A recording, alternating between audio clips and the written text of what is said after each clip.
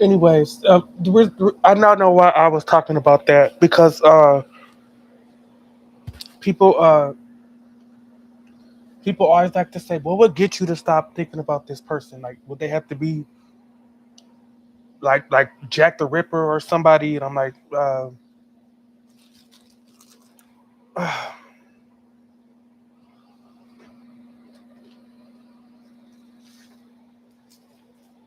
and I'm like, that's not what Brandon is. So I don't know why you're bringing that up. I said, and that's why I brought up that Sherry business because I wasn't there. I don't know the whole situation, and from what I heard, it's not what people are saying what happened.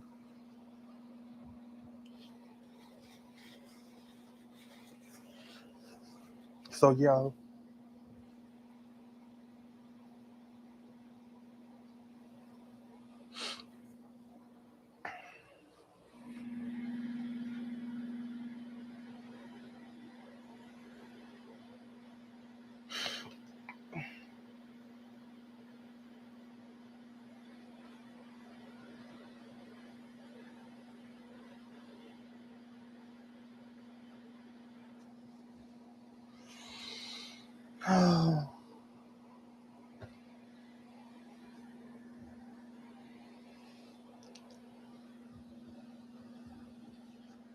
No, no. It just in general, like people always say, what would get you to if because for some according to Milky's fat fucking pig ass, according to her, uh, I should stop talking to Brandon because he's not gay, he's not attracted to me, he's not interested, like he blocked you, so why do you keep trying to get in contact with him? And then she was also trying like to be I like what would get you to not like Brandon anymore? Like nothing, because I like him. I don't. I'm sorry. I've tried and tried and tried to stop thinking about this man. I can't. And why am I the bad person for that? I just want love, but he's not responding. But I still want love. So unless the universe is a piece of shit, what the fuck is going on? Like this how like I'm sorry. I'm sorry. Mm-mm. No way. And she's like trying to say, oh like she trying to and she was trying to make Brandon to be like this abusive, terrible person. Which you're gonna bring the Sherry situation up again. Which again, that's when I was outside. That's when I told that situation as to what happened. It was that she had a whole ass boyfriend while they were together, and when the boyfriend, you know, uh, was I guess he came back from work or he was like on the road, a truck driver or something. He came back, and then and then I guess Brandon got in the middle of that, and then he got hit in the head with a baseball bat or something. Her Cherry's boyfriend hit him over the head with a baseball bat. That's what I heard. And so I don't see how that's Brandon's fault. Like they're saying that he was abusive to her. So I'm like she was abusive to him. Like going at somebody with a baseball bat. But I don't know. But other than that, I haven't heard anything bad about Brandon. So I mean, other than the Sherry stuff, but no.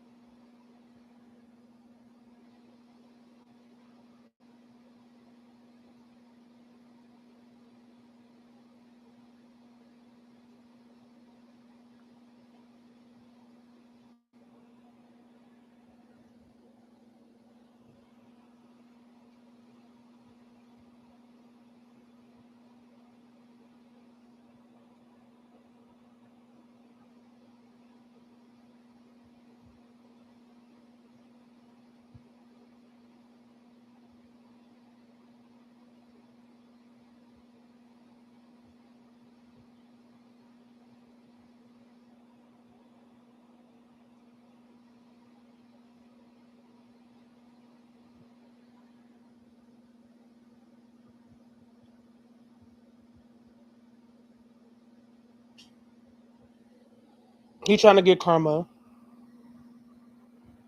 That's the easy way to farm karma on Reddit is to post shit that's not going to upset anybody. And he's got a zillion pictures, so it's not a bad idea.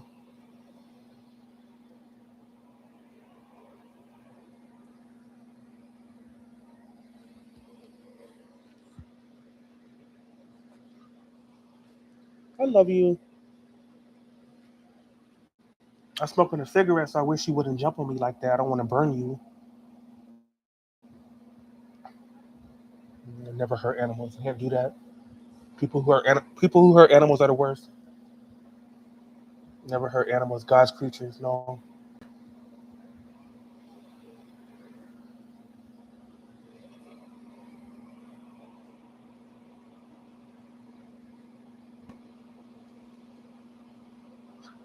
Um, what does karma do? Speaking as someone who had a Reddit account that's banned, and I'm pretty sure you guys know my Reddit got banned and the story behind that. I've told it a million fucking times how I got banned from Reddit over some shit that wasn't even my fucking fault. And I had that account since like 2014. So yeah, I got banned September 2023. Yeah, I had that account 10 fucking years. Well, uh, and I had over 100,000 karma. So I know how karma works. So basically, Reddit on karma is supposed to judge how trustworthy you are. Someone who has, I don't know, like 100 karma, uh, probably is someone that gets downvoted a lot. Is a troll, shit poster, doesn't really contribute anything. They just want to stir the pot. Uh, or it could be somebody that's not that active. They don't post a lot, either or. Uh, the reason why karma is important is because people who have more karma, their posts are on the top of the thread. You see their posts first. Uh, Usually their posts aren't flagged. If you have low karma, usually your posts are flagged. That you get shadow banned. You'll see it, but other people won't see it.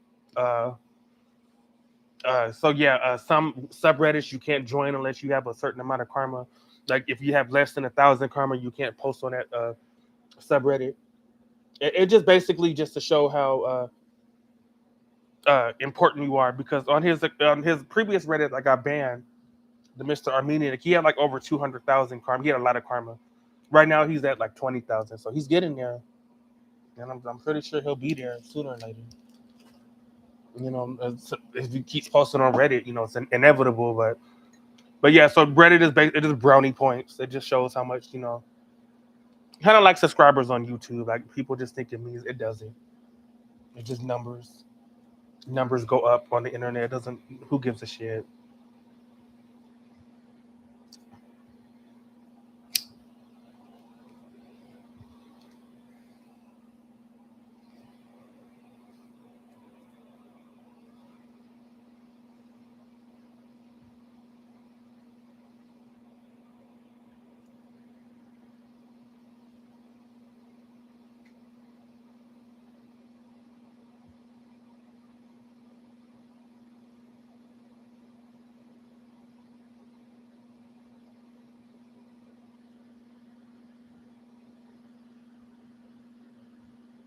He is.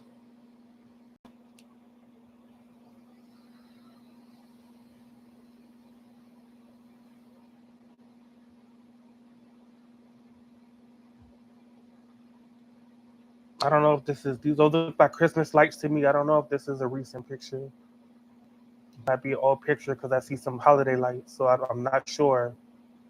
I don't know. You never know with this man. So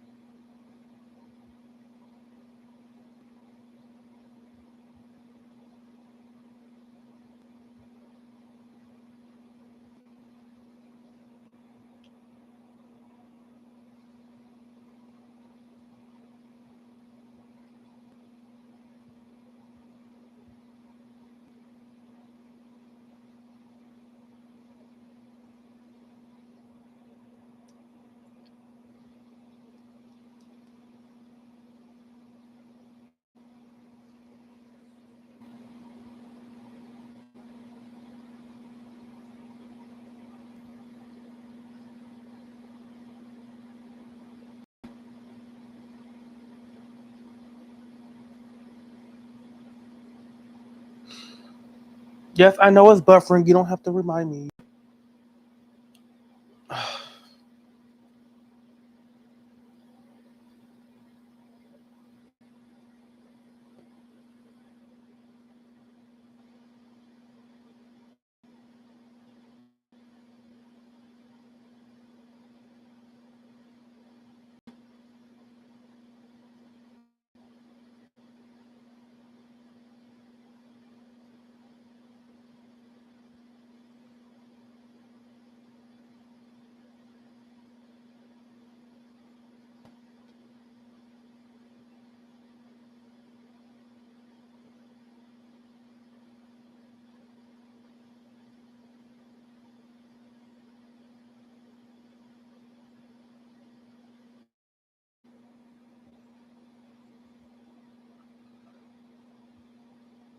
He's got to eat. His last live, he did. And I think that was the last live. Look, I think this was the last time he went live. And I just so happened because I could not sleep. When I had, when I could sleep, but I actually was, I kept waking up. I kept like waking up and I would look at a video and I'd go back to sleep. And, uh, but I just could not go back to sleep. It was like 7 in the morning, real early here in California. And something told me to check and see if Brandon is live. And sure enough, he was. And so I went live. And while I was going, whenever I go live and he's live, I usually yetters. Sometimes I don't.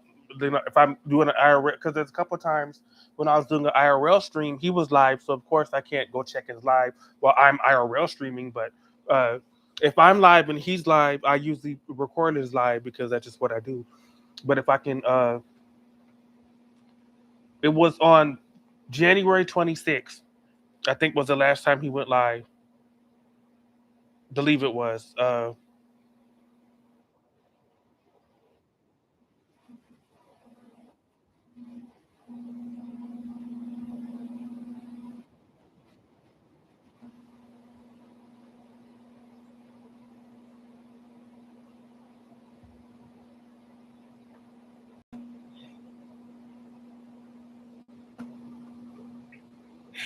This was January 26th.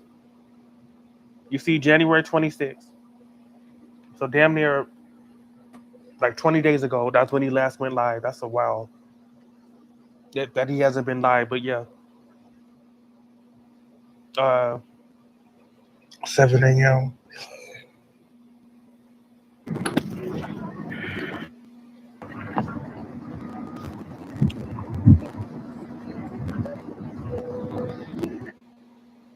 He's like, Cold.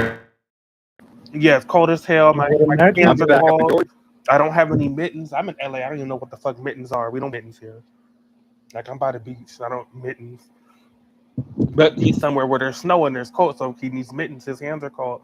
Uh, he doesn't have money to pay for mittens. If he would have hit me up, I would have gave him something, little something, something. If he needs, windbreaker mittens, but he never wants to talk to me. Whatever, girl. But yeah, uh,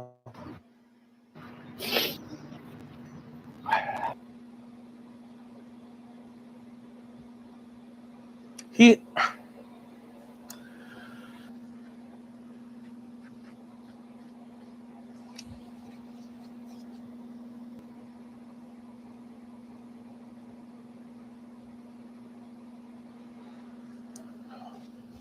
yeah, he has me blocked, so I'm not going to text him. But that's kind of a waste of time. I'm not.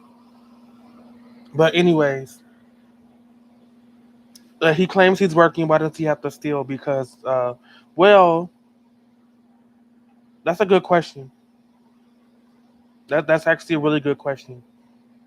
Uh, my only guess is that he didn't get paid for that job yet. Uh, he didn't get paid for that job yet. He doesn't want to beg his mother or burden her, or I don't know, but because I know that supposedly he was staying with his mother in mom's basement, but whatever. Uh, and maybe yeah, he's saving his money for liquor, so he doesn't want to run out of money, so he doesn't want to like buy like if he can steal a sandwich, like steal it. You can't you can't steal liquor. Sometimes they lock it up. They have to they have it in the liquor cabinet. Cat, you better stop. I'm gonna send you to Russia. Stop it. Uh, but yeah, so you can't steal liquor. So I mean, he's saving his money for liquor, I guess. I don't. I could be wrong, but I don't know. But anyways, as I was saying, ah, this fucking dumbass internet. Yeah, he's talking about how he's cold. His hands are cold, cold as a motherfucker. His hands are cold.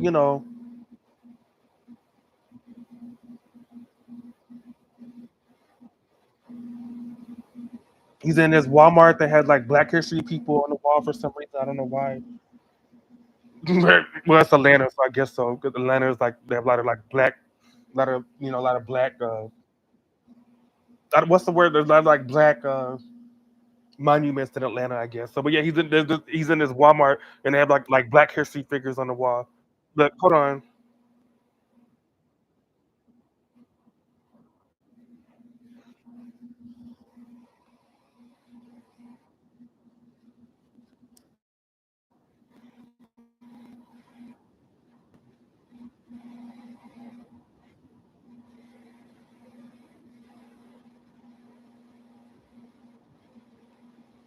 Those are the gardener gloves he stole, but he claims that they're mittens for the snow. But those look like yard work.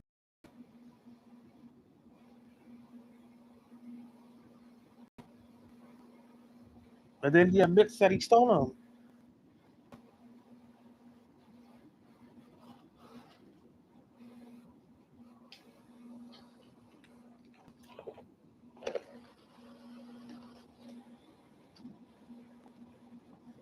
Stole some gloves.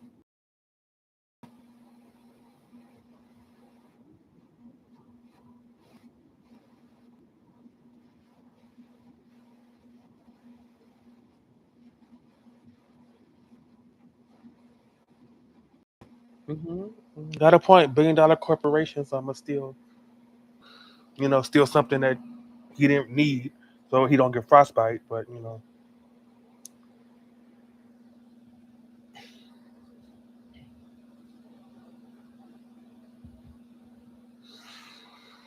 Mm-mm-mm.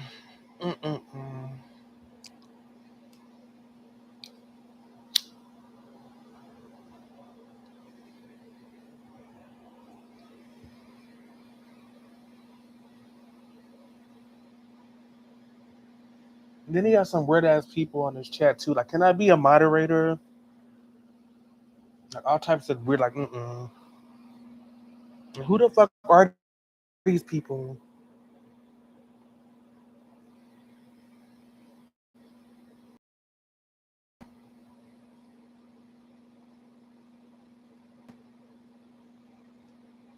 Not me. It wasn't. It wasn't even typing anything. I was just looking. I have the video proof. It wasn't me. Last time I like typed on his live was January 6th when he got out of jail, and I said, "It's Jeremiah. Why aren't you talking to me?" Oh, I gotta go, guys. I'll catch you later. As soon as I came in the chat. Oh, so it's like that. Okay. All right. And that was the last time I chatted in his live. He's been live several times since then. Well, really no. Well, he hasn't been live since the 26th of January. But between the 6th and 26th, when he got out of jail, when he was in Florida County Jail, right? Yeah, I don't know. He went live. I don't know, like 20 times, 20 something times. I think he went live every single damn day, several times a day, morning, night, late night. So you do the math. How many lives those are? Like probably 30 lives he did. Maybe probably 40. I don't know. But the last time I chatted in his live, went on the chat because he blocked my grassroots name, so I had to use my backup name, my iCarly name. Uh, I said, "This is Jeremiah. Why are you ignoring me?" And then as soon as I typed that, I gotta go, you guys. I'll catch you later. Yeah, sure. hmm But yeah, I don't really chat in his lives anymore. I don't. I don't. I try not to be too. I don't know. Obsessed more than I already am. I don't know.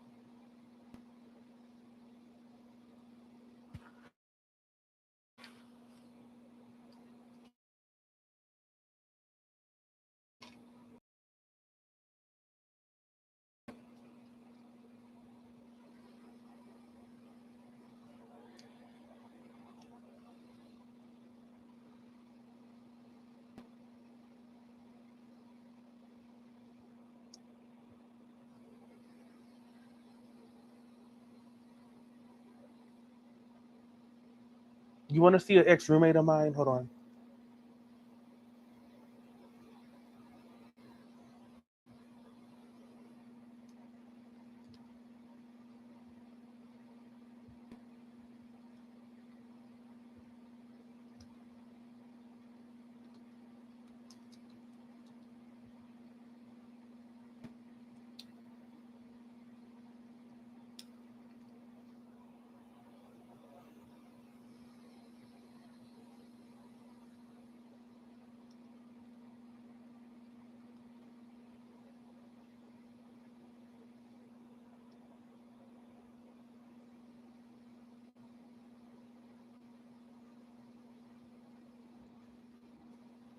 This was an ex roommate of mine. This was when I was cool with Mookie. I'm not anymore.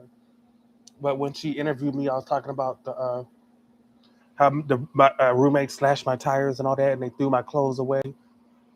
And I had some video games that shown up missing that I know that they fucking stole. But anyways, yes, this was a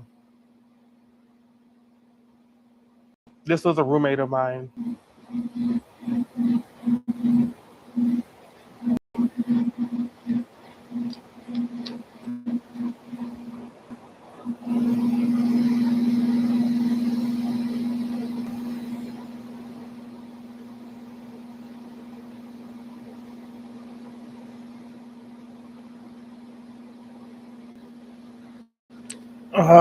Hourglassing again.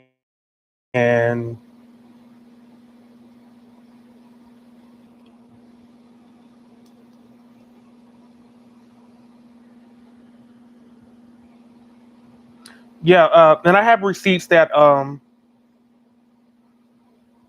he was my roommate because I'm actually going to show you my receipts when I paid rent.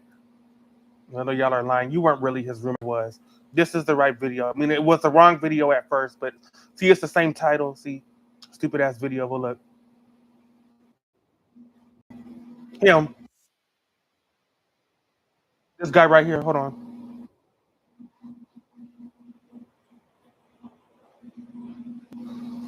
him, this motherfucker right here. Oh, ooh. If I ever see this motherfucker in the street, it is on like Donkey Kong. It is on like fucking Donkey Kong. Uh, yeah, Tiku. That's his. Yes. Ooh, Lord, this motherfucker. This is okay. So I was staying in this really nice. I found out about this place on Craigslist of all places. Of course, that should have been number one. Red flag. But I needed a place to stay, and some guy on my some. I was riding the bus home from work, and some guy stole my wallet.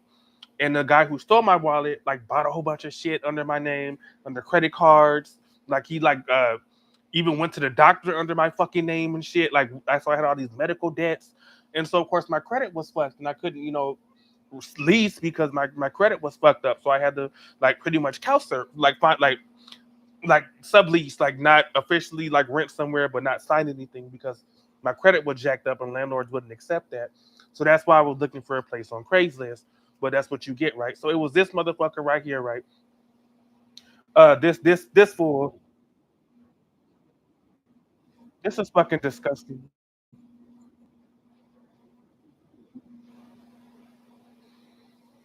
This is just nasty.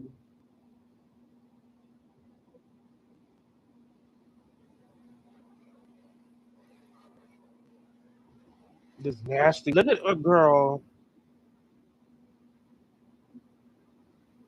Anyway, okay. First of all, this motherfucker is 1,000% gay. It takes one to know one, but he claims up and down that he was straight. He like had like a new girlfriend every week. Yeah. So this motherfucker right here, right? So he would always accuse me of stealing shit. He would have like these bottles of wine in the living room. He said, "Did you take those bottles of wine?" Like, no, the fuck, I didn't. Like, why the fuck would I do that? Like, it's not mine. I'm not going to touch it. I don't even wine, so no the fuck. I mean, if I do, I prefer clear wine, but these were like dark. This was like dark wine. This like red wine.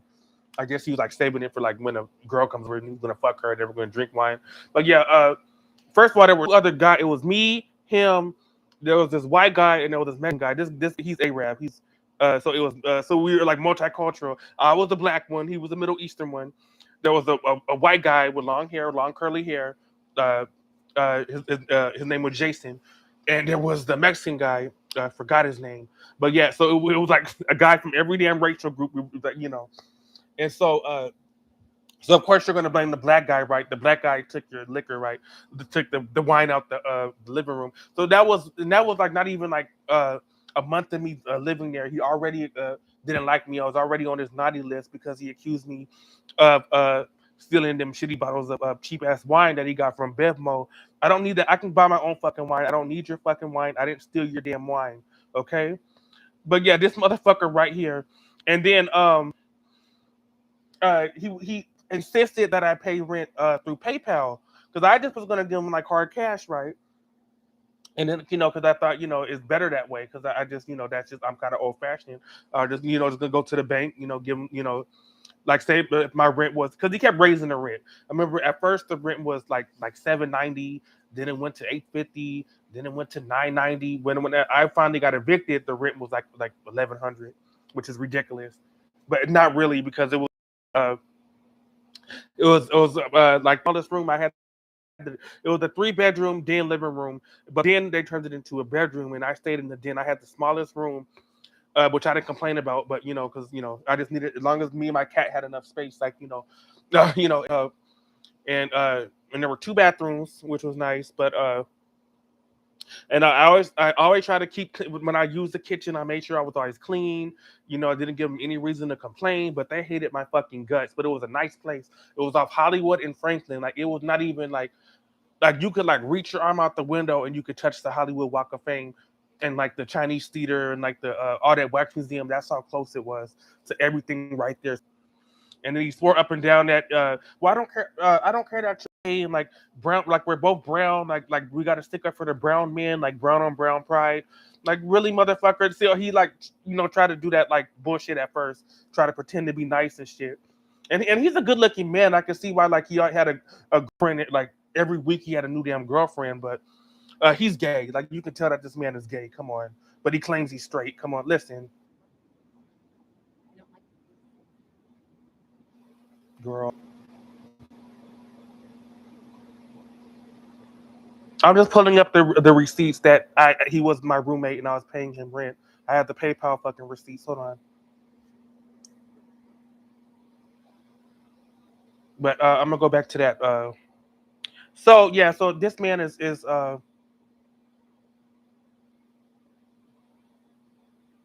what is going on here?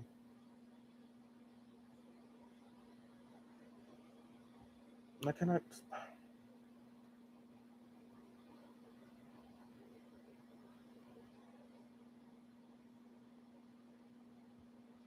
Yeah, hold on.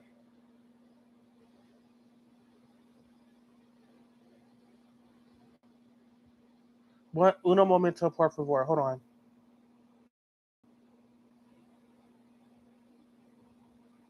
Why can't I? Hold on.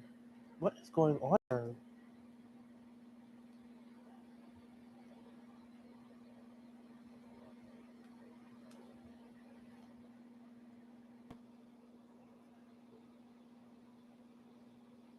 Is it not gonna let me go far that? Oh, hold on. I can't go back that far to see my PayPal history. Hold on, maybe I can't. Hold on. Damn. Sh-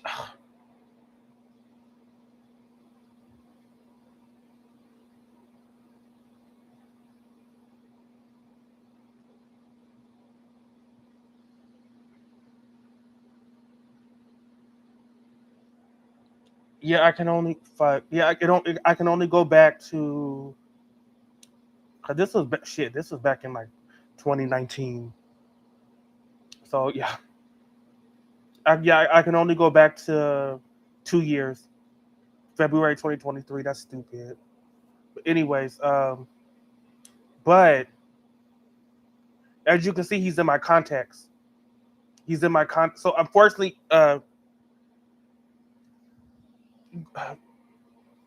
did I get hourglassed again? I did. But as you can see, he's in my contact.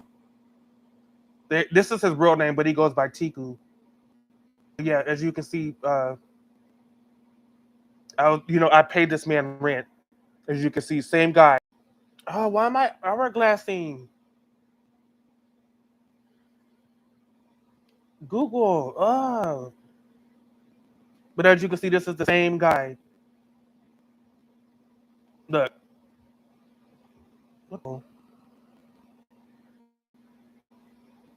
Ah, same guy. At an urban.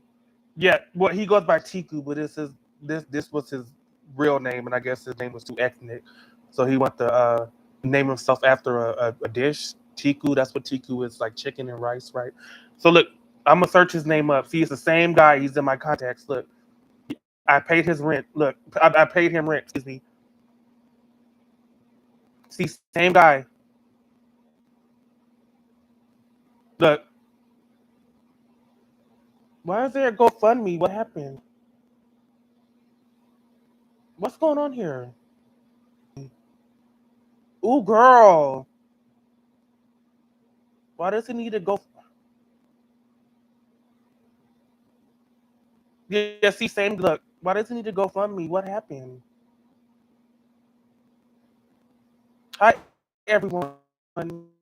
If chances are you care about one of our favorite people, Tiku, but his name, and I don't know why.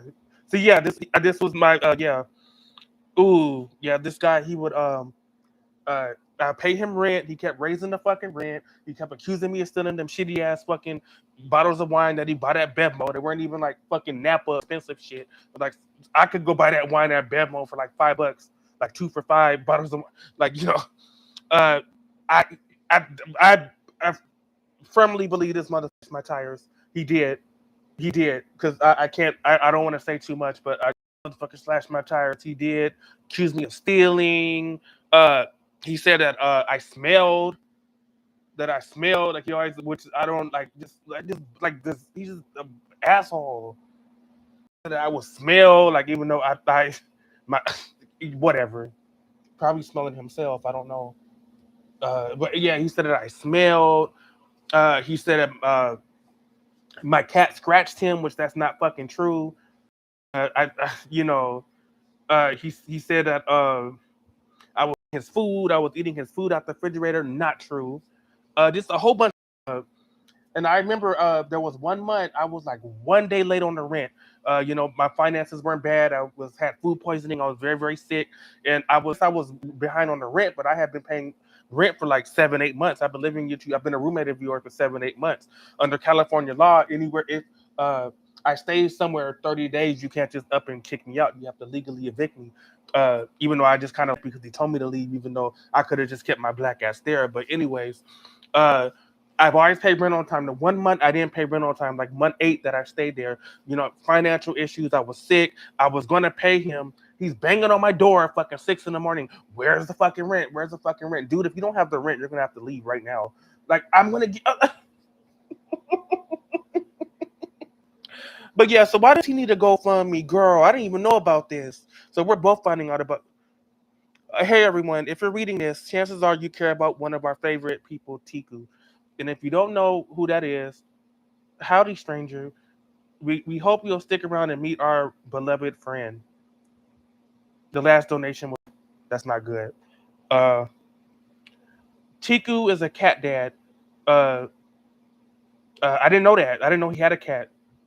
I know he had a dog, which you saw in that video. What I guess he likes cats now. He hated my cat dad. He hated my cat's guts. Like he was trying to give me everything under the sun to get rid of my cat. He claimed that my cat scratched his couch up. He did not. My cat doesn't do that. He doesn't scratch up furniture.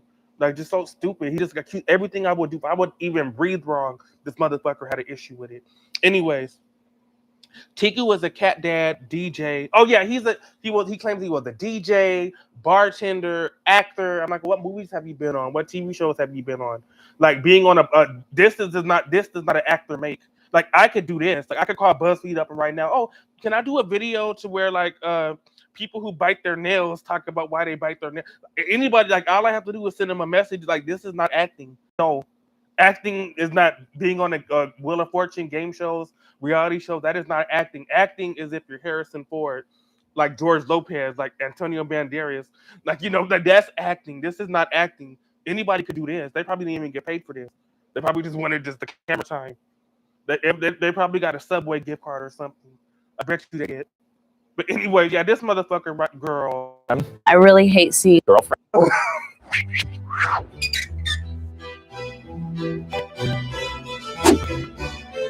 I wash my hands after I do anything. My girlfriends have gotten mad at me because I like refuse to share a water bottle with them.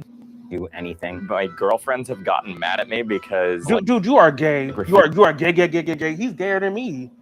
This motherfucker's gayer than a $7 bill. My girlfriends. Ooh, this motherfucker's gay. I live with him, so I know this motherfucker's gay. Anyways, yeah, he claims he's an actor, but he just mostly just does shit like this. He mostly just does shit like this.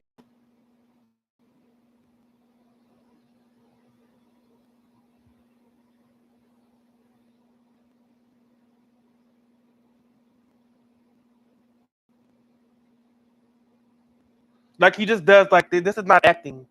Like he mostly just does like these YouTube videos. Anybody could do that. I'm technically considered an actor.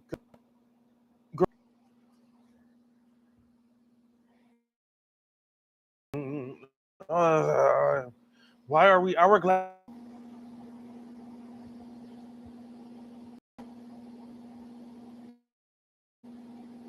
Oh, this is getting so fucking ridiculous. I know every time that happens, y'all leave. Y'all think I'm doing this shit on purpose. I'm like, yeah, I want my stream to keep hourglassing every 30 seconds. Yeah, that's my Like anyway, we're gonna get to the GoFundMe in a minute, which hasn't had a donation in a year, so not doing too well. But yeah, he claims he was an actor, DJ, bartender, a tour guide, everything under jack of all trades, as they say, right? But actor, and I could be considered an actor because this all he does is like YouTube videos and shit. Like, and he's clearly gay. I don't understand what this charge is. I don't understand what this like, bitch. At least like, just awful. But he calls this acting. I don't understand what this charge is. Like, yes. Oh Lord. Yeah, he's playing the yoga instructor. Ooh, this motherfucker.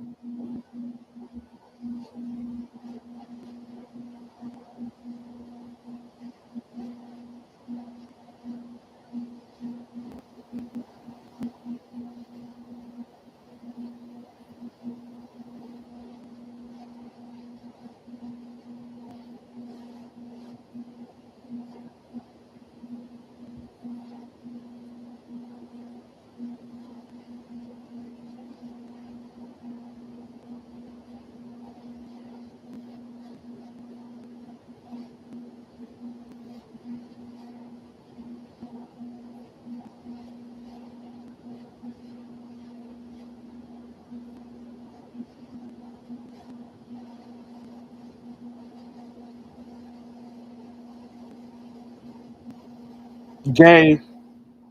Oh, he's gay. Gay. Mm-mm. This man is gay. I told you, y'all. It takes one to know one. I know I'm a fag myself, so I know if I see another one of my fag brothers gay, man is gay and a bad actor.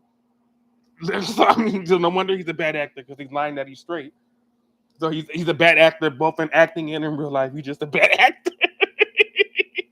Anyway, yeah. So let's get to this GoFundMe. Okay, donation protected. What does that mean? Oh, okay.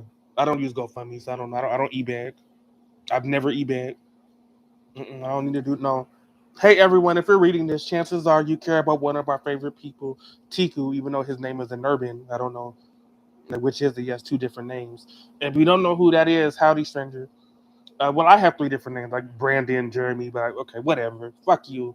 Anyways, howdy stranger. We hope you'll stick around and meet our beloved friend. Tiku is a cat dad, DJ, mixologist, designer, teacher, musician, foodie, among other things. He's also incredibly kind, funny, intelligent, charming, and talented. He's neither of the above. This motherfucker is rude.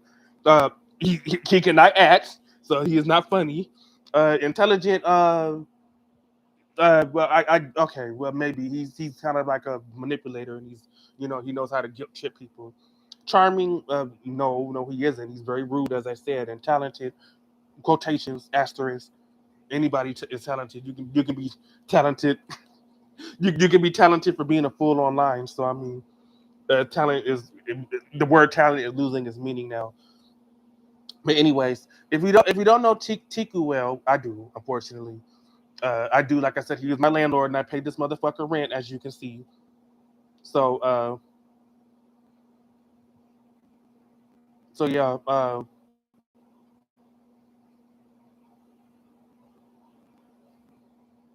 don't have to lie. Those are the receipts. I paid him rent because he insisted that I pay him on PayPal.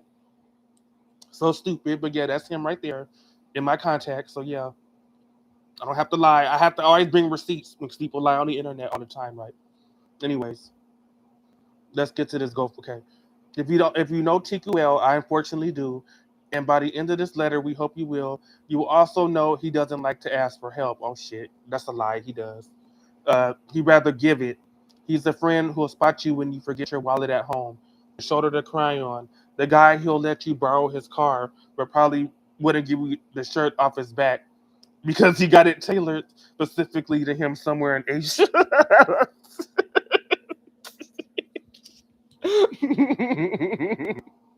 But I digress. Who's typing this? Girl.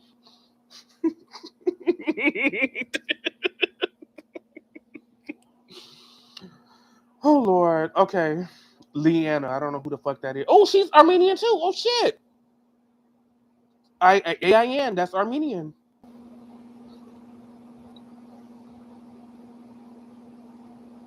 Yeah, while I hourglassed again. I'm sorry. Yeah, he's an old roommate of mine back in 2019, 2020. This was the last place I stayed at before I lived in my car because they evicted me and I couldn't find somewhere else to stay because they didn't want to work with me. And right when the pandemic was starting to, the right smack dab, like 2020,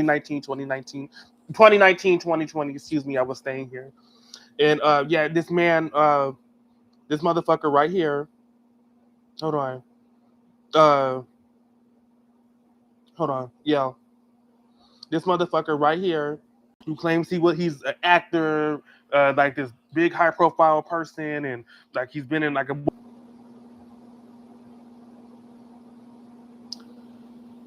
oh Lord, okay.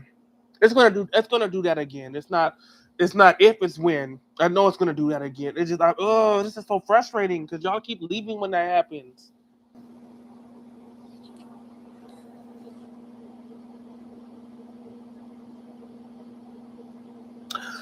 Oh Lord, okay. I'm not doing that on purpose, but y'all keep leaving when that happens. Because y'all probably think I'm doing it on purpose. I'm not. I'm not. And I want to say that's not going to happen again, but it will. It will. It's not. It's not. If it's when. Like I'm just hoping it's like an hour from now, and it's not like every 30 seconds, like it seems to be. Oh, but y'all keep leaving whenever I get hourglass and cut off. Anyway. Okay, I don't. It says zero people, so I don't know. It doesn't say. Well, okay. Anyway, I'm just gonna start over because this person, I think that's Buttercup. They don't know what's going on. So, anyways, I'm bored. I'm mad because he's being an asshole and he's not talking to me, and so I'm bored. So I'm just going down memory lane, and so I'm talking about this ex roommate landlord of mine, right? And this was I was found okay. So I was riding the bus home one day. This was years ago. I was riding the bus home one day from work. I lost my wallet. The guy who stole my wallet ran up stuff under my name, bought like furniture and shit under my name, uh, medical bills under my damn name. So long story short story long, my credit got fucked up due to the guy that stole my wallet, right? And so that made my credit was messed up, and so that made finding a place to rent, signing a lease very hard because my credit got fucked up because some guy on the bus stole my wallet, right? And so in order to find a place to stay, I would have to sublease or find like like under the table, like rent, like and that's how I found this guy on Craigslist. I was trying to find a place to stay. They said there was a room for rent in Hollywood. That was when I first moved in. That was the rent. It kept going up and up and up. That's not how rent's supposed to be. But anyways, it seemed like every month he would like raise the rent by $50, which is stupid bullshit. But anyways, when I first saw about it was 790, and the security deposit. Usually, the security deposit is the first month's rent, and he's like the first person that I interviewed, and you don't seem weird, and you don't seem cuckoo for Cocoa Puffs, and like you seem like cool people, and like you have a job, like you'll get the room. Then I guess all the other people, because that ad was up. I remember uh, I had caught it, and they said, "Oh, can you come Thursday?" But I saw like the ad on a Tuesday. Why can't I just come today and look at the place? So I guess maybe they had other appointments or people that wanted to go tour the room or whatever. And so my appointment was Thursday. And so I said, "Okay, well, hopefully the room is still there Thursday, and y'all don't pick somebody, but fingers crossed." And so I was still looking at other places, but this was kind of my choice because I liked the pictures of the room, and it was like because it was a 3-bedroom apartment with a living room and a den, and I had the den, but the den was big enough to be a damn bedroom because it was quite a big den. But so I had the smallest room. That's probably why the rent was so cheap, but I didn't really care because it was just me and my cat. I didn't, that's it. Just I don't need a lot of space, and so. And it was in a good area. Hollywood, it was like Hollywood and Franklin. Like I said, you can like reach your hand out the window and you can touch like the Wax Museum and the Chinese Museum and the Walk of Fame. Yeah, it was right smack dab on the Hollywood Strip. So yeah, uh, so yeah, so uh, yeah, so I had I saw the ad on a Tuesday, called them up, and it was a girl that picked up. I never did find out who this girl was, but it was a girl that picked up, a female that picked up, because it was just us. It was 4 guys that lived there. It was me. He's I think I have no idea what I want to say. He's Lebanese. I'm not sure what his background is, but he's some type of like West Asian race, right? So it was that, and that's that's the landlord. That's the guy who I paid the rent to. Was him. It was a guy with long hair named Jason, and he was all right. I didn't really see him that often. He wasn't really there. He traveled a lot. Like he would travel up to like Sacramento and San Jose a lot, so he really wasn't there a lot. And there was a Mexican guy. Cannot remember his name. I want to say his name was Ricky, but I'm not sure. Ricky or Ralphie or something like that. But he was all right. Again, he really wasn't there. I was there all the. I think that's also why he hated me because I was there all the time. Because I work from home, journalist. I do art. That's why I'm here. Like yeah, sometimes I do go out and meet clients, and I would have to go out, but I pay rent here, so I'm allowed to fucking be here. And so yeah, so he didn't like how I was always in the house a lot. Well, I'm not a extrovert. I don't go out. I don't go to nightclubs. I don't go to bars. And so, I mean, I'm just, anyways. So, yeah. So I saw the ad on a Tuesday, caught up. This girl picked up the phone. Never did find out who this girl was, but whatever. And I said, yeah, I would like to rent the room. Oh, well, can you come on Thursday? Are you free Thursday for a tour?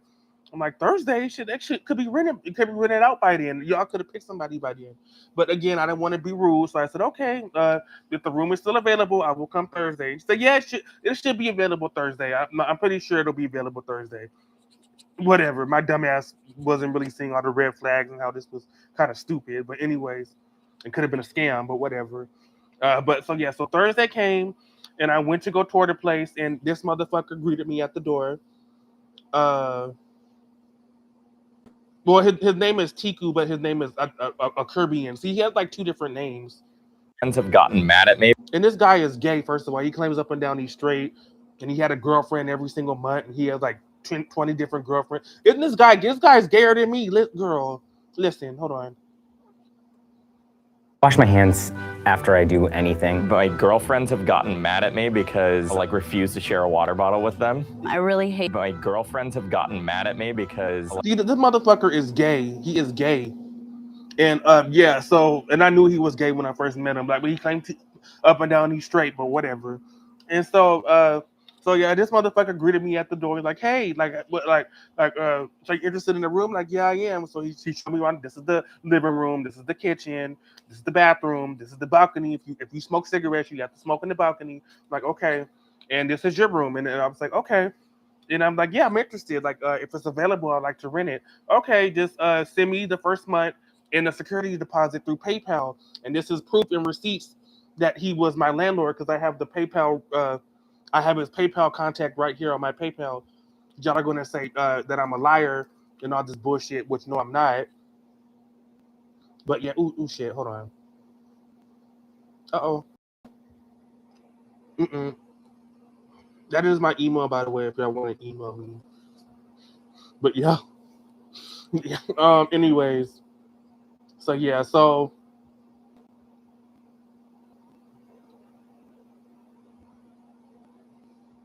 what the hell?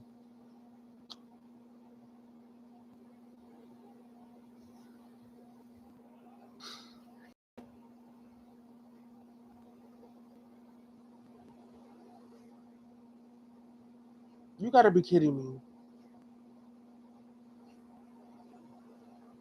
You have gotta be kidding me. 1 second. You have gotta be fucking shitting me. Hold on. Right, because I'm trying to hack into somebody's PayPal, right? I only got $40 on it. I only add my PayPal when I need to send somebody money. So it's not like I have a lot of money on it. It's only $40 on it. But yeah, they clearly it's not me, right? I'm trying to hack into some stranger's PayPal. Dumbass, fucking stupid ass PayPal. That's why I don't like using PayPal because of this shit. I just prefer using Zelle. Should I even use Chime? Like Chime is like something like a scam, but whatever. Yeah, I'm all set because it's my fucking account, you dumbass. Anyways, yeah. So this is.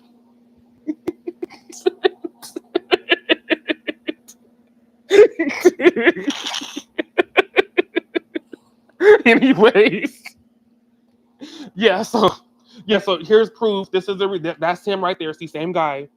That's him. Okay. Send again. Yeah, I paid him rent when I first moved in. When he showed me the gave me a tour of the place, and he interviewed me. And then from what I heard from like the white guy that was there, he was like really like the first person that paid the first month security and didn't weirdo like during the interview and all that was gonna get the room. So I guess I lucked out. I guess they just got too many creepy ass people, or they didn't want to pay it because that was kind of like stretching it. Like, why the fuck do I have to pay a security deposit to sleep in a damn den? But I didn't want to fuss. I needed a place to stay, and you get your security deposit, which I didn't get my deposit back. I forgot about that. I did not get my deposit back. This fucker. Ooh, girl. I should have did not get that shit back, girl. Ooh, this motherfucker. If I see him, it's on like Donkey Kong. I sure as hell did not get that deposit back, but I didn't make a fuss about it. Oh no, he claimed, oh, well, since your cat fucked my sofa up, you're not going to get the deposit.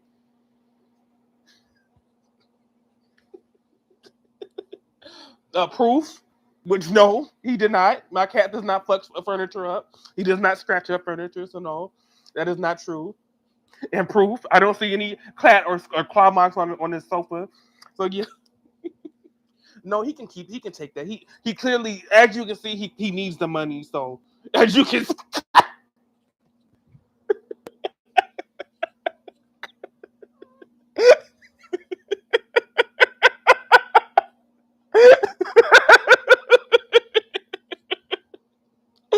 Anyways, girl. Anyway, so yeah, so this motherfucker, so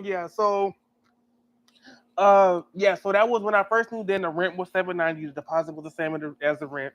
So I gave this motherfucker $1,600, a lot of money to stay in a fucking den in Hollywood, but it's whatever. Uh, it's whatever. I needed a place to stay. So at first everything was okay, but then every month that I was something else. Oh, I had 2 bottles of wine in the living room. Did you drink it? Did you take my wine? No. What I need to I can buy my own fucking wine, but of course you got to blame the black person, right? Yeah, it was me, right? Yeah, of course. Just crazy. Yeah, I don't know if he was racist or not, but yeah, that was kind of just being accusatory like that. I don't need to steal your fucking $5 Bevmo wine. I really don't. It wasn't even like expensive ass shit, like from like Napa or nothing. It was like he got that shit up from Bevmo, like the 2 for $5 wine bottle shit. He was mad at, I guess, because he was inviting the girl over and they were gonna drink it, and there's no wine. And like, oh damn, she's gonna leave because there's no wine. Like she's like, oh well, so. No, I did not take this motherfucker's wine, but he did slash my fucking tire. I know he slashed my damn tires. I know the fuck he did. He would do some all types of weird ass shit. Like I said, he would like accuse my cat of like scratching his furniture up, which he didn't. He accused me of eating his food, which I did not. He accused me of stealing like some DVDs he had in the living room, which I did not. He accused me of stealing some records, some vinyl records he had in the living room, which I did not. He accused me of like the cheap ass wine that he had in the living room, which I did not. But he would throw my away. I would like he threw a pair of my shoes away in a trash can. He said, I don't know, maybe like one of the other guys threw them away because they stunk. Like, girl, I'm not. Yeah, so he would throw my clothes away. I would like check the trash can outside our place, and I see like my shoes and my clothes. Like, why are they throwing my shit away? Like, I don't like know. Like, worst comes to worst. Like, say maybe they didn't. Like, I mean, like dirty laundry doesn't smell good. I was gonna wash them, but you know. But worst comes to worst. If they smell, knock on my door and say, "Hey, this smells. Like, why are you just throwing my shit away?" Like like if I threw your shit away, you'd have a basket, right? Like you get really mad. So why are you throwing my shit away? Like if like there's a problem with this, like talk to me about it, right? Like, or at least tell me you threw the shit away at the absolute worst. Like no, I had to find out because I would throw my I would like go out and eat something and I would throw my takeaway trash out in the dumpster. Like are those my clothes? Are those my shoes? I know these people didn't throw my shit away. They throw my damn clothes and shoes away. They should have fuck did. Yeah, and they said, they just they didn't like me. They didn't want me to be there, and the rent would be raised every single month. It went from $790 to $820 to $880 to $920 to $990. And when the last month I was there, it was $1,100, and that's when I was like, this is... But I had to pay it because it's hard to find a place in LA. It's hard to find a place to stay in LA. It is. But anyways, just that he would just. I remember one time, I had been staying here about like 7 months, so I paid rent on time 7 months in a row. Month number 8, I was late on the rent. I didn't pay it the exact date and time. Wanted me to pay the damn rent. I had food poisoning. I was sick. I wasn't feeling well. My finances were bad. I was going to pay the rent, but he banged on my door like 6 a.m. Like, dude, if you can't come up with the rent, I'm going to evict you right now. Where's the rent? Rent is due. Sir, where's the rent? Like, he would just be like very condescending, like motherfucker. Like it's just like this motherfucker, right? Like he just Is like refuse to share a water bottle with them. I really hate like my girlfriends. This motherfucker's gay.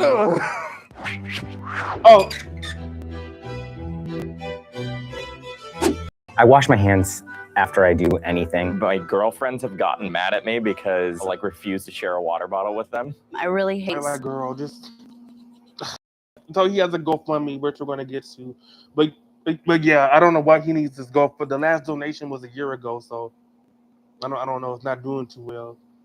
But he raised $1,800, so Anyways, whatever. So yeah, he claimed that he was a DJ, actor, bartender, tour guide, but this motherfucker, so he considers like shit like this acting. This is not. I could do this. I could call BuzzFeed up right now and say, hey, I bite my nails. Do you need a video for somebody? We interview people that bite their nails and explain why. That doesn't make me a damn actor. If I'm an actor, I'm on Law and Order. I'm on fucking CSI, right? I'm on fucking Blue Bloods, right? Those, that's acting. This is not acting. These are just normal. They probably didn't even get paid for this shit. They probably got a damn McDonald's gift card, if even that. But yeah, and then this guy is gay. But yeah, he does like YouTube skits and shit. That does not make you an actor. It doesn't. But yeah, he also is in this little comedy skit. This guy is gay. He's playing like this faggot yoga instructor. This guy is gay. Ooh, this guy is gay. It takes one to know one. I know. I should know if a guy is gay or not. Introducing Fixer, the app that pairs you with a knowledgeable and no fucks gal from the East Coast. Just download the app. Or the Bronx. She don't need to smile for you. This is an A and B conversation, so why not I'm gonna turn into a C word if you don't move away from her. Shoot. That's what my it's not funny. Yeah, whatever. but gay, like just very sus, very zesty, right? That man's gay. He's gay. But anyway, yeah. So this is He, I this is a receipt that I paid him rent. So yeah. But yeah. So anyways, um. So yeah. So that's the issue with that. And I know he slashed my fucking tires. I know he did. Because how the fuck do I end up with 2 slashed tires? I didn't run over a damn pothole when I parked. When I drove into the driveway last night, I would have known if I ran over a pothole or hit a curb or something. No, somebody slashed these damn tires. I know it was his ass because he trying to get me to move out. But so he needs money, but why? Let's find out now. Finally. Okay. Uh So, hey everyone, if you're reading this, chances are you care about what I already read. Okay, well, I'll read it again. Hey everyone, if you're reading this, chances are you care about one of our favorite people, Tiku, even though his name is Nerban. And the girl that made this for him, she's Armenian. Look, IAN, Armenian. Look, AIN, that's always Armenians, YAN, Armenians. Like, y'all know, that's an Armenian name, Liana. Yeah, that's Armenian anyway. So, yeah. For our favorite people, for one of our favorite people, Tiku. If you don't know who that is, howdy stranger. We hope you'll stick around to meet our beloved friend. Tiku is a cat. I didn't know he liked cats. He hated my cats, and he had a dog while I was there. But yeah. Uh. Uh. Anyways, stop messing with that. Anyways, Tiku is a cat dad, DJ, mixologist, bartender, designer, teacher, musician. Doesn't say actor because he's not a really good actor. So, but he told me he was an actor and he's in the Screen Actors Guild. Yeah, right. Anyways, mixologist, designer, teacher, musician, uh, foodie. Everybody a foodie. Don't we all eat like shit? Among other things, he's also incredibly kind, funny, intelligent, charming, and talented.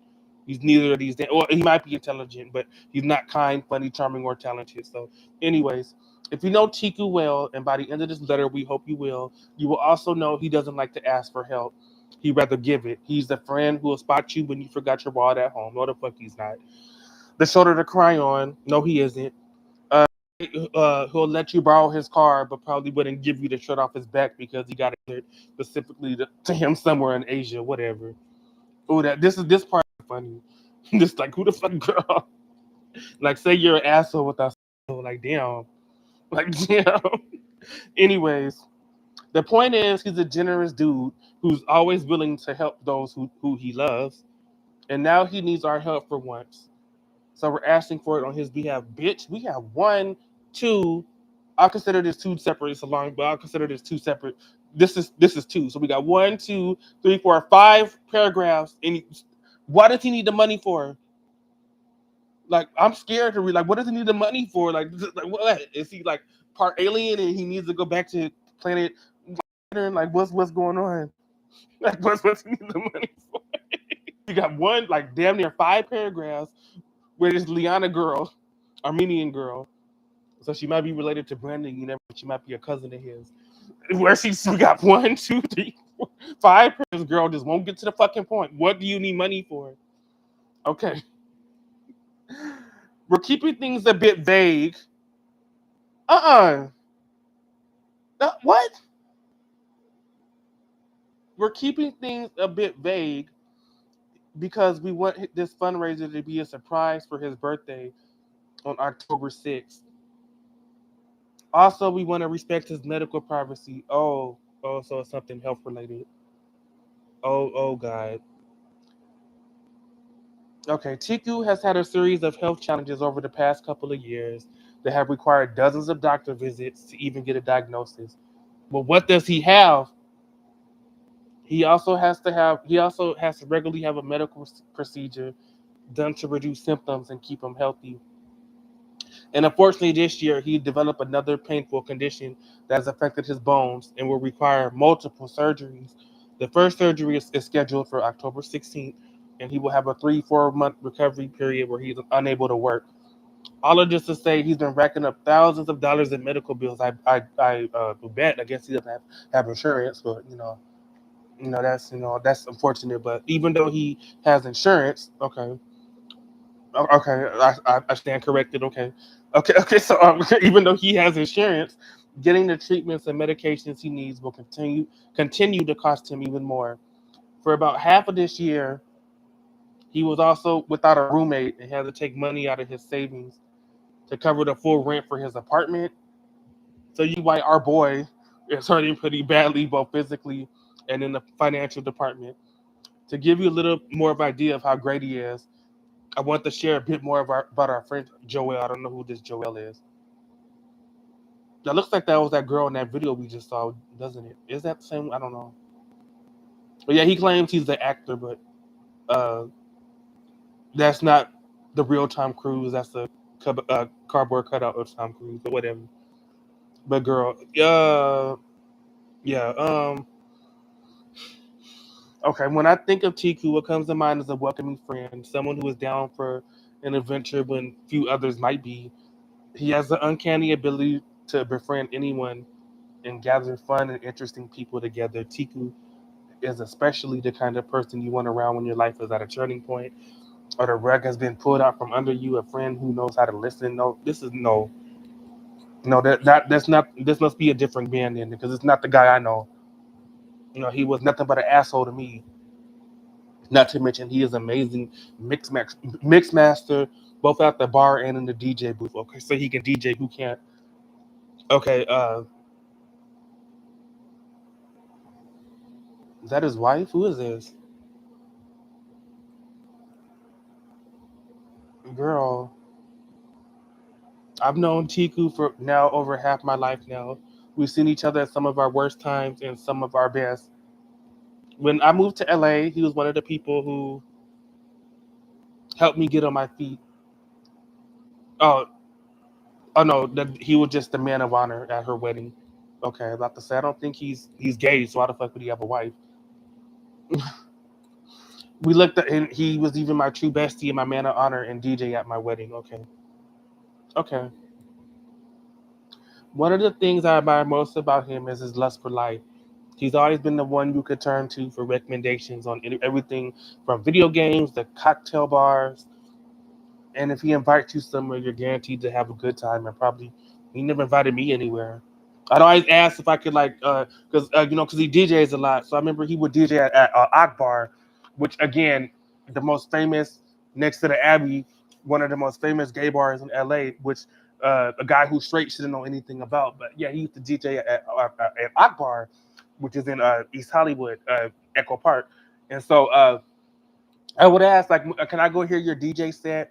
And he was like, oh, well, I would love for you to, but I'm not going to be performing that night, even though that's a lie. I found out that was a lie, that he just said that as a white lie for me not to go. But we can rain check, like, if you want to hang out sometime, man, like, and then, and after when he started being bullshitty, I didn't even bother. I knew that, he had no intentions of hanging out with me, but I remember I would like ask, can I come see your DJ sets, or if you're gonna be performing at this club, can I like tag along and like I'll do some bullshit, or like I'm not performing that night, or there's like a cover charge. I don't think you can afford that. Like there's like a $50 cover charge that's kind of high, or I don't think you would like it. I don't think that you would like techno music and all that. It is and I couldn't stand this man. I couldn't. One of the things I admire most about we already read this. Uh, he has impeccable taste. He'll never fail to whatever girl. But especially because he's one of my favorite people for his kindness and do the smartest fuck, empathy and humor, girl. I think that's one of his girlfriends, quote unquote. When I met Chiku six or so years ago, he already had so many. Damn, this is a long ass GoFundMe. When I met, he already had so many established besties that getting to become one myself has been my honor. He's been there for me through so many life changes as an active listener with loving continued support and with maybe almost slightly too much advice. He's made me fancy cocktails and also taken us to Bravo Farms for wine tasting. There's that wine again. What I tell you that he accused me of stealing. See what I tell you. See what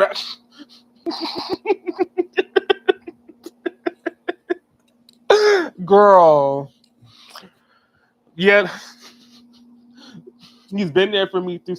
Okay. Yeah, the gas station, rest stop, saloon, street. What? Oh, Bravo. I don't know what that is. I guess that's what it looks like. But anyways, Bravo Farms. I don't know if y'all know what that is, but I don't. I don't do wine tasting. Anyways, we gotten dolled up for posh events as well as crash parties together. He's even loaned me money when I needed it, and yes, I'm still paying him back, girl. He is one of a kind. His friendship means the world to me, and he is going through one of his hardest times. I'm reaching out for help excuse me, beyond him and me. That he might have a little stress, carry a lighter load, and have the ability to take time to heal, restore, and return to us anew, and with the energy and depth of love and generosity for which he's so beloved. As you can see, we really want to return all the love and unconditional generosity this man has shown us all these years. So two girls, like so pretty much girls he's fucked, they're like, we need money. Like, okay. As you can see, we really want to return all the love. Uh we want to return all the love and unconditional generosity this man has shown us all these years of friendship. If you feel similarly or just sympathetic to his situation, we hope you consider donating so we can ease some of Chiku's financial burden and ensure he has a stress-free recovery. At this time, we're not asking people to share their networks yet, but if you want to donate on some, okay, yeah. New girl, this picture must not be real recent. He's gaining a lot of weight. Doesn't even look like the same damn guy. Damn. This is what he looked like when I knew him. He was kind of like more like this, but yeah. This is definitely this seems like a whole different man. Anyways,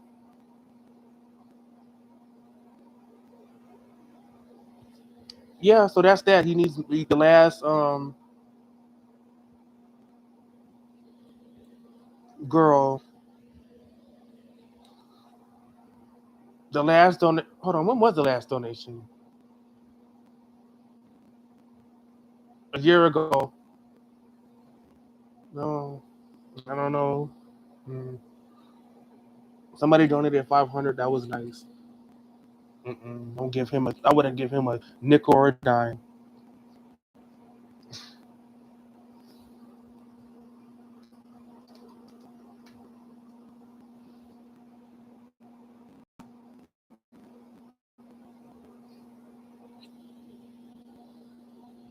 Google. I'm not. Well, I'm not. What? Google. Whose name? That girl.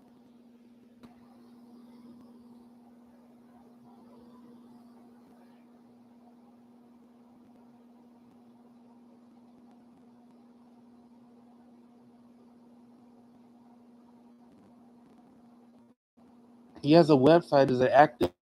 Has he been paying the hosting on it? And he has not been. Okay. Okay. So maybe we should take this down. If you have a website that you haven't paid for and you haven't been up to date on the hosting, the hell? So I think he's still living. This is November 17th last year.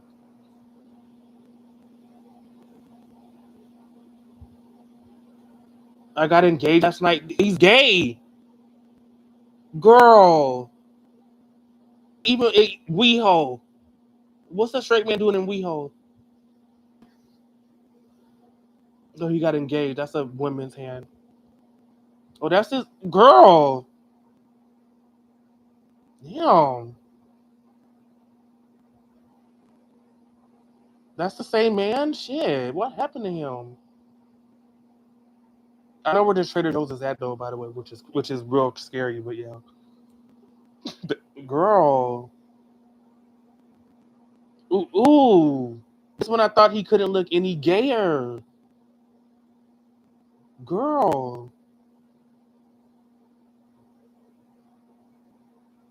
I mean she's pretty, but I don't girl, wake up. He's not into women. Mm. So he's going for the Russell Brand look, I guess. Well, I don't, girl. I don't. I'm done with this. That's what I get for stalking people, right? She looks way older than him. Yeah, I think he's my age. I think me and him are the same. I'm 35. I think if he's not, if he's not, if we're not the same age. He's like 1 or 2 years older than me. So he's either 35, 36, or 37. So yeah, I don't. You never ask a woman what her age is. So you think she's older than that? Yeah, because I'm 35. Believe it or not, but yeah. Mm. Yeah, I don't know why I just now thought of him. I just decided just to, maybe this is why they always tell you don't put your business online. Excuse me, don't be on social media and all that jazz and all that crap. Because if he had not, I would have never been. I would have searched his name up and found nothing. He could have just, yeah. But since he has his entire life posted, likewise with Hobo, likewise with me. Like again, I have a YouTube channel, so again, I can't complain if people, talk shit about me in my life. I post online, So I mean, but now I see what people they say to be private because then you can't lurk, you can't stalk, you can't get any information. But yeah, I just now thought of that motherfucker. I'm like, damn, I didn't know all that information was on. You had to go fund me and all this bullshit and all this crap. Mm-mm. He looks all right to me. Like he's, as far as his aesthetic, I mean, it's not, but that's what he wants to look like. You don't look sickly to me.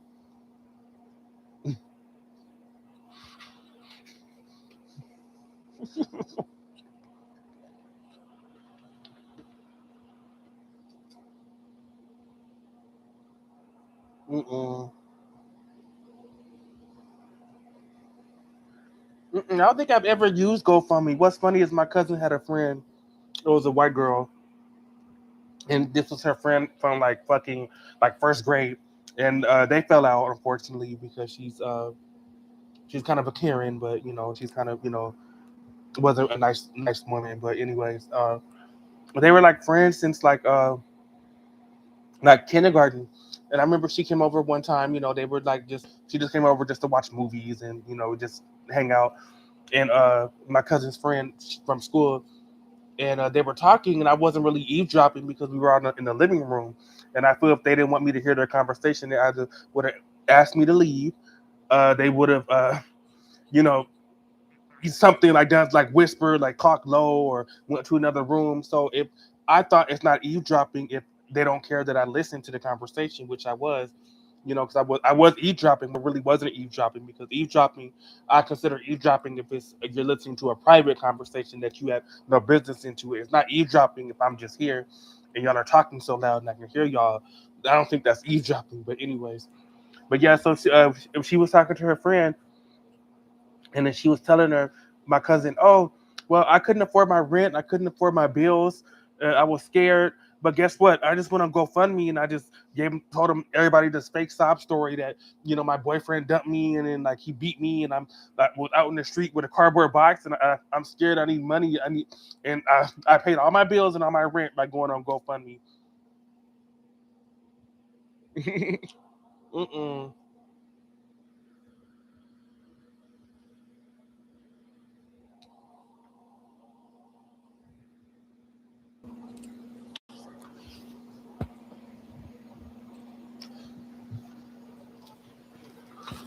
Yeah, she said she went on GoFundMe and paid all her bills. I've never heard of GoFundMe before that, but this was back in like I think when GoFundMe just came out, like in like 2011 or something.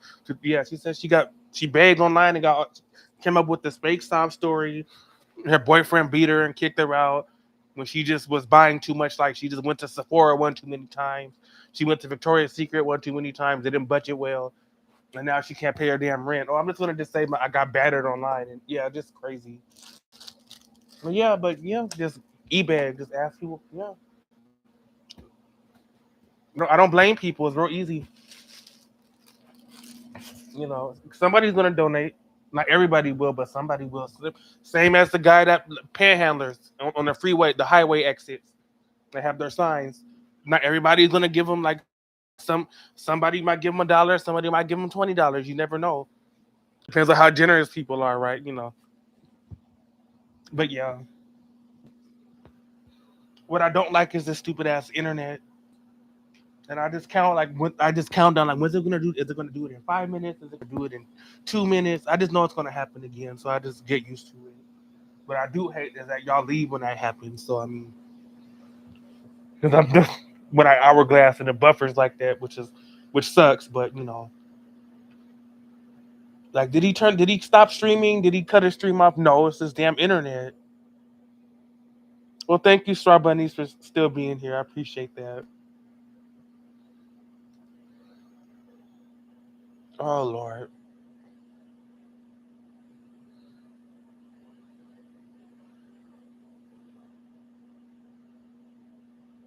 Ooh, girl. Huh?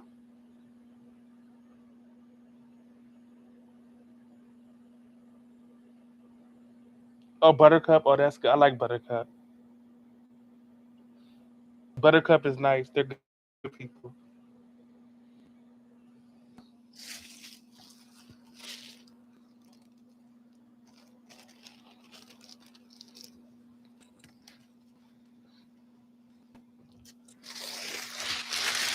Mm.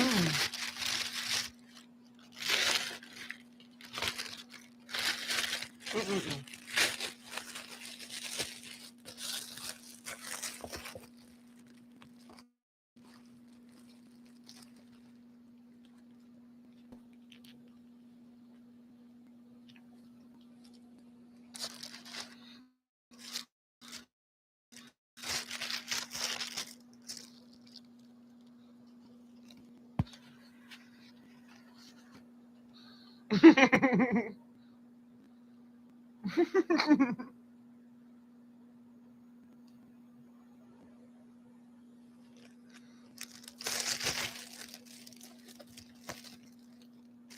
Mm-mm.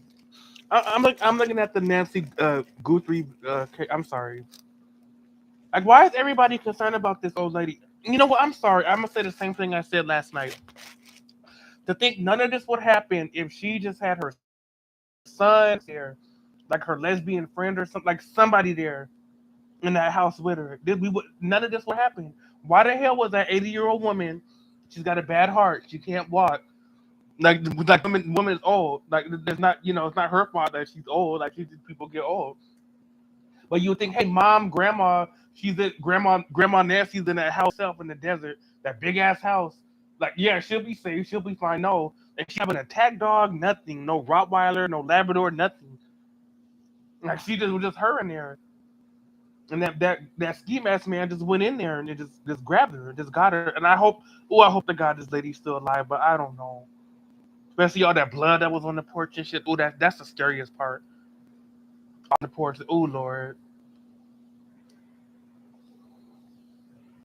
And now her daughter just coincidentally happens to be the Today Show morning show. One of the ladies, Savannah, and they're like, if there's a ransom, we'll pay it. Like we'll ransom. I want 1 Bitcoin, and I want it now, or you see her again. I don't know if this is a troll or somebody being sick, but yeah, that's what he said. I want 1 Bitcoin. And I remember what's so crazy about Bitcoin is like 10 years ago, a Bitcoin was worth I don't know like 5 grand, and it keeps going up. That's why cryptocurrency is scary. Like when do you sell it? When do you keep it?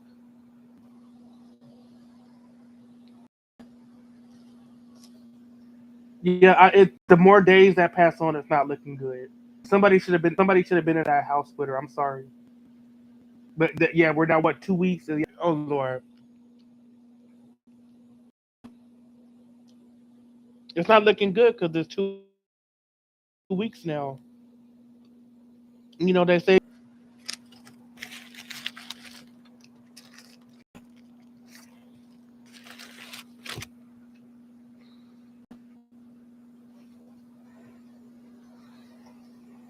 Mm-mm.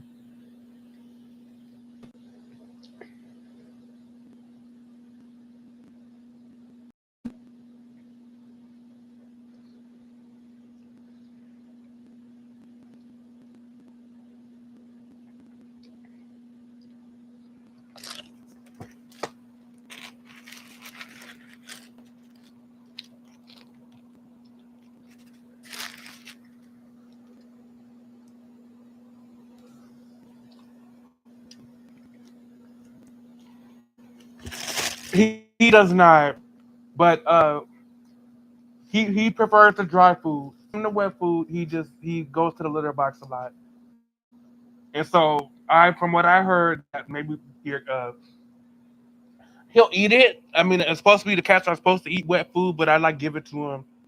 I don't give him wet food every day. I give him maybe like wet food maybe every 2 to 3 days. I actually have cans of wet food, but he doesn't really like it. Like he'll like nibble on it, but like a little bit. And I think it's because he has like PTSD from the last time he ate it. Like he got the rump on a litter box. But he loves the cereal though. He loves the dry food, and he loves those temptation things.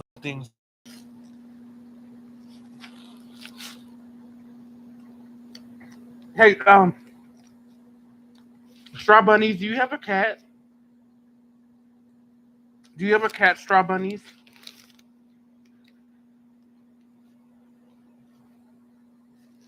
I don't know if you have a cat or not. Mm.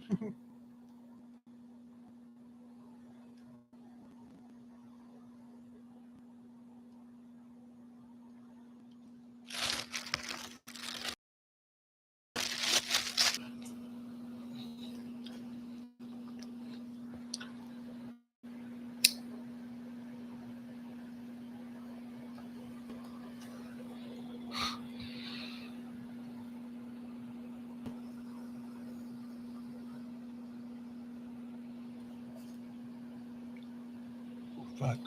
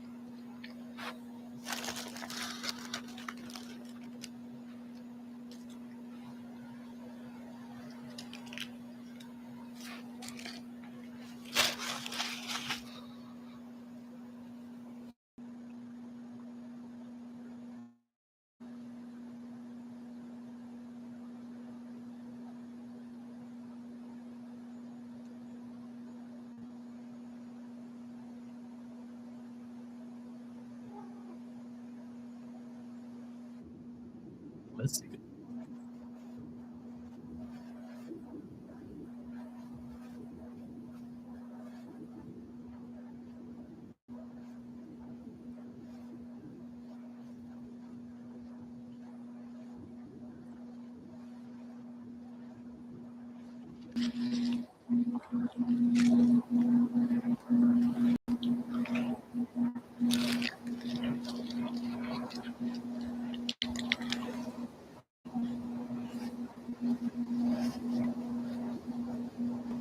Leading us to believe that this image was taken by the camera.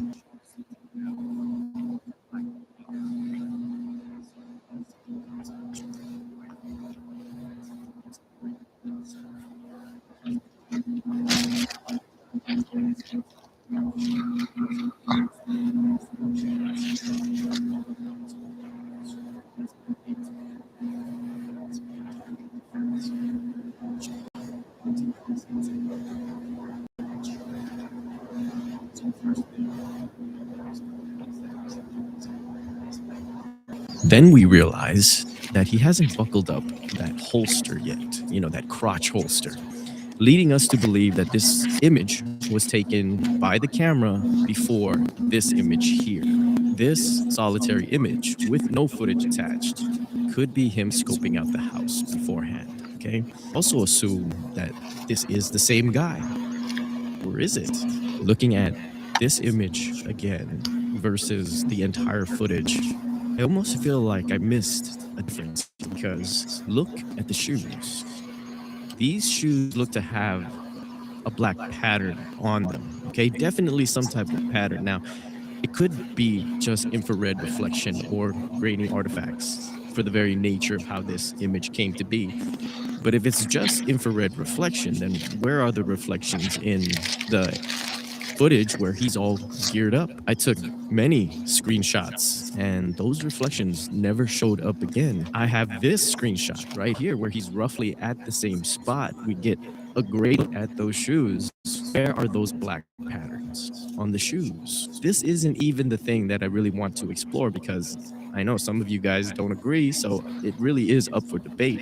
But we can explore it a little bit, okay? So if this is someone else completely, maybe the leader, right? Scoping out the property earlier in the night, if that was him being caught by detection of the camera at 1:47 a.m., could this be the other one? But why the same clothes, right? And the answer, actually, after giving some thought, is pretty simple. Now, if it's a plan that someone took some time to cook up, I mean, you have to take into consideration what if you do get caught on camera, right? You don't want, the clothes that you're wearing in your everyday life to be exposed. No. You go to Walmart and buy a $30 sweater, $20 pants.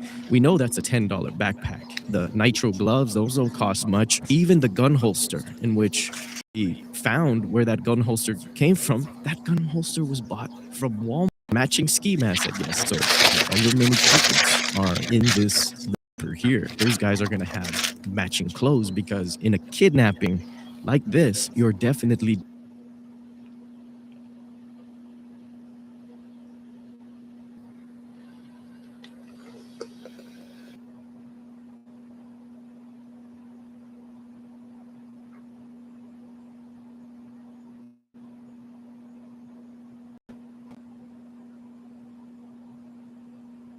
possible, okay, that they might want to dig into the Walmart's California as well. And that's a theory we're going to save for another video, or else this would be just too long. And it all ties, I promise you, if you like this angle that this character is the other culprit, feel free to explain.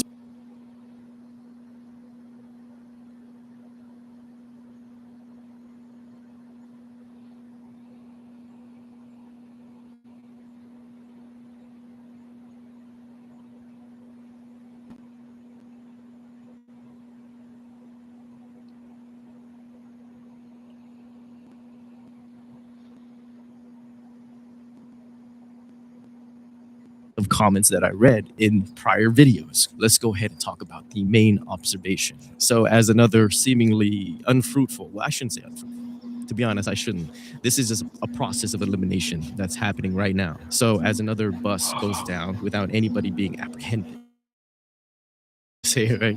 What I gather was that a Range Rover was over and towed away.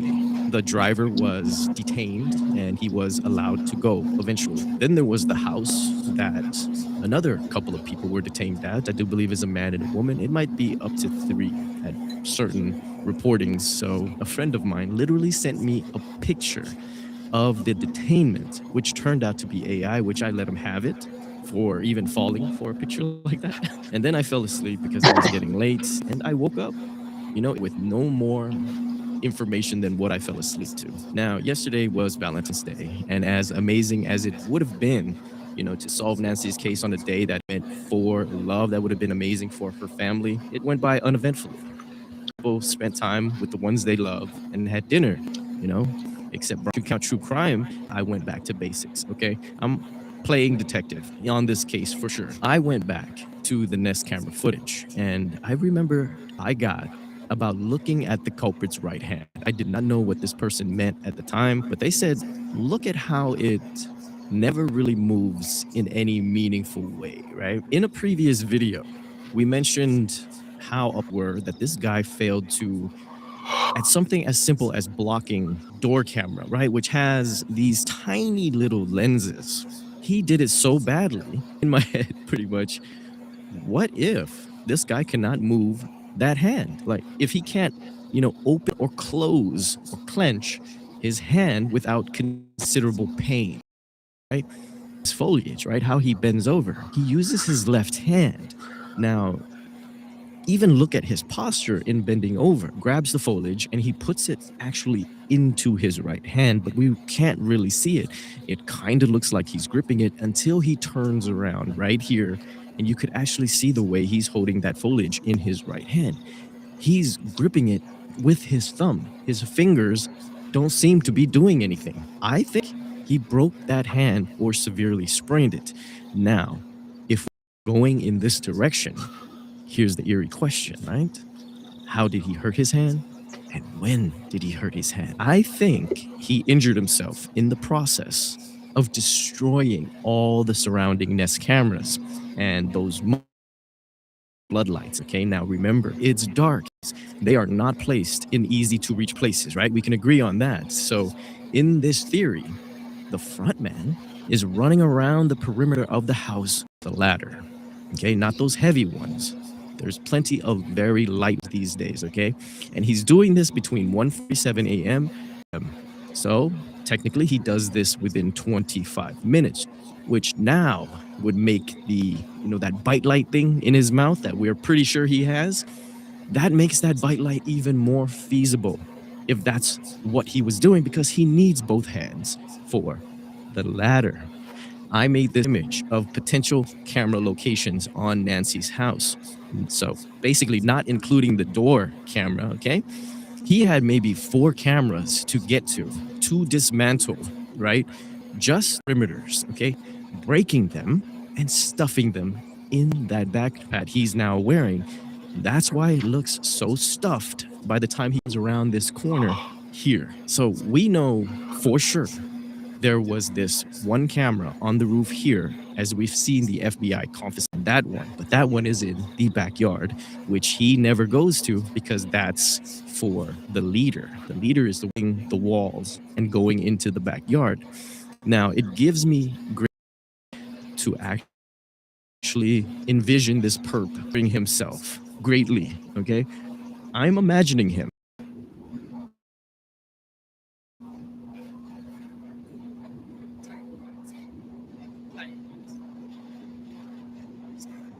yourself. And this happens to him at one point, and he lands on the right side.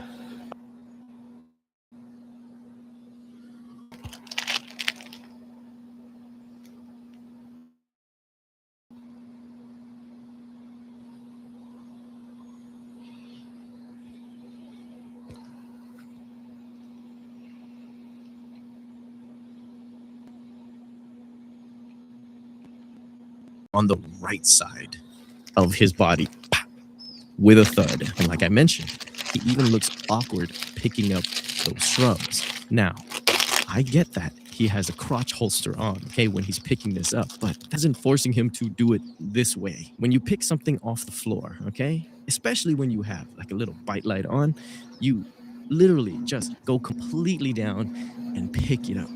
If you're mobile, right? If your knees still work. I read many comments that he moved like an old man. But now that we've updated our working theory over here, ladies and gentlemen, I think we're looking at an injured perpetrator. Now, the ladder is just off to the left of this screen here, I'm thinking, right? No time to put it in the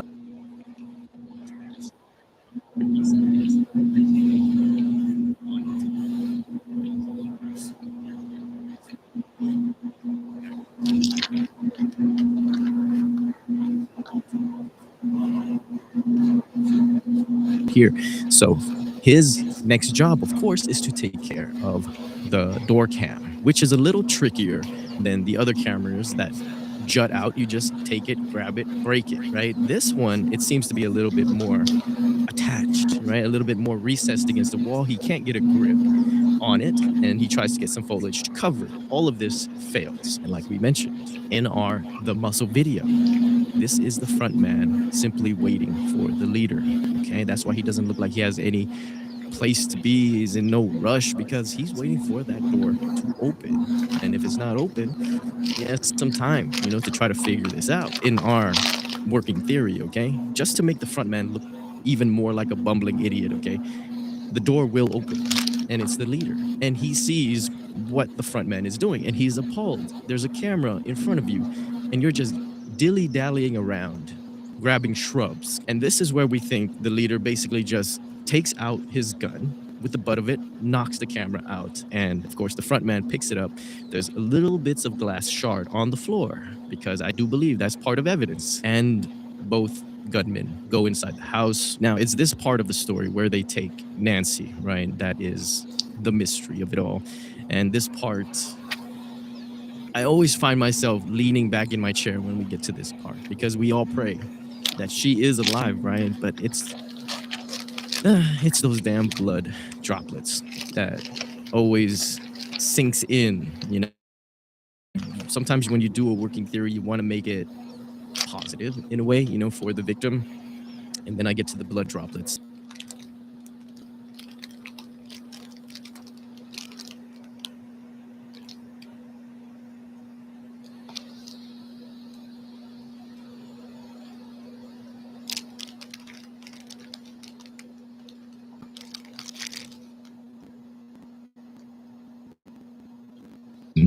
Heal, okay?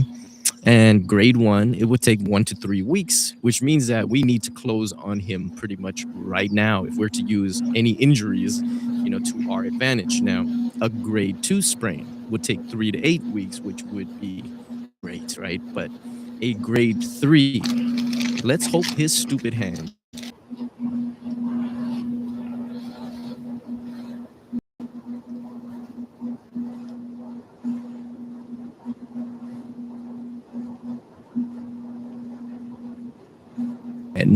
guy with one impaired right hand, which makes me feel even more confident that this is at least a 2-person operation and that this guy is just hired muscle. Because with one hand, this guy is not going to want to drag a 150-pound woman out of her, let alone out of the entire house all by himself, not to multiple assailants. Okay, Nance, I'm sure that's not a question in many people's minds these days. The motive is money. Okay, the motive might still be up in the air. It could simply be just hatred of this woman. But as of right now, we're thinking it's money, but not ransom. These are hired goons, hired hitmen, right? Pretty much. I would say follow Nancy Guthrie's money and who stands to gain. Check everyone's and see if there's someone with a little money trouble, okay? Would be a reasonable start in unraveling who would want to kidnap an 85. Her value lies with her children, the people that love her.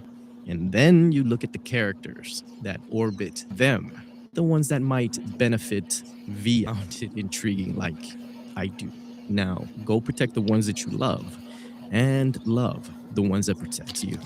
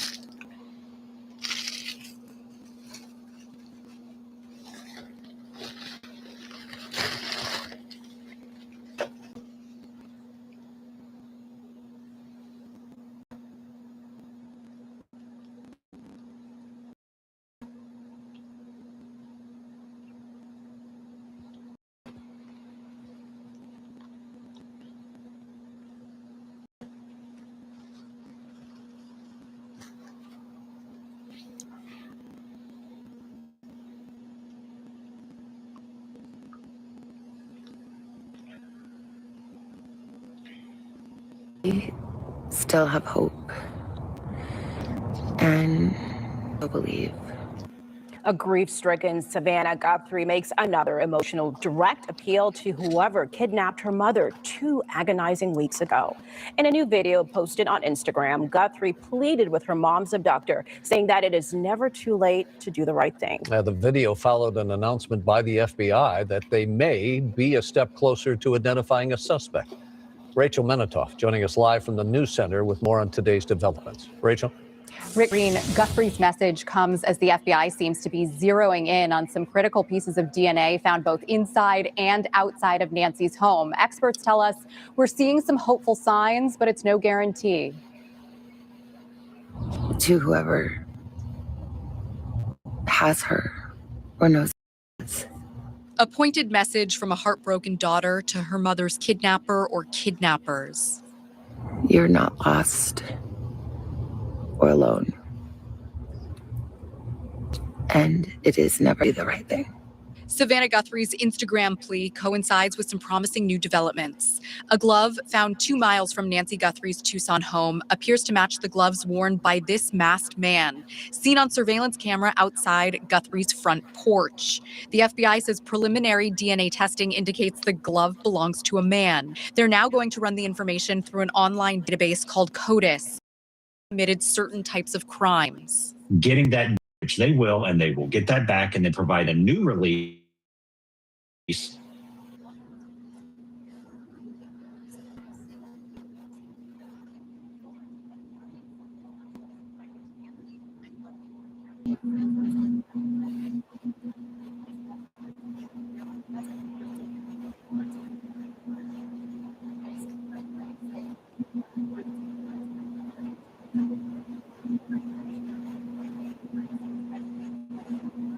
At this hour, confirmed by an inside source, investigators believe that this was a burglary gone wrong. Now, we have interviewed multiple experts since this began who said they don't believe this was an intended kidnapping either. So we've heard that before. Also new tonight, DNA evidence from the Range Rover that was outside that Culver's is currently being tested after Friday night's operations. And the investigative belief is Nancy Guthrie could be alive. Now, as far as the believed intended burglary, earlier this week, we spoke to former Phoenix Police Sergeant Phil Robert to violent crimes and extortion kidnappings, and he told us, based on his expertise, watching the surveillance video, this did not appear to start as an abduction either. But just from what I'm seeing from the outset, from the video, and what I've heard and so forth, to me, and I've been doing this for quite a number of years, to me, it looks, kidnapping was not the primary motivation here. It may have obviously turned into a kidnapping, but I don't think that was the primary motivation. My beliefs, I think this was going to be a robbery or some type of home invasion, and it was also committed by, I think, someone who was somewhat familiar with the home.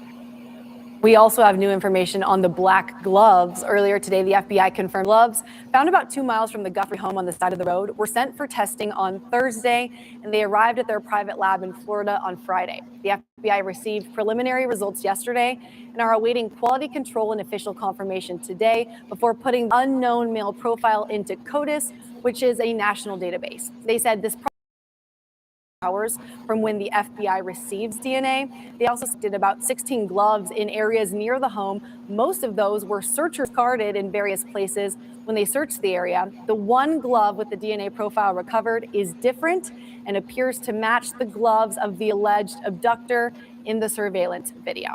Now, we could learn more about the glove DNA test as tonight, depending on when the FBI gets their results and shares more about that stance. That also could happen in the coming days.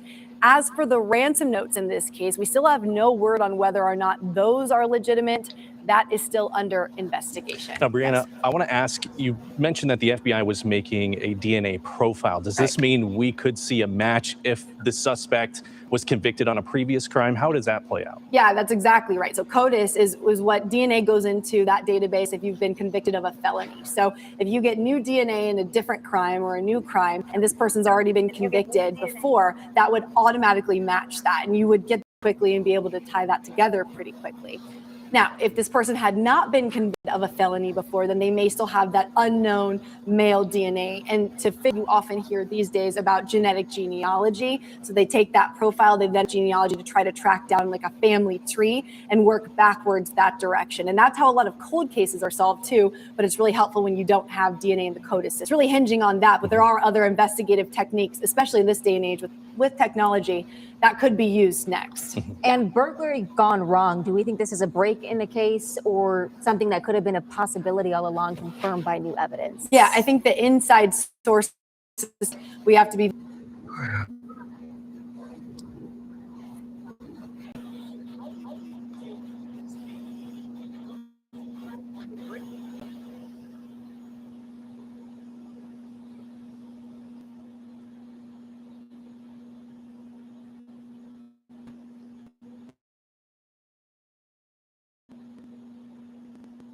In the search for Nancy Guthrie, we just got a statement from the FBI related to a glove being tested for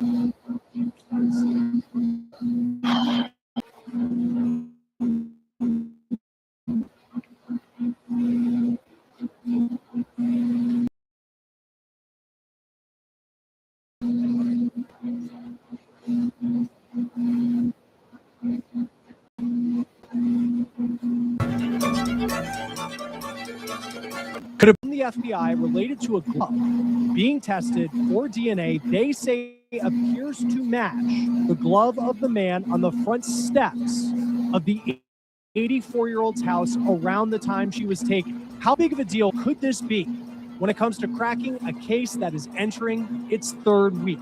We're on The Case, presented by Law and Crime. I'm Chris Stewart.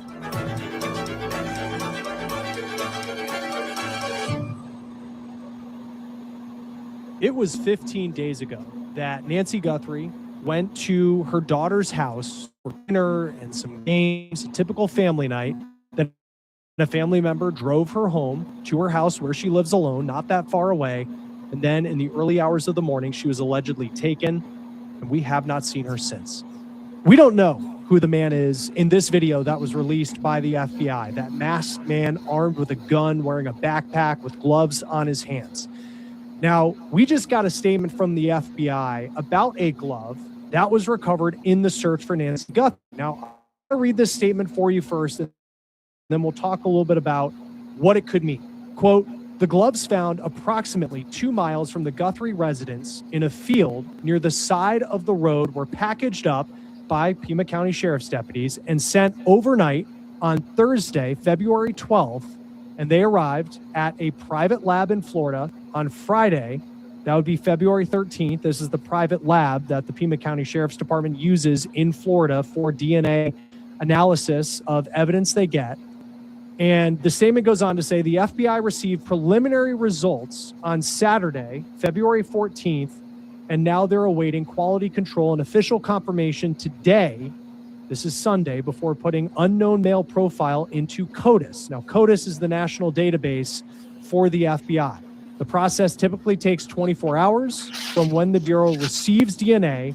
Investigators collected approximately 16 gloves in the various areas near Nancy Guthrie's home. Most of them were searchers' gloves that they discarded in various areas when they searched the vicinity. The one with the DNA profile recovered is different and appears to match the gloves of the subject in the surveillance video. The FBI has and will continue to provide assistance on whatever timeline is provided to us, end quote. So there is a lot there. This could potentially be a glimmer of hope in this case. You hear that line.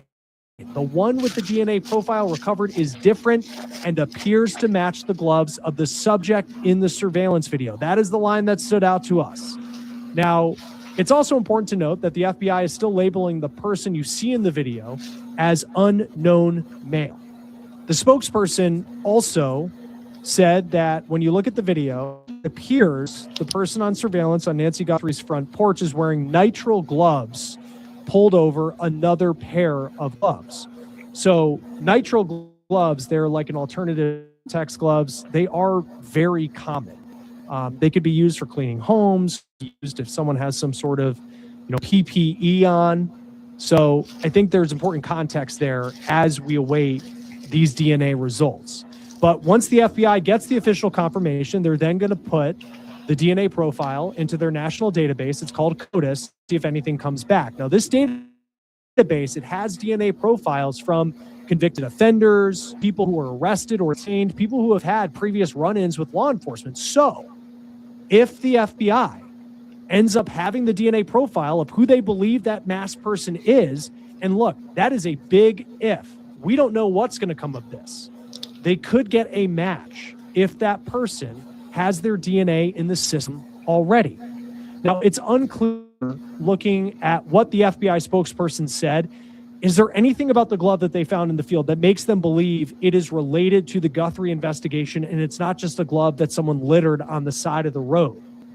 You know, is by saying it appears to be the same glove, do they mean that that just is the similar style of glove that you see on video? The Pima County Sheriff, when he has been asked about gloves that have been gathered as evidence, he says none of the gloves were found inside of Nancy Guthrie's home or on her property. He also has not said what evidence they have found inside Nancy Guthrie's home. However, he did say that DNA other than Nancy Guthrie's was found inside of her house. It's unclear if that DNA belongs to the masked person that you see outside her home and what specifically the evidence is that had the DNA. But another piece of context here is it could just be a friend of hers, could be someone who goes to church with, could be someone that she hires to help her around the house. We do know that gardeners, pool cleaners, hired help, they've been asked to put DNA samples in this investigation. Law enforcement has detained at least 2 people in this case, but no arrests have been made. Some important context on that being provided today. A new report says that law enforcement is, quote, leaning away from calling the man whose home they searched on Friday night as a suspect. The man's home was searched with a federal search warrant, and also law enforcement made a traffic stop at a nearby Culver's fast food restaurant. That man wasn't arrested. It's unclear why law enforcement zeroed in on this home that's about 2 miles from Nancy Guthrie's house. It's also unclear what was it about the vehicle that made them want to pull this person over and talk to them and search their vehicle. But again, when it comes to search warrants, law enforcement had to provide something to this judge for them to sign off on the warrant to carry out this operation.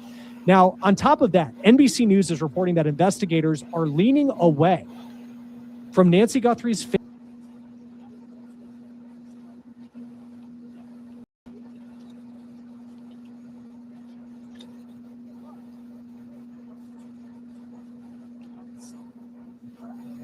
to sign off on the warrant to carry out this operation. Now, on top of that, NBC News is reporting that investigators are leaning away from Nancy's family members, any relatives, as potential suspects in this case. The sheriff has said that nobody's been ruled out officially, though, until a kidnapper is arrested. Now, as local and federal law enforcement continue to wait on these DNA results, they say that they will continue to follow leads in this case, including what that suspect was wearing, specifically a backpack that looks full. We don't know what's in the backpack. What law enforcement believe it is. A 25-liter backpack. And the only place you can get it is Walmart. On top of that,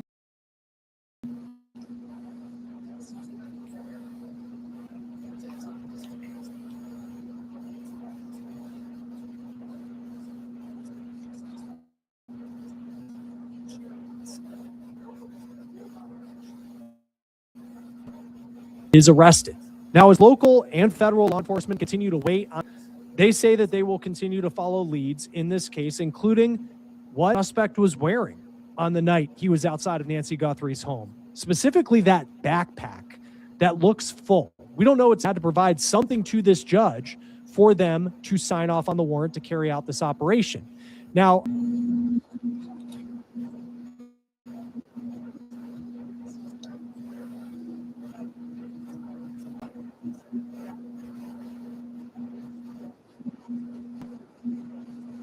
law enforcement believe it is a 25-liter Ozark Trail hiker pack backpack.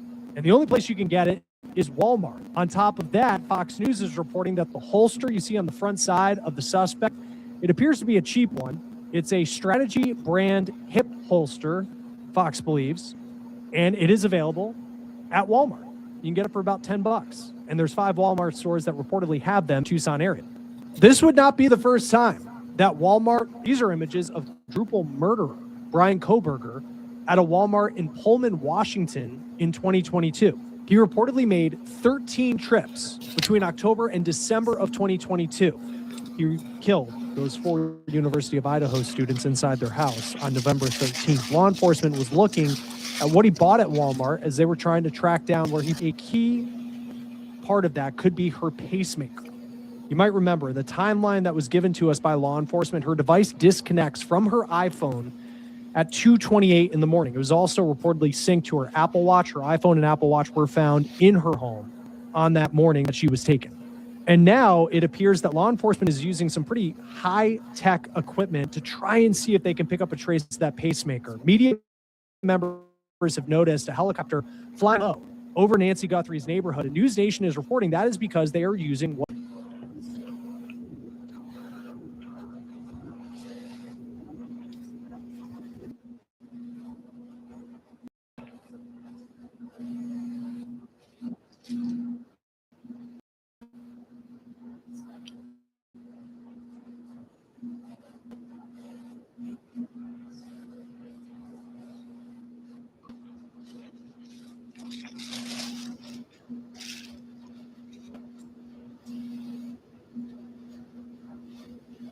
with home surveillance cameras like a Nest or a Ring, that they want video February 1st through February 2nd of 2026 of a 2-mile radius of this part of town, East Skyline Drive and North Campbell Avenue. And they say they want anything that shows vehicles, traffic, pedestrians, or suspicious.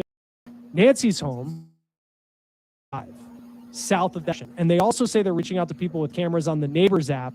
So if you're watching this and you on the Neighbors app from someone saying they're law enforcement, it should have a blue check mark.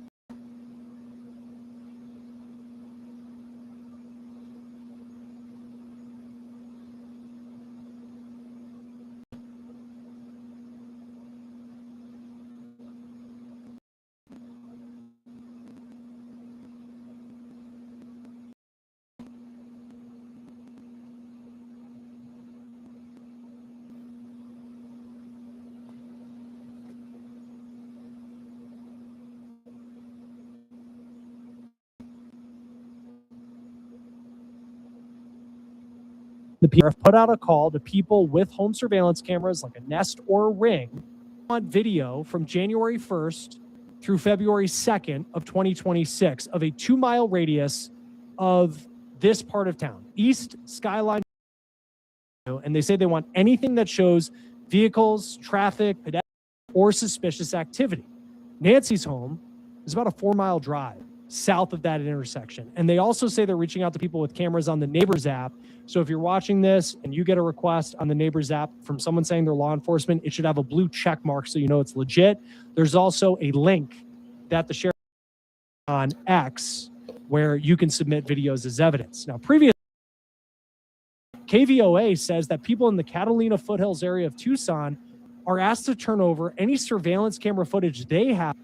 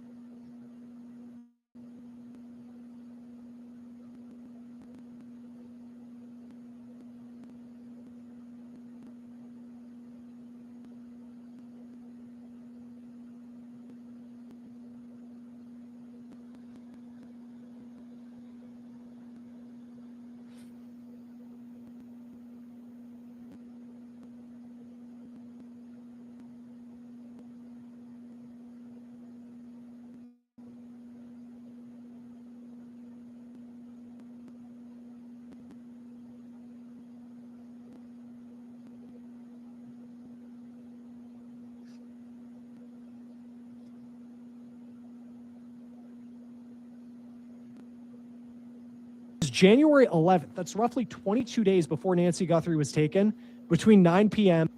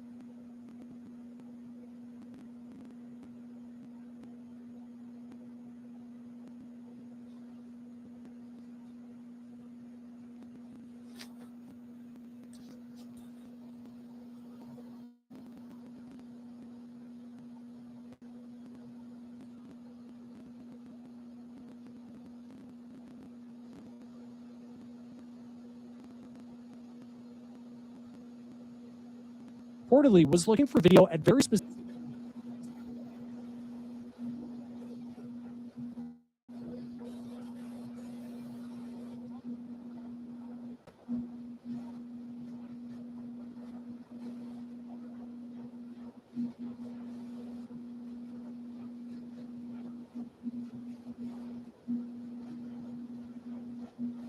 ones that that individual wore.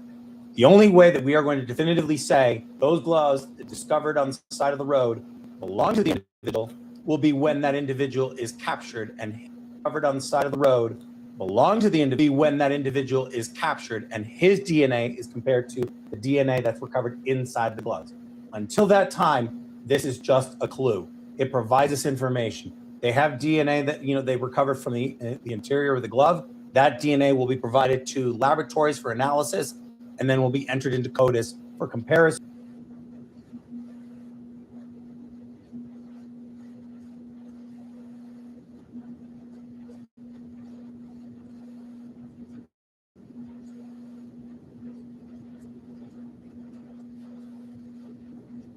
That individual had previous interaction with FBI, DEA, HSI.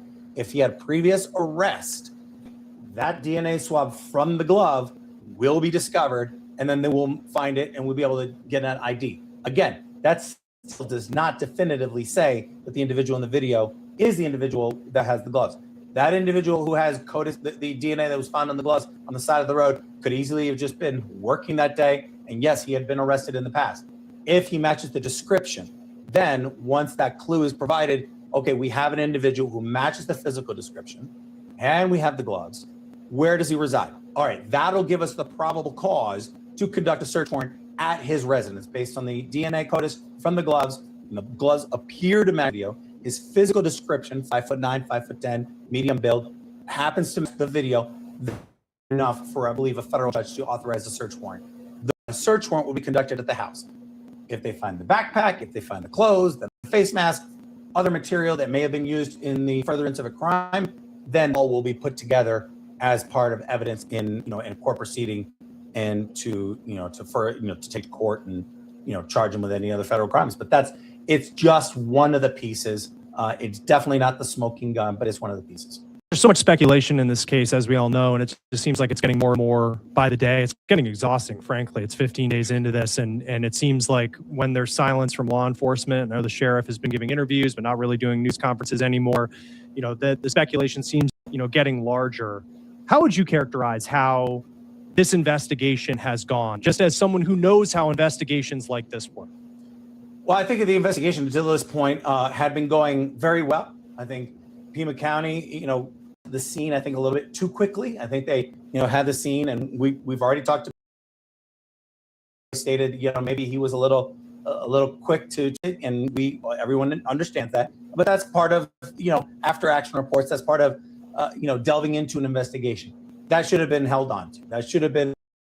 Pima County, I'm sure their evidence response teams are excellent. No one is as good as the FBI's evidence response team. Their analysis teams, their people on the ground, the evidence response team are bar none second to, one of the best in the world. And having them brought in, and it was as to asking, hey, could you come in and back us up? Eventually, and that's when the FBI said, okay, we need the scene back. That's where we had last week. The investigation was progressing, moving forward, and I think that it was a little bit of a stall. I did think a little bit of a stall, but with amazing work by our CAST, the cellular analysis surveillance team, CAST, which is agents and support employees who take cellular analysis, they take digital evidence, and they really, really break it down as to the core and then provide that as physical evidence.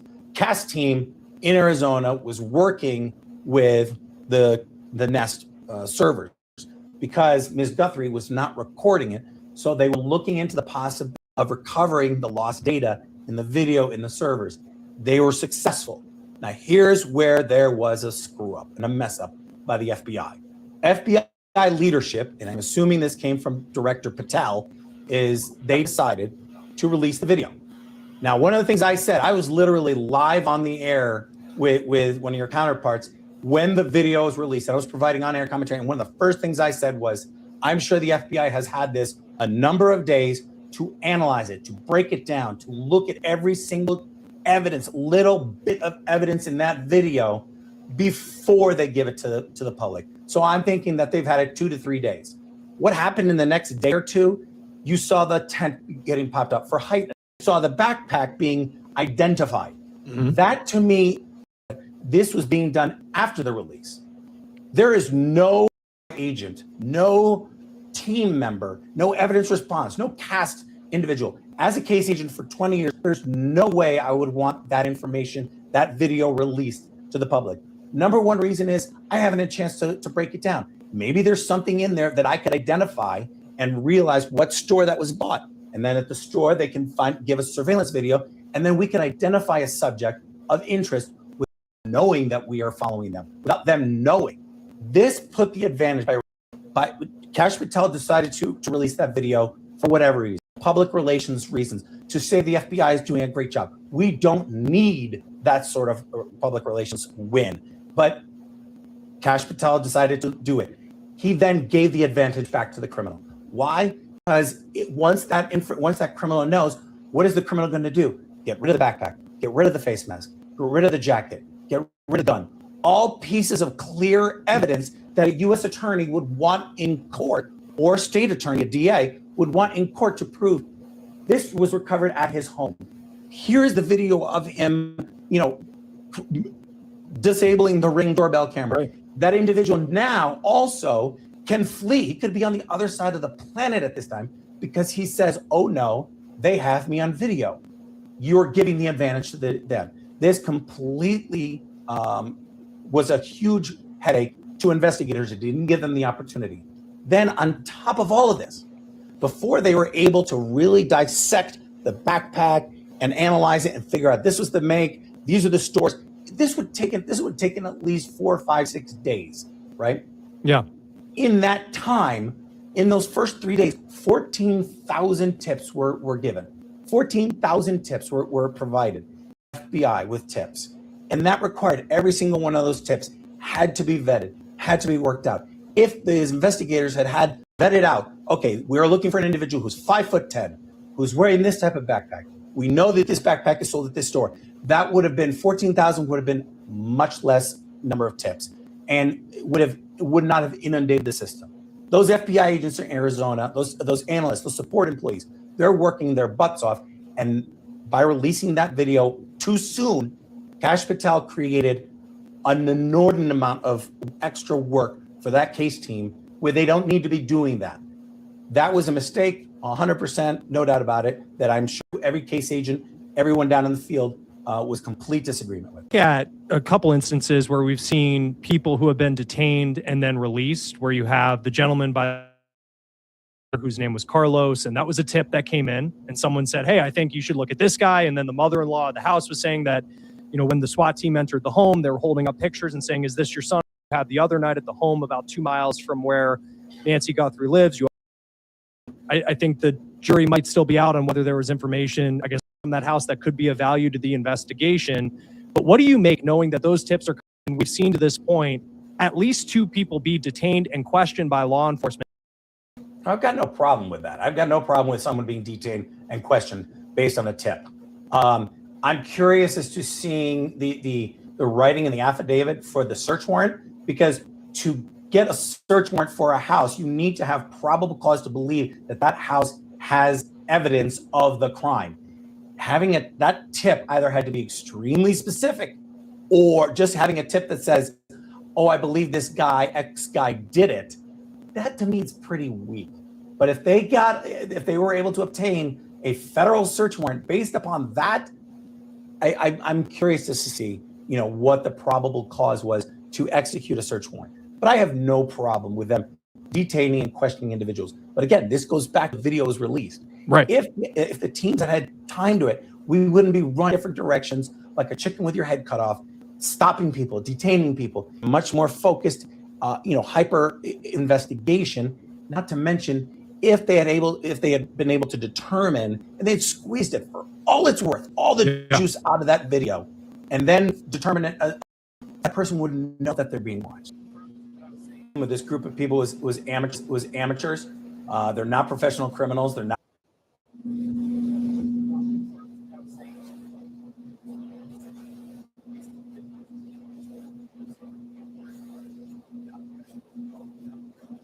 And I was saying that before because you don't kidnap. I mean, looking at talking to numerous counterparts of mine in the crisis negotiation team, is that you don't kidnap an 84-year-old woman with medical issues. Right. You don't. I mean, because if you're doing this for kidnap for ransom, she's got a week, maybe, if you didn't have her medication, maybe a week, or maybe at best. You kidnap someone who's in their 40s, someone who's in their 30s.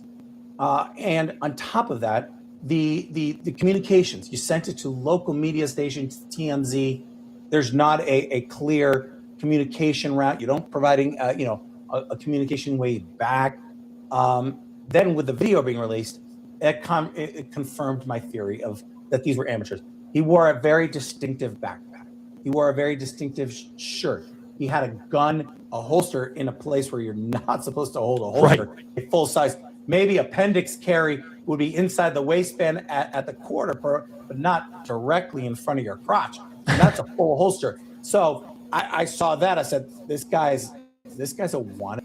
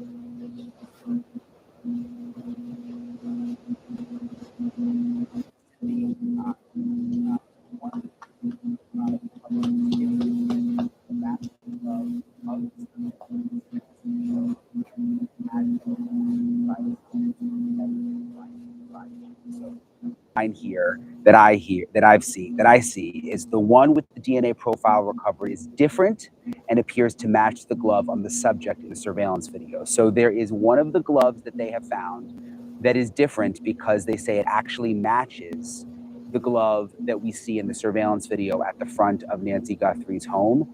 And it has a DNA profile on it that they are interested in and that they are going to put into CODIS. So that is pretty significant. And remember, a lot of people are saying, well, how do they know exactly if the glove matches based on that video that we've just seen from the front door?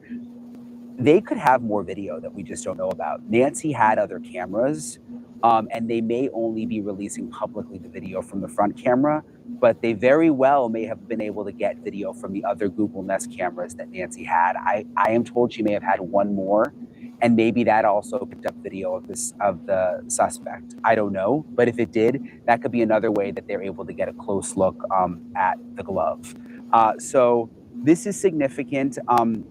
The other thing that stood out to me is when they said that some of the other gloves that they found were from searchers that had discarded them in various areas. I mean, that just kind of surprised me. You would think that the search crews would not be just discarding.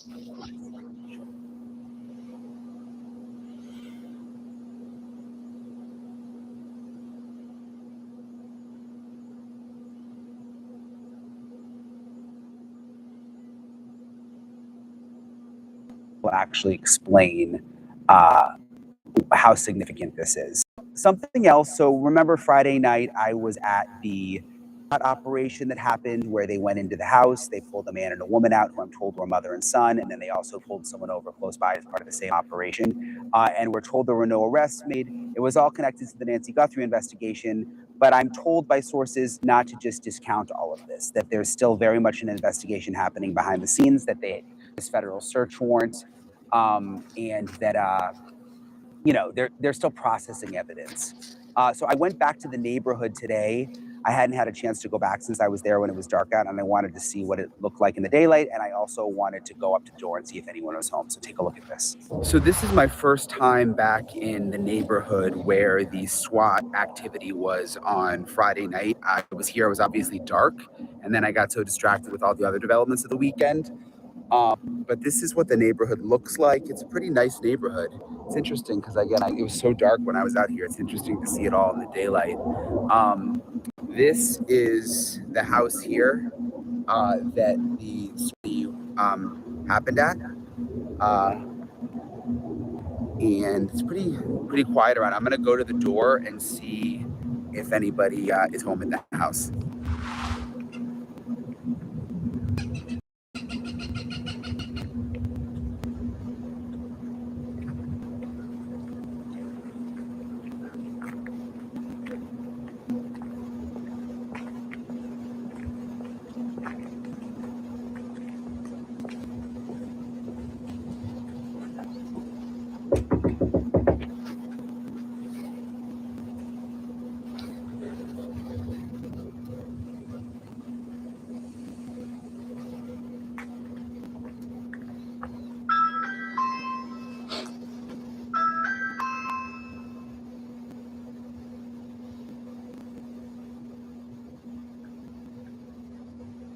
Doesn't look like anybody's answering.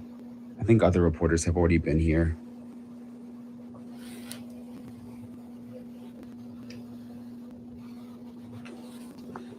I'm not sure if anyone's home, although there is a car. Oh, hi, we'll be right there, it said.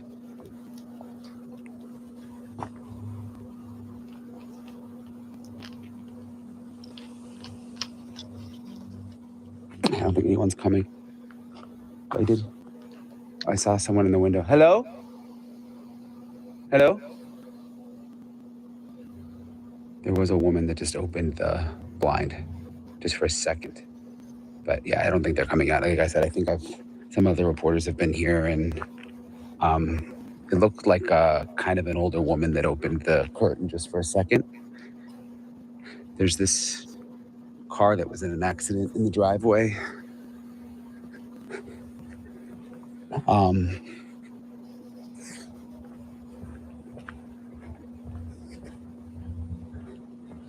yeah, so this is the neighborhood. It's a pretty nice neighborhood.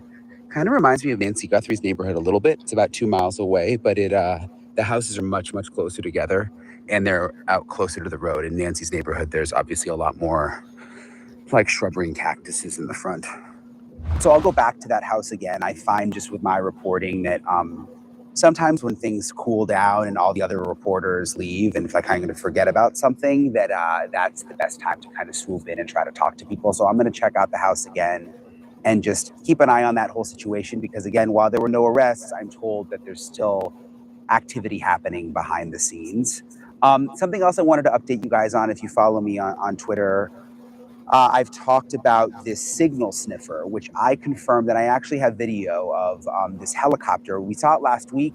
It was the Pima County Sheriff's Office helicopter that was hovering very, very low over Nancy Guthrie's house, and then hovering low over the side yard and the backyard and just different areas around the house. But it was peculiar because I haven't seen search and rescue helicopters hover in one place that low for extended period of time. Like it would stay in one spot for like 3 minutes and then move, but again, very, very low.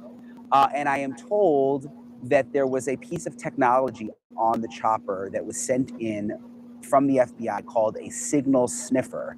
And it's a new kind of, it's pretty top secret in many ways. And they attach it to a side of the helicopter, and it could actually sense Nancy Guthrie's pacemaker. Again, I'm told it's an imperfect science and it's a new technology, and it has to hover low and it has to stay in one place. That's why the helicopter was just like not moving around a ton. But they believe that there's the possibility that it could actually pick up on Nancy Guthrie's pacemaker. It also, by the way, picks up on other things. AirPods, I'm told, smart washers and dryers, all of those things. So it becomes a little complicated trying to narrow it down. But it's interesting. It is a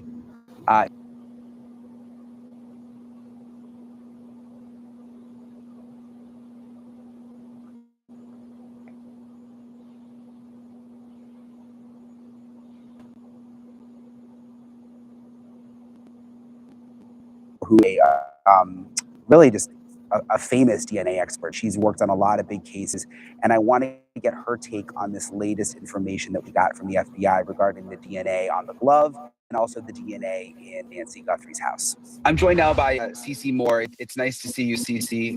Nice to and see you. I think it's quiet out here at Guthrie's house, so sometimes it gets a little noisy out here, but I think it'll be okay.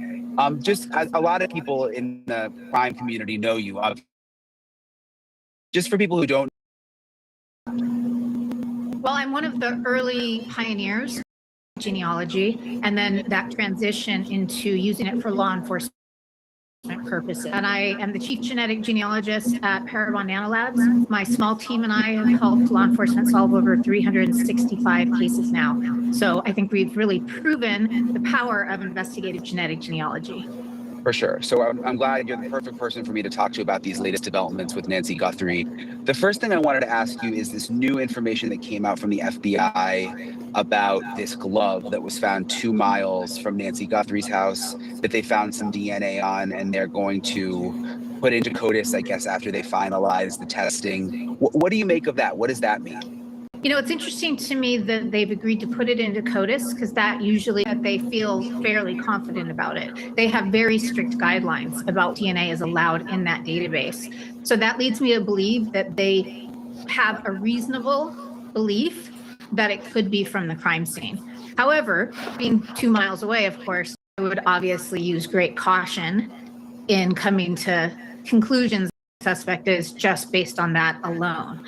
We've had a lot of cases. We have analyzed things like gloves and like other items in or near crime scenes. And of course, when you're doing that, it really requires that there is more caution used, because it very well could be an innocent person.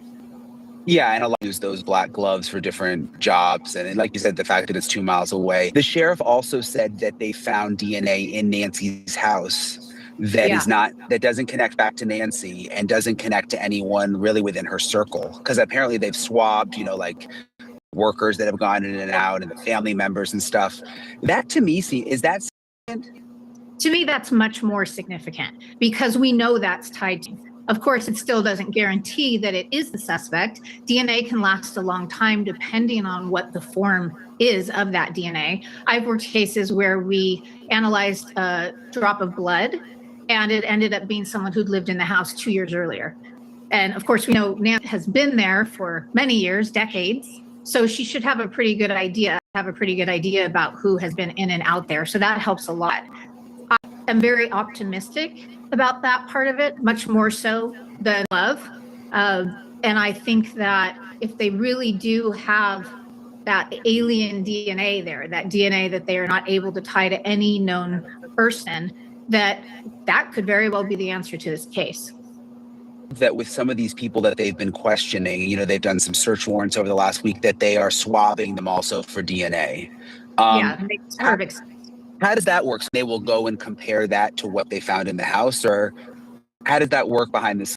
Right. So that is using the traditional law enforcement DNA analysis that they do for decades in cases like this. So that's just a straight profile comparison. Do any of those individuals match any of, and does the DNA profile from any of those persons of interest match any of the DNA that was found in the house? If they did, that's obviously huge.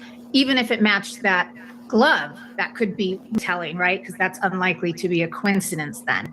That's not something that they would need to use genetic genealogy for. So that is just the traditional type of testing and comparisons. How long does it take to get results for something like that? Like if they go and do a search warrant and swab someone, how quickly if it connects back to the DNA on the glove or the DNA in the house? Well, that could be very quick because there's such a thing as rapid DNA now. And they are using it in this case since it is so timely. And with those, you can create those law enforcement profiles that immediately. And so that's something that they should have results on extremely quickly. And when you say quickly, is it like hours even? Yes, hours. Okay, so I'm just thinking because this latest raid was on Friday night. Now, when we're doing this interview, it's Sunday. There have still been no arrests, so maybe they've already gotten the results by this point. They may have. It just depends what technology they're using. Typically, it would take, I'd say, overnight, a full day if they're using the traditional crime scene analysis. But if they're using one of those rapid DNA analysis machines, which I would be very surprised if they weren't, that is very, very quick. So they have answers to some of those questions, I imagine. If they've sent everything so far to this lab in Florida, which the sheriff's department uses, if they do a swab of someone here, do they then have to send it to that lab? Or can they do something here, they just compare it? They could do something there if they have the rapid DNA machine there. So the private lab, the outside lab, is going to be most useful when it comes to creating a profile, which is what we use for genetic genealogy. Many labs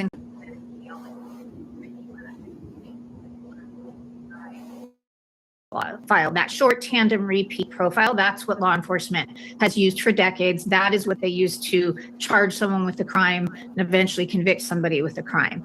And so there's a wide capability to do that. So they could have sent it to their own crime lab there in Arizona. They could have sent it to the FBI. They could also have DNA Labs International in Florida working on that part of the case. That's a much more quick process as compared to creating the SNP profile and trying to perform genetic genealogy on it. Yeah, when I think of genetic genealogy, I think of the Koberger case, which I think is the first time that a lot of people had ever heard of that. Is it essentially where they go? Well, tell me could they use it in a case like this? Oh, absolutely. In fact, I've been waiting for that to happen, just hoping that there would be DNA found that was not tied to any of the known individuals from the home, because that will solve the case if nothing else does. It's just a matter of time then. If they have that DNA, that person who left that DNA will be identified. So the stranger's DNA in the house, they could figure out who that person is, even if... Absolutely, yes.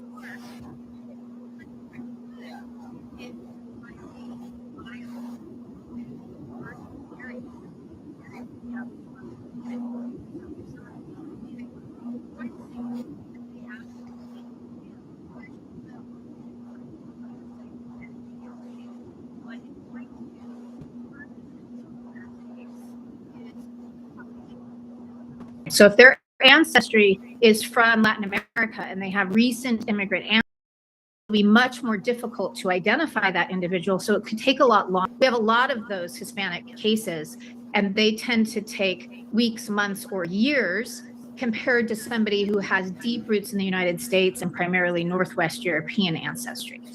Is that because if you are Hispanic and your family just came here recently, you're not in databases?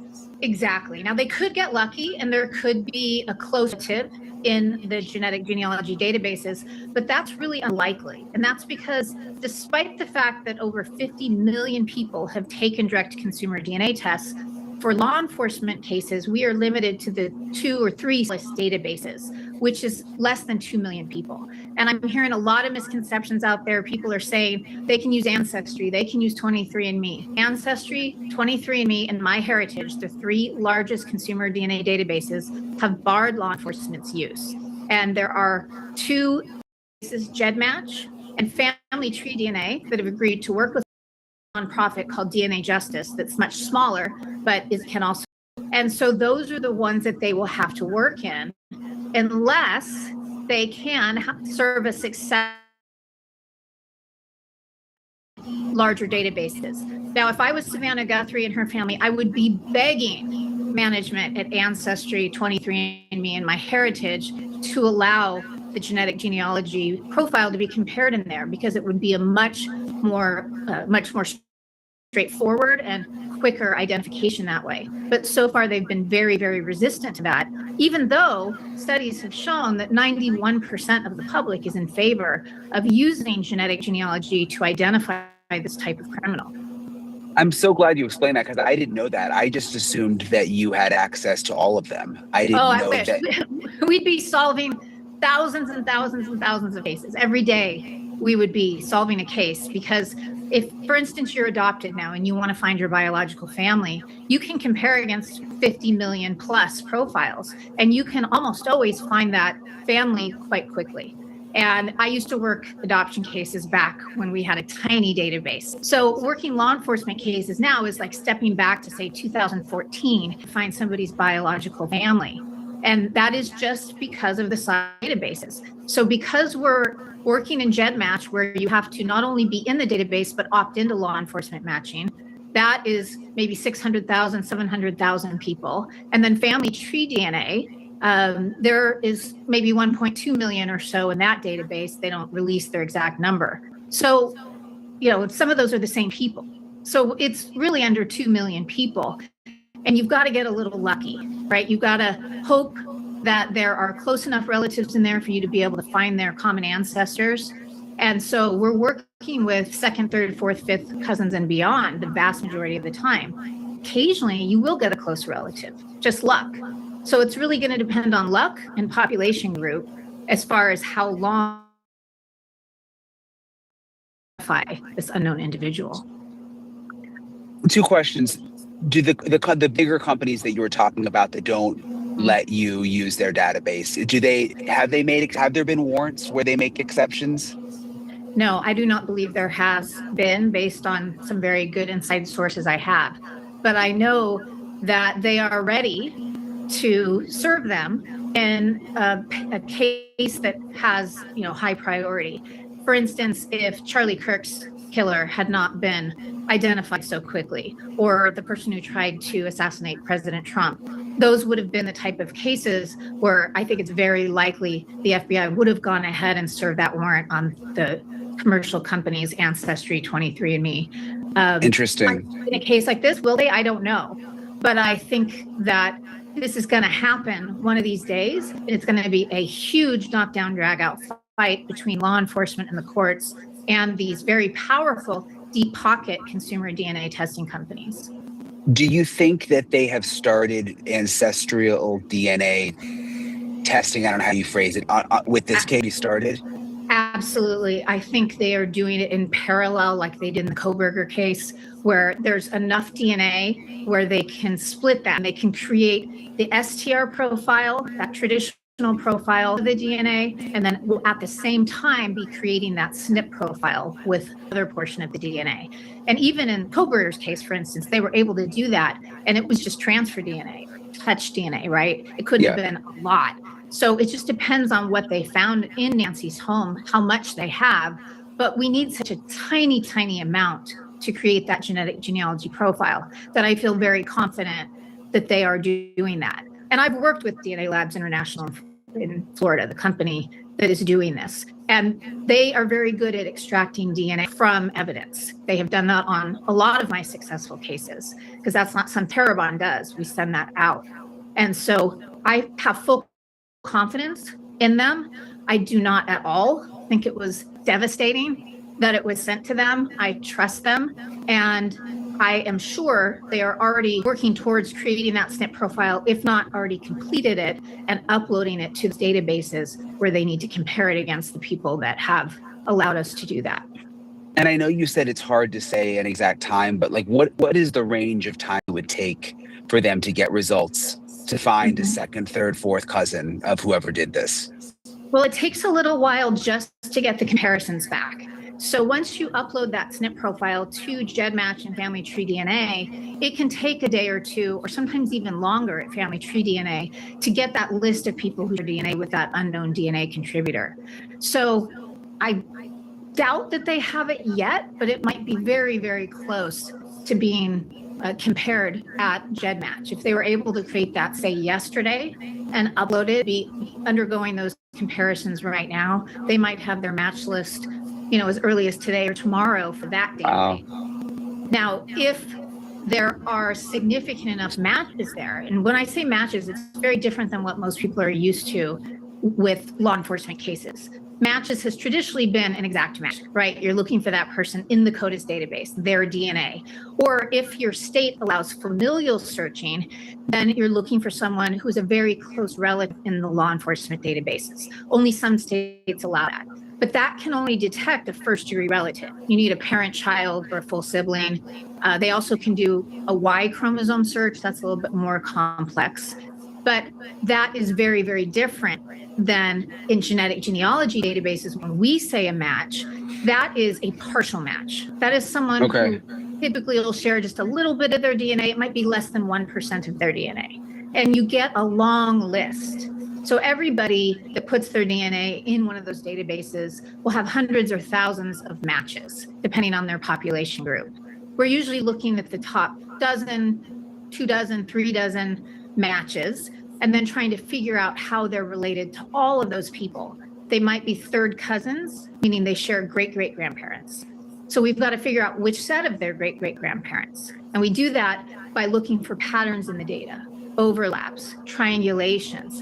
Who's this one person or set of siblings is related to all of these people sharing DNA with the unknown suspect? So it can take a long time. The best I've ever been able to do it once I got my DNA list from GEDmatch was 30 minutes.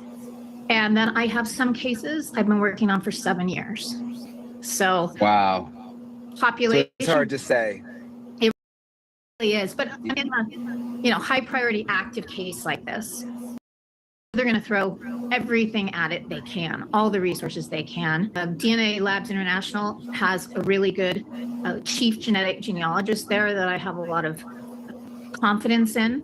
And so if she's not already working on it, I'm sure she will be soon. And this is the type of case that you push to the top of the, and that's because it's active, right? The vast majority of the cases that we're working are full case. They're still important, but public safety is not at risk as much as when you're working an active case like this or Koberger, for instance. They need to stop these people in their tracks. So interesting. Is there anything else, Cece, you think with this case is important? I mean, and we don't know, obviously, all the details, but the fact that they have DNA from inside the house, the glove, there's probably other things that we don't know about. From a DNA perspective, do you think they're making progress just based on what you know from the outside? Well, it's always hard to know what's going on behind the scenes. I'm sometimes so frustrated when I'm working on a case and I see the commentary that's out there in the public, because I know on those cases what's happening. And it's often very different than what the public or even the media is speculating. So I hesitate hesitate to speculate on that. But I have, as I said, a lot of confidence that they are moving this forward. The agency already had a relationship with DNA Labs International and a contract, which means they've been successful in the past. They trust them. And as I said, I have full trust as well. I think anyone making negative comments like that, it's really just competitive posturing. You know, we don't need that in this case. We want Nancy found, we want this person identified. It doesn't matter which company does it or which lab does it, which of course I'd love to work the case, right? But I don't really care as long as somebody skilled is doing it. And they did not make a mistake, in my opinion, sending that to DNA Labs International. They can bring in the FBI genetic genealogy team too, if it ends up being a really difficult case, just like they did in the Koberger case, right? It was started at the private lab, it was transferred to the FBI investigative genetic genealogy team, and they were the ones who made that identification of Brian. And that could happen in this case too. If it's taking too long for the private lab, then they can certainly bring in the FBI genetic genealogy team, and they have resources that we don't have. And so sometimes, especially in these immigrant cases, Latin American cases, we have had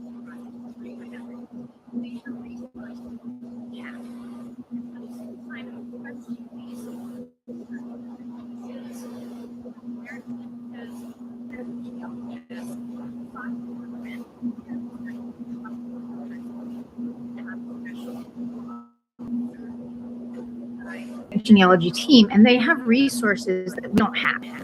And so sometimes, especially in these immigrant cases, Latin American cases, have had the FBI come in and take over cases, and they were able to identify that person using resources we didn't have, like border claims, right? Immigration records, things that we wouldn't typically be able to access, because as genetic genealogists outside the government, it's working with public records only. We just have access to what everyone else has. Actually less, since we can't use the big databases like you could if you were researching your own family. Wow, really interesting. Cece, I appreciate you explaining it to me. Thank you for taking the time. I appreciate Cece for taking the time to talk to me and explaining some of this DNA stuff to me, because it can be this is where things get really complicated and scientific. But as you heard her say this in this Nancy Guthrie case, so hopefully this will help move things along. I also want you to hear my interview that I just did with Sergeant Aaron Cross, who is a Pima County Sheriff's Office sergeant. And I've made a lot of sources on the ground here, but it's difficult talking to people within the department on camera because they can get in big trouble for speaking. What's interesting about Sergeant Cross is he is also the union president, so he has protections and can speak more freely. He's not on the inside of the Nancy Guthrie investigation at all, so he can't speak about what's happening from the inside of the investigation, but he has a ton of expertise when it comes to this area. He's been with the sheriff's office for almost 20 years, and he also is able to talk about and openly, which is difficult here because people are nervous to talk badly about the sheriff who are still working there, but he can talk about concerns that the deputies have about the sheriff, about the way the investigation has been handled, and why he thinks the FBI should have been brought in sooner. So listen to my conversation with Sergeant Cross. The first thing I wanted to ask you about was just this new FBI statement that I showed you. First of all, apparently there's a lot of gloves that have been found. Yeah. What do you make of that? I mean, I guess these gloves are used for all sorts of purposes, it seems. It is pretty common. It could be from investigators. It could also be, I mean, we have a large amount of homeless that live and camp in the area. But we also have, we've experienced a lot of nighttime car break-ins in this area as well. So, I mean, it could be from any one of those things. Hopefully it's related to the Guthrie kidnapping or incident, and they're able to get some DNA out of it, and it breaks the case open. But I understand it was found a couple miles away. Hopefully, as he's driving away, he throws his gloves out the window. Maybe we'll get a lucky break, but there's a lot of possibilities. It just seems like that would be a dumb thing to do, though. I mean, if you're the suspect, yeah, why wouldn't you bury them or hold on to them? Yeah, it seems very unusual. He seemed to be very prepared and very careful, at least on the video that was released, and so it would seem very out of character for what we're able to see. But hopefully we'll get lucky.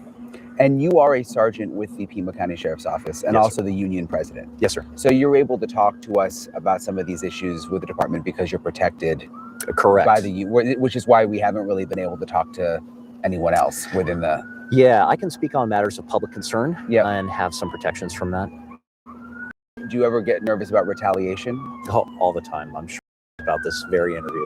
Okay. What is since you have deputies, you say, are in your union? So we have a little over 300 out of the about 396 detectives and deputies in the department. So almost everybody. Yes, sir. So what is the feeling within the department? I mean, you guys have the eyes of the world on you. Yeah, it's tough. The deputies working, I mean, some of them are working 8 days straight. Some of them have put in 70. They're doing everything possible to try and solve this crime. Hard, sacrificing a lot of.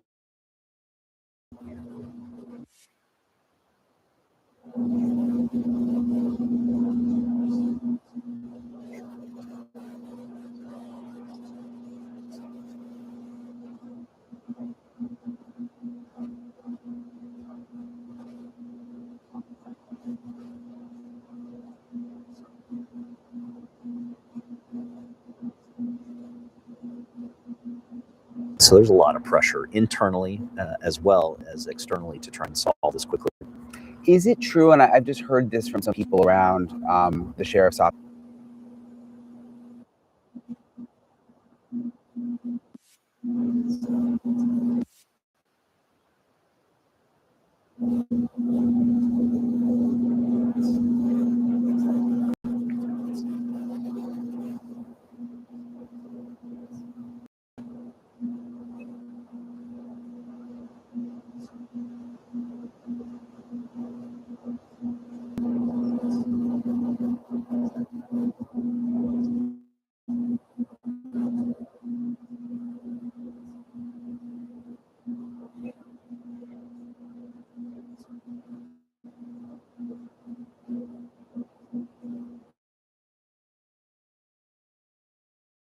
On us, and so there's a lot of pressure internally.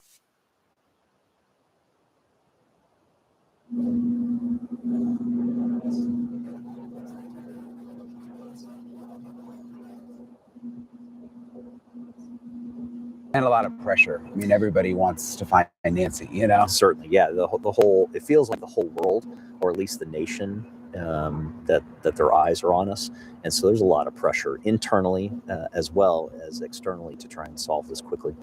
Is it true, and I've just heard this from some people around the sheriff's office, that the homicide team is pretty inexperienced right now? They're pretty new, and that goes for really all the departments. So we have 96 detectives.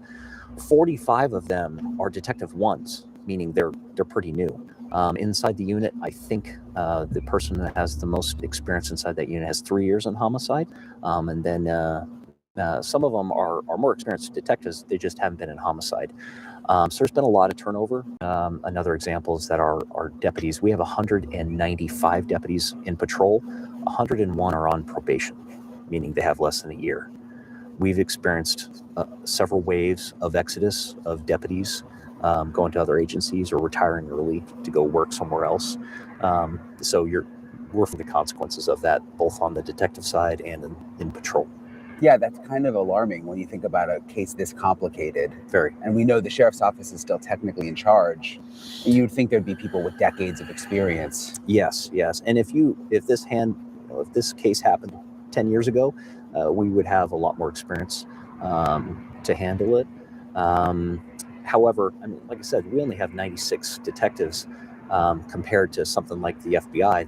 They could bring thousands of investigators that they could pull from across the country. So we're a medium-sized department, and of course there are limitations that come with that. Have there been frustrations on the inside about the way this has been handled? A little bit. They vocalized some of that to me. A lot of it is just some of the decision-making from the top makes them look incompetent, and a lot of those decisions weren't theirs. And so I agree with one of Sheriff Nanos's versions was that we gave up the scene probably a little too early. And perhaps we could have kept that locked down, maybe with permission of the family, could have put up crime scene tape after the search warrant was concluded, just with the understanding, hey, we're probably going to have to come back out here. Is it okay if we keep people out? And see if the family would have agreed with that and put up that security to keep people away, just to maintain that crime scene as pristine as possible. What about this relationship with the FBI? Because we've heard from FBI sources that it hasn't been good. You know, I even heard a couple nights ago there was some critical information that wasn't shared with Ebola that they just didn't tell the FBI about. Yeah. And then, you know, this whole issue with the lab. Yeah. It's going to Florida, whereas the FBI is, why isn't some of this stuff going to Quantico? Yeah. Where does that stem from? So my opinion is that this comes from 2016. I think when Sheriff Nanis was investigated, when he was interim sheriff back then, I think that investigation caused a lot of the icy relationship that we see today. I don't. He holds grudges, and took that as a shot, and I think that he hasn't forgotten it. And I think that's driving some of the decision making that's going on right now. Do you think the relationship is getting better at all, though? Because when we went out to the search warrant, I guess that was on Friday night. You know, the FBI was there for that. Yeah. It was and it was your SWAT team, but then it was an FBI search warrant, federal search warrant. I mean, do you think they're trying to mend that now, or what's your sense? If there's any efforts to mend the fences between them, it's only because of public pressure for him to do so. But I think that this case, what worries me is I'm worried that this case has become an ego case for him, that this is our chance to one-up the FBI or to show that we're as good as the FBI. And I'm not sure that should be driving the decision-making. We have very capable, hardworking detectives. However, it's like I said before, we're a medium-sized agency. We just simply don't have the manpower, the assets, the funding that something like the FBI could bring to bear. What happened with, I've heard some rumblings of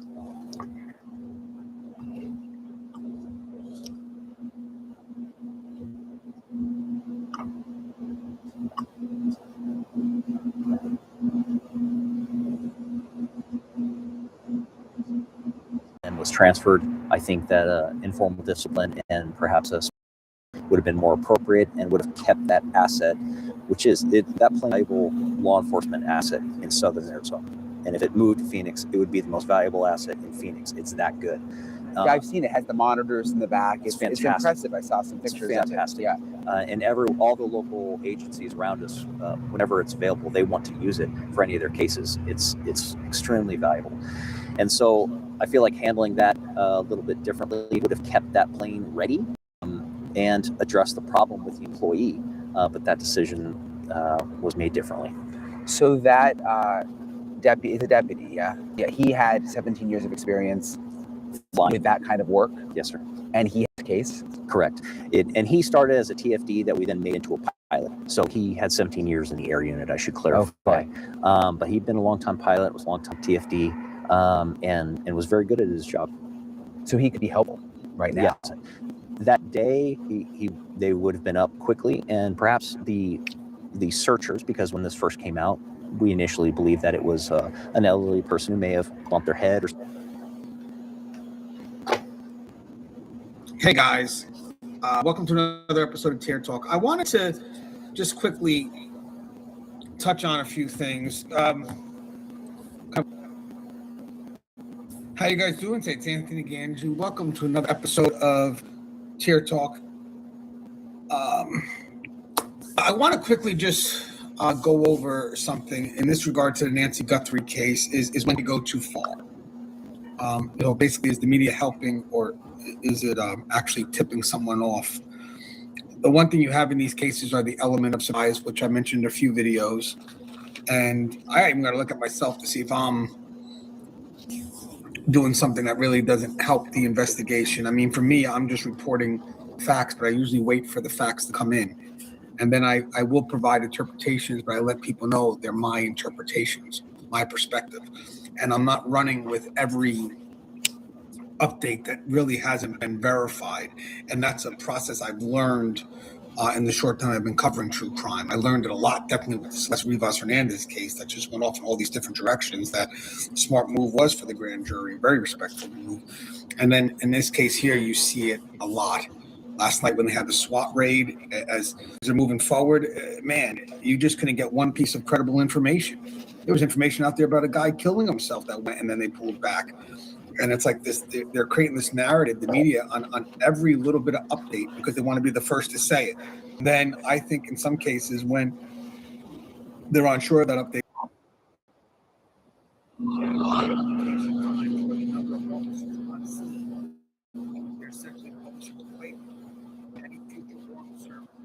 now has less element of surprise because a watching offender knows the patterns. SWAT doctrine specifically trained teams to vary their approach speed, deliberate compromise, and emergency. Predictability gets people killed. By the way, I missed the first question I wanted to ask. This will go to Russ later. Maybe toss it your way, get your thoughts, and I can use it for a later show. If the suspect or an accomplice was watching live coverage last night, what could they have learned from the aerial footage alone? How fast could they act on it? For this question, when you hear dictators say they breached from the south side or they held the perimeter for 4 hours, operational advantage did law enforcement just lose? Then we got some don't have much or that was a bust. When media figures editorialize that a raid produced nothing or that investigators are grasping at straws, a cautious offender hears they're safe. They have no idea. And that can embolden them to stay put, destroy evidence at their leisure, or worst case, decide a living hostage is now a liability. In the Guthrie case, multiple outlets ran few leads, framing just days into the investigation, despite law enforcement never characterizing it that way. So again, I want to repeat that because you may have read it wrong. In the Guthrie case, multiple outlets ran few leads, framing just days into the investigation, despite law enforcement never characterizing it that way. So again, if you're a suspect sitting on a hostage and you news anchor say investigators appear to have hit a dead end, what does that change about your next move? Also, it lets them know what they're looking for, too. Media releases it, it lets them know what they're looking for. And now, it's like, the media, you're not just talking to the public, you're talking to the people who did it, who's part of the public. And then you got repeating unverified insider leak stories about agency friction. I think that's important here, too. Reporting that the FBI and Pima County Sheriff's Office are in a turf war, even if loosely sourced, tells an offender the command structure is fractured, signals that information may be slipping out, that agencies aren't sharing intelligence cleanly, and that there may be gaps to exploit, some time and attention that could have gone towards the search. So here's a question for the guests: is when a suspect hears that agencies aren't getting along, does that make them more confident or less confident, and why? Again, I'm going to explore this with Russ, but even in my other videos, I say conflict is good if you have trust. It means that everybody is speaking, everybody's putting in their input. Not everybody's going to get along. But again, I said it in other videos, it's not about agreement, it's about acceptance and then alignment. Are we still working together? That's key. And even if there is some level of separation, that's not for everyone to know. I have airing detailed analysis of the suspect's gear and purchase trails. Now, when it's go on air and speculate about the backpack brand, likely stores it is from, or trace routes investigators might be running, they're essentially warning the suspect which threads to cut. If you're the offender and you hear they're probably check depot and REI receipts within a 20-mile radius, you know to ditch or destroy that gear immediately. A former FBI agent publicly listed 4 items investigators were likely tracing in this case. So now if I was the person and I had these items, I get rid of them. So again, is there a line between helpful public awareness, look for this backpack, and handling the suspect, or just handing the suspect a checklist of what to destroy? And by the way, per CNN, they did say one of the people that were detained last night, 3 was released, but no other outlet has confirmed until searches and stuff can determine if they need to be kept or there's enough to arrest them. But right now they're just detained. That was a question I was asked. I got platform and highly specific amateur theories. So armchair detectives have flooded TikTok, Instagram, and X with theories naming specific locations, vehicles, and even individuals. The AP reported that the Pima County tip line received over 18,000 calls, with thousands generated after social media amplification. But many of those tips are noise driven by viral speculation rather than firsthand knowledge. I got in the Lindbergh kidnapping, the case that literally changed how media covers abductions. Press interference was so severe, it led to new laws restricting media access during active investigations. So for the Lindbergh case, by the way, Lindbergh kidnapping led to the Federal Kidnapping Act, Lindbergh Law, which federalized many kidnappings so the FBI could take over and better control information and jurisdiction. I think that was in the 30s, right? 1932, maybe? The circus-like Lindbergh trial pushed the American Bar Association to adopt an ethics canon recommending bans on cameras and broadcast equipment in courtrooms, a position many states adopted for decades. Judges responding to that case and others began using closure orders and strict decorum rules to limit press access in highly publicized trials, arguing that unchecked coverage could prejudice juries and the real proceedings. And together these changes create a model where in high-risk cases, kidnapping, terrorism, courts and law enforcement assert broader power to restrict media presence, manage press pools, and tightly control what can be filmed or aired from inside proceedings. So it goes all the way from the actual incident itself all the way into the courtroom.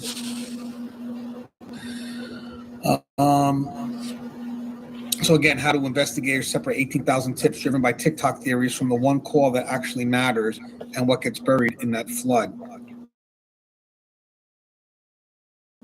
Then you got publishing screenshots of ransom or crypto details. TMZ did that, which actually gave the people the attention they wanted.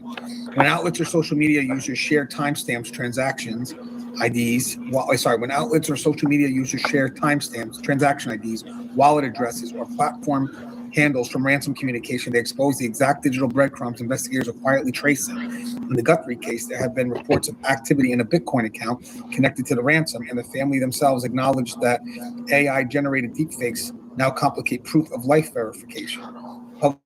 Publishing those details publicly gives the suspect a roadmap of what to scrub, move, or abandon. So the question here is, if a crypto wallet address tied to this case shows up on Twitter, what happens to the investigation tracking that wallet at time? And then two more, given oxygen to rumors targeting family. What happened here? News Nation Ashley Banfield reported on air that a law enforcement indicated a family member was the primary suspect and walked it back to maybe. The clip went viral. Sheriff Nanos had to publicly clarify there were no suspects or persons of interest, and that cycle, speculate, amplify, correct, floods the tip line with misdirected leads, traumatizes family, and gives the real offender breathing room while everyone looks the wrong way. Question for us would be, when the public becomes convinced it's a family member, what happens to the quality of tips coming, and does the real suspect benefit from that misdirection? And that's going to be the tips become more narrow as opposed to broad. And now everybody is putting tips in on this case here, the son-in-law. And that's tough too, because it doesn't widen the tips. It stays narrow, and then everybody starts running on these theories and tries to fit things in to fit that theory. Actually, I'm going to show you a short I just did on that, actually. And the last one is sharing leaked briefing notes or internal comments. When deputies, agents, or unnamed sources share internal details with reporters, investigative priorities, evidence recovered, next steps, they expose the strategy. In the Taiwan kidnapping of Pai Hsiao Yen in 1997, media not only broke the information blackout, but physically followed the mother during ransom drops with a helicopter and motorcade of reporters. The kidnapper spotted the tail and aborted multiple exchanges.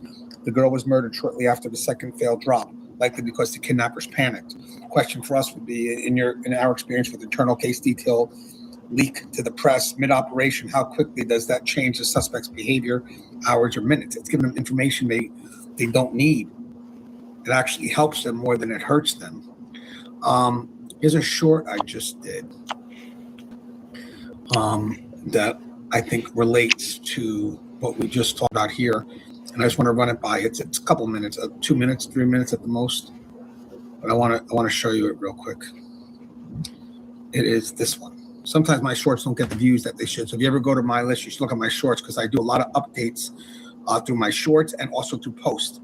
Not everything's worth the video, so I'll just post something up there. So if you do follow my channel, please make sure you check out my shorts daily, because I do put little minor updates there, maybe even some perspective. And on my post, I also post maybe other articles or other YouTube channels that I trust a little bit more that could provide an update, even especially if I'm not at a time where I can provide it. Hey guys, I want to really quick go over something related to the Nancy Guthrie case, and it does connect with the media and their framing or their narrative. More particular, let's say, for example, the conflict between the FBI and Pima County, even if that even exists, we don't know, because believe it or not, healthy relationships have conflict, because as long as there's trust, you have to have conflict, because not everyone's going to agree, but they have to. Think the media will get a hold of something, run with it, put it within a certain frame, and then the truth has to battle that frame, has to battle that narrative. And that makes it difficult for those who are leading the investigation, because as they try to say the truth, they wind up not just, competing with the concerns of the complexity of the case, but also the media's interpretation and their that they have framed. That's why it's important for them to come up with that break-in story, the first to make the update, because it gives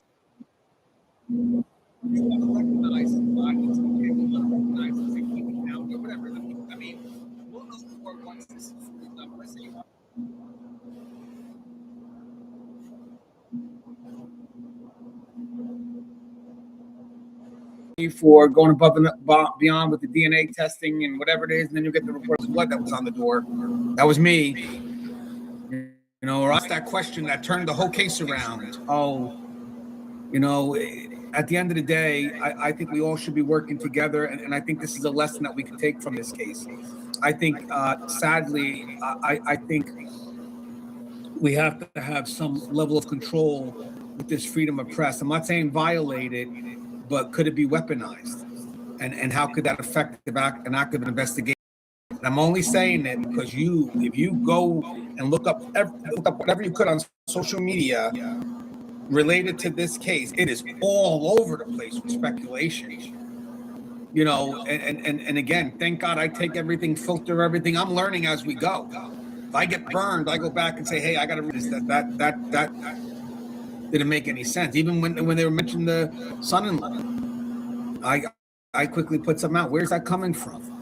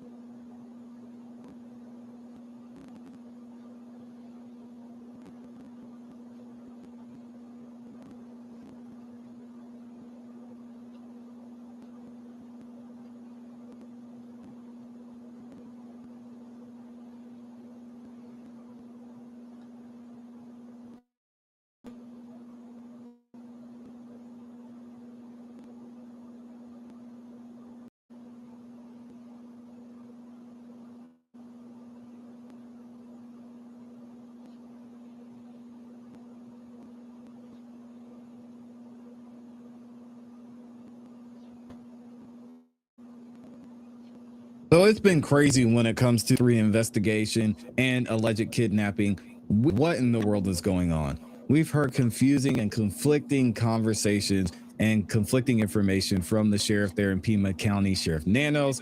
He doesn't even know what's going on. He doesn't even remember what he said in a lot of these interviews. So we're still at a situation where we had this big event that happened Friday night going into Saturday morning. That SWAT, they had one stakeout that the SWAT went to a home on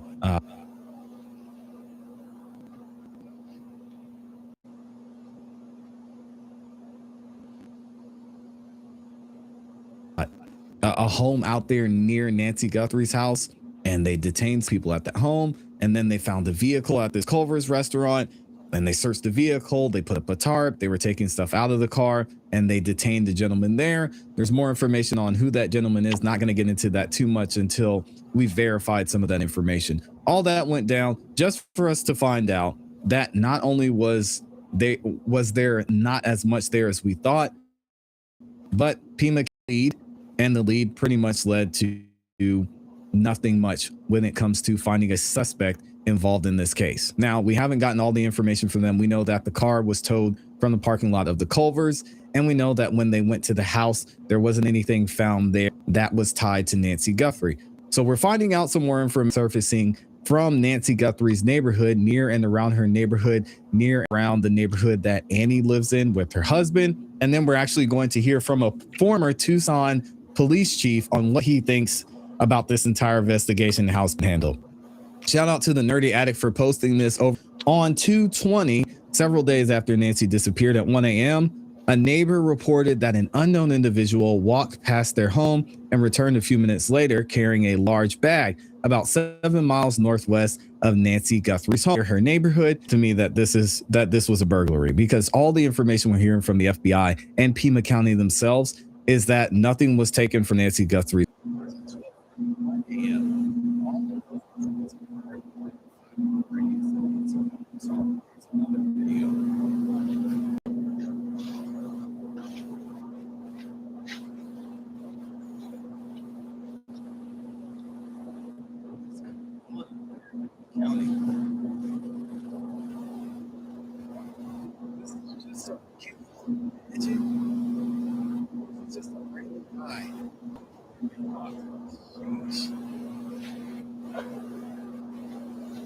Wow.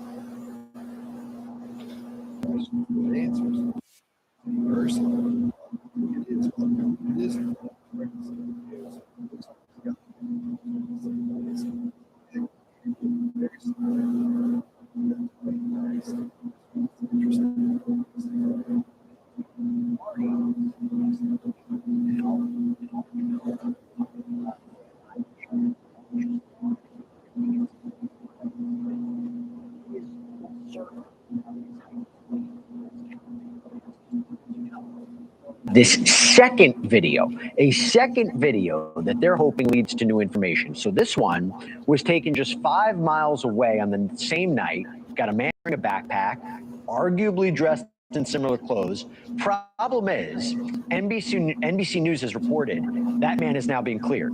The FBI just wouldn't confirm that to News Nation, though, so we're still trying to make sense of it. I want to bring in Scott Rouse now. Okay, we had him on the program last night. So happy to have him back. He's trained alongside the FBI, Secret Service, U.S. military intelligence in behavior and body language. And also I want to bring in Spencer McInvale, who is Director of Digital Forensics for Invista Forensics. Thank you so much for taking the time, guys. Scott, I'll start with you.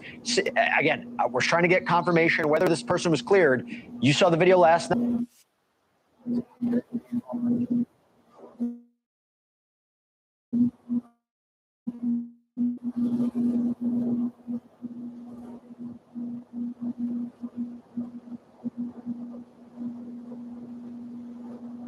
Very common to collect video evidence from gas stations or other places where the time codes aren't, the time stamps aren't correct because the system is not being maintained.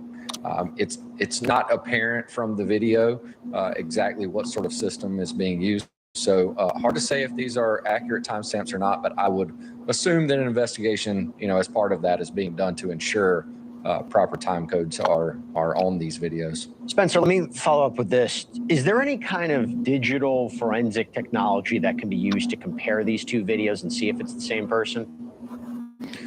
So there are going to be processes that they're going to use, as you saw with the height board, some of the other tools that they're going to use, forensic tools to look at the videos.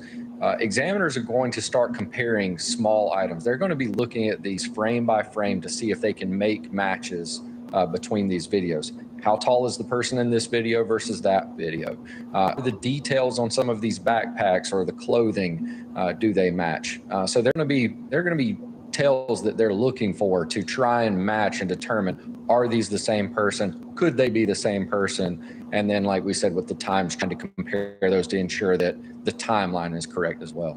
And by the way, I hope this before they clear a potential individual in this case. Scott, just to double down on something, you're looking at this video. Does he look suspicious? Does he look shifty? Anything that looks a little weird? Well, it looked, the whole thing, a little bit late to be out there doing that. Looks like it's not his.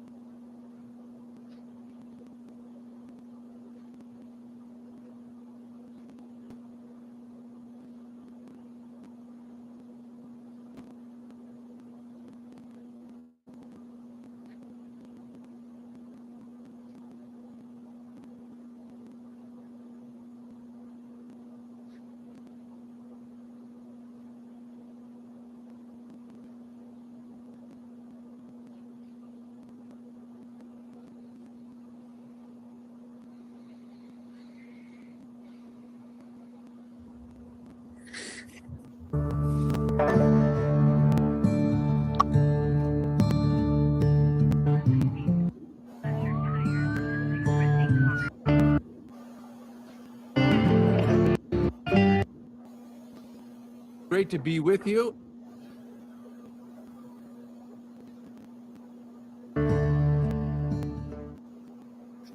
Hey, everybody, welcome to the interview room. How grateful we are that you're here on this wonderful Sunday evening.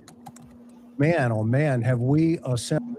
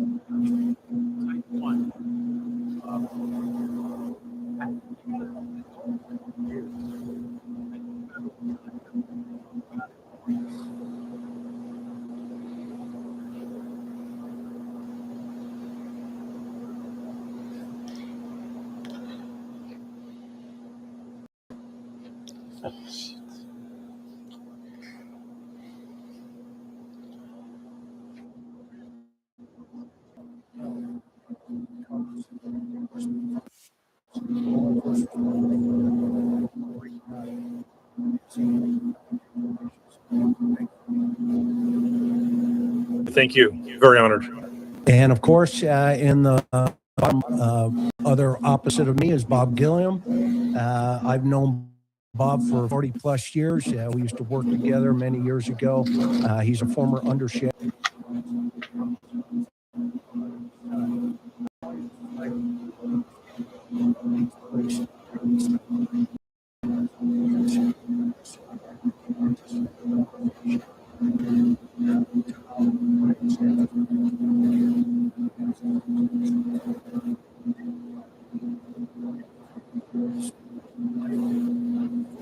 Friend and boss and partner is John Lamb. He was a former hostage negotiator, homicide detective. He's the author of 9 books. His most recent one is the latest memoir called Service with a Sneer. And then he's working on a book right now called Bring Out Your Dead, which highlights his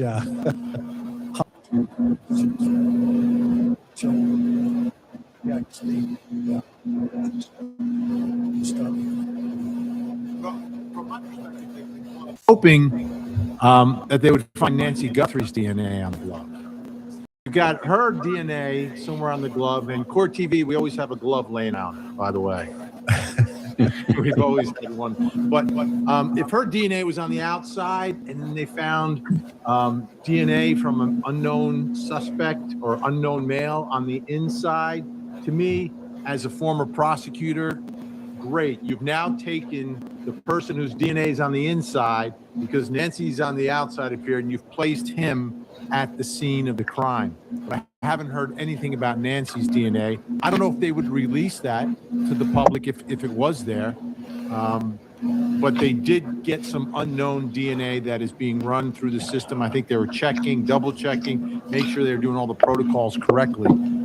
But I think it's something. It's something, and it's the eye check. You look at it; it looks similar.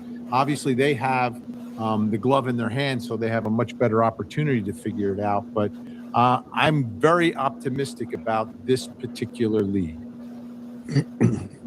Anybody else? What's your thought, Mike? Yeah, I mean that it could be anything. Those gloves are very. Anybody else? What's your thought, Mike? Yeah, I mean that it could be anything. Those gloves are very common. We've talked about this in the past show, where everybody uses them. And so, how do you? It'll be interesting when you find out who specifically is tied into it and what their role was played in it. Is it one of the search and rescue folks? Is it one of the family members cooking dinner? It'll be interesting to see how it plays out. So, Bob, you had an interesting thought earlier on. Tell the audience about how search and rescues go, because you've run those teams.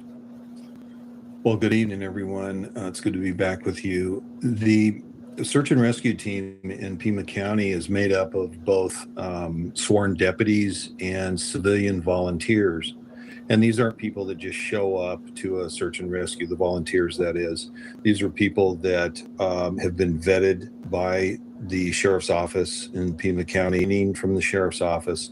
And so they roll out and are present and assist the sheriff in the search and rescues that they have in Pima County. And my understanding is they have quite a few of them. It's a county of over 9,000 square miles, almost 10,000 square miles. A lot of it's desert, as you know. So they're a very active group. This is just speculation on my part, but I think on the day that Nancy went missing, they were called in, a group of search and rescue volunteers. There's probably a deputy or a sheriff sergeant that is in charge of them. He's assembled a group of them. They had a briefing, most likely at the house, whether that's in the street, whether that's in the driveway, perhaps in front of the garage of the house. Because remember, at this point, they thought that they had a search and rescue going on, and it was not a crime scene, or at least they had no evidence of a crime scene apparently at that point. So the search and rescue volunteers were given assignments to look throughout the neighborhood and in the Catalina Hills area. Most search and rescue volunteers will carry gloves, and that includes the latex gloves that we see in all of these photos and the one that we're talking about now. So they fan out in teams, they do their search. And if you remember, it was quite warm that afternoon. So when you wear latex gloves, and I'm sure most people have, but if you haven't worn them for a while, especially in a warm environment, it collects a lot of sweat. And I've taken them off in a hot environment and literally had to pour the water out of them. So now I don't know if this happened or not, but it is entirely feasible that one or more of the search and rescue volunteers, after they completed their search, the search in their area, because it's hot, they take the glove off, whether they intentionally threw it down or fell out of a pocket or a bag or something along the roadway.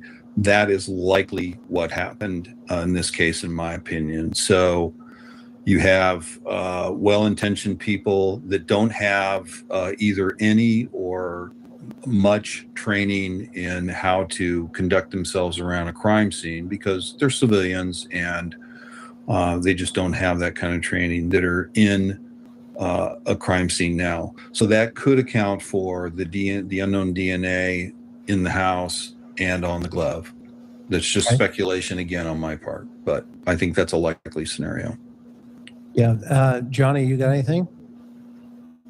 I guess the thing I would follow on Bob is that in the event that we know that suspects will join, and I mean historically we've seen that they'll either want to participate searching for the victim. So that is a really good point. So for instance,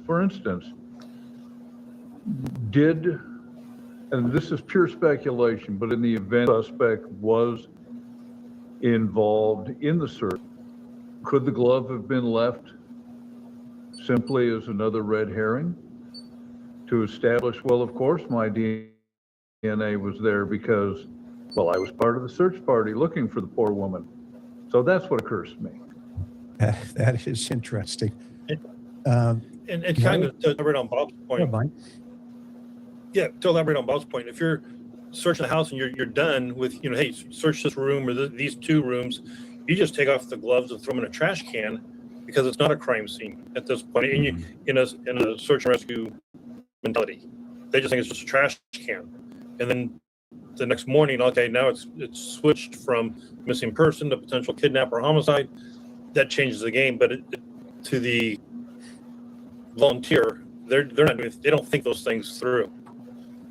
Interesting. Gary, what from a psychological aspect, what John brought up, what kind of guy is going to reintroduce himself into the crime scene when everything's cooking, like Brian Koberger, that kind of guy? Well, I'm very interested in what we can psychologically glean from something like leaving a glove, whether it's the intellect level of a person, the disorganization that might have erupted, or whether somebody's staging things to some degree.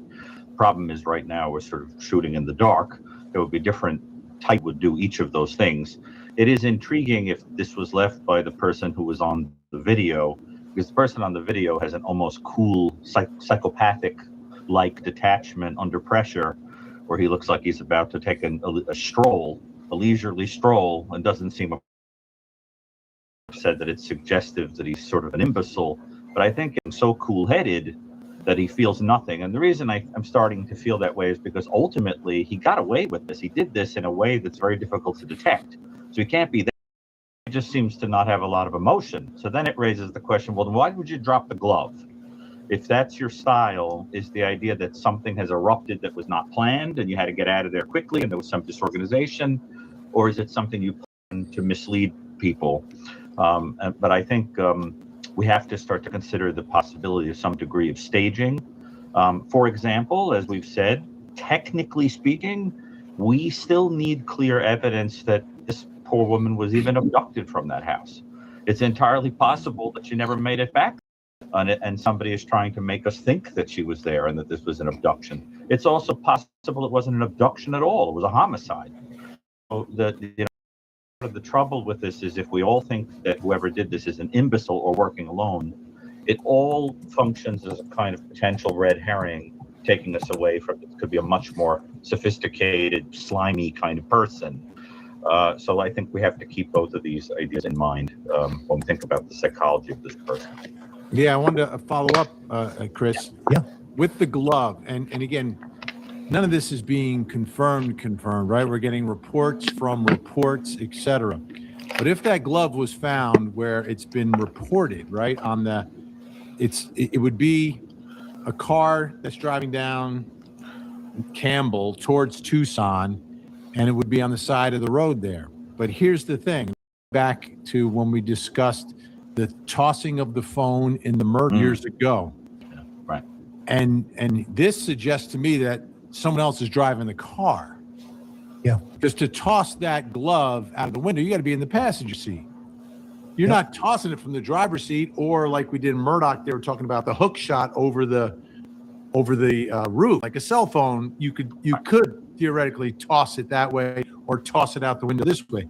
A glove, you almost have to be going pretty tall and then get your arm out of the window and toss it out. The glove that they're talking about, and if that's exactly where it was found. You know, if those two things there, then we're talking about him being the passenger and getting away, and was heading back towards Tucson. And imagine the driver who sees you throw it out the window would also have to be able to not turn around and say, "Whoa, stop the car. We got to get that glove." Yeah, what are you doing? You need two imbeciles. Right. And imagine the driver who sees you throw it out the window would also have to be an imbecile to not turn around and say, "Whoa, stop the car. We get that glove." Yeah, what are you doing? You need two morons. You see what I'm saying? And how many morons does it take to commit? You know, so I think ultimately we have to. Somebody's got a brain in this situation. So I'm inclined to think that the person is enjoying making a fool of us. And you know what I'm saying? Because ultimately they seem to have gotten away with for weeks now. Yeah. Well, everybody's looking for you. It's not just the police. It's not just the fam. It is everybody is looking for you. Right. And that's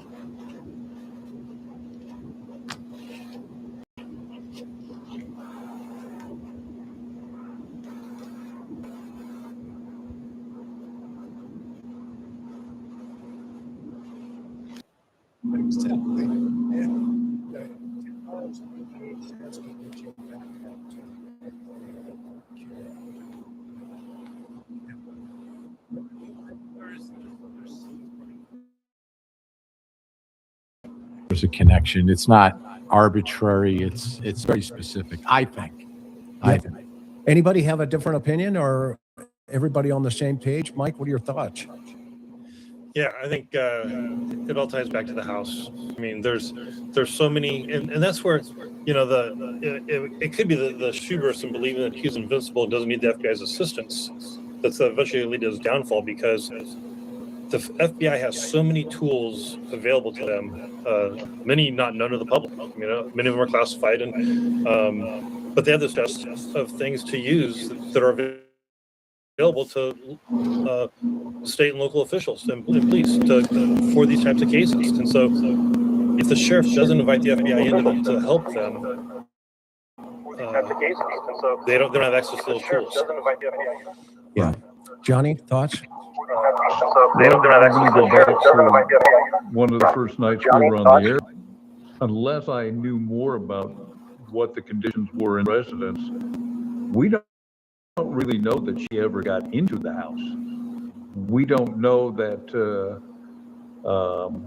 that the entire component of the suspect, the one we see's activity there, has anything to do with her actual abduction or possible murder.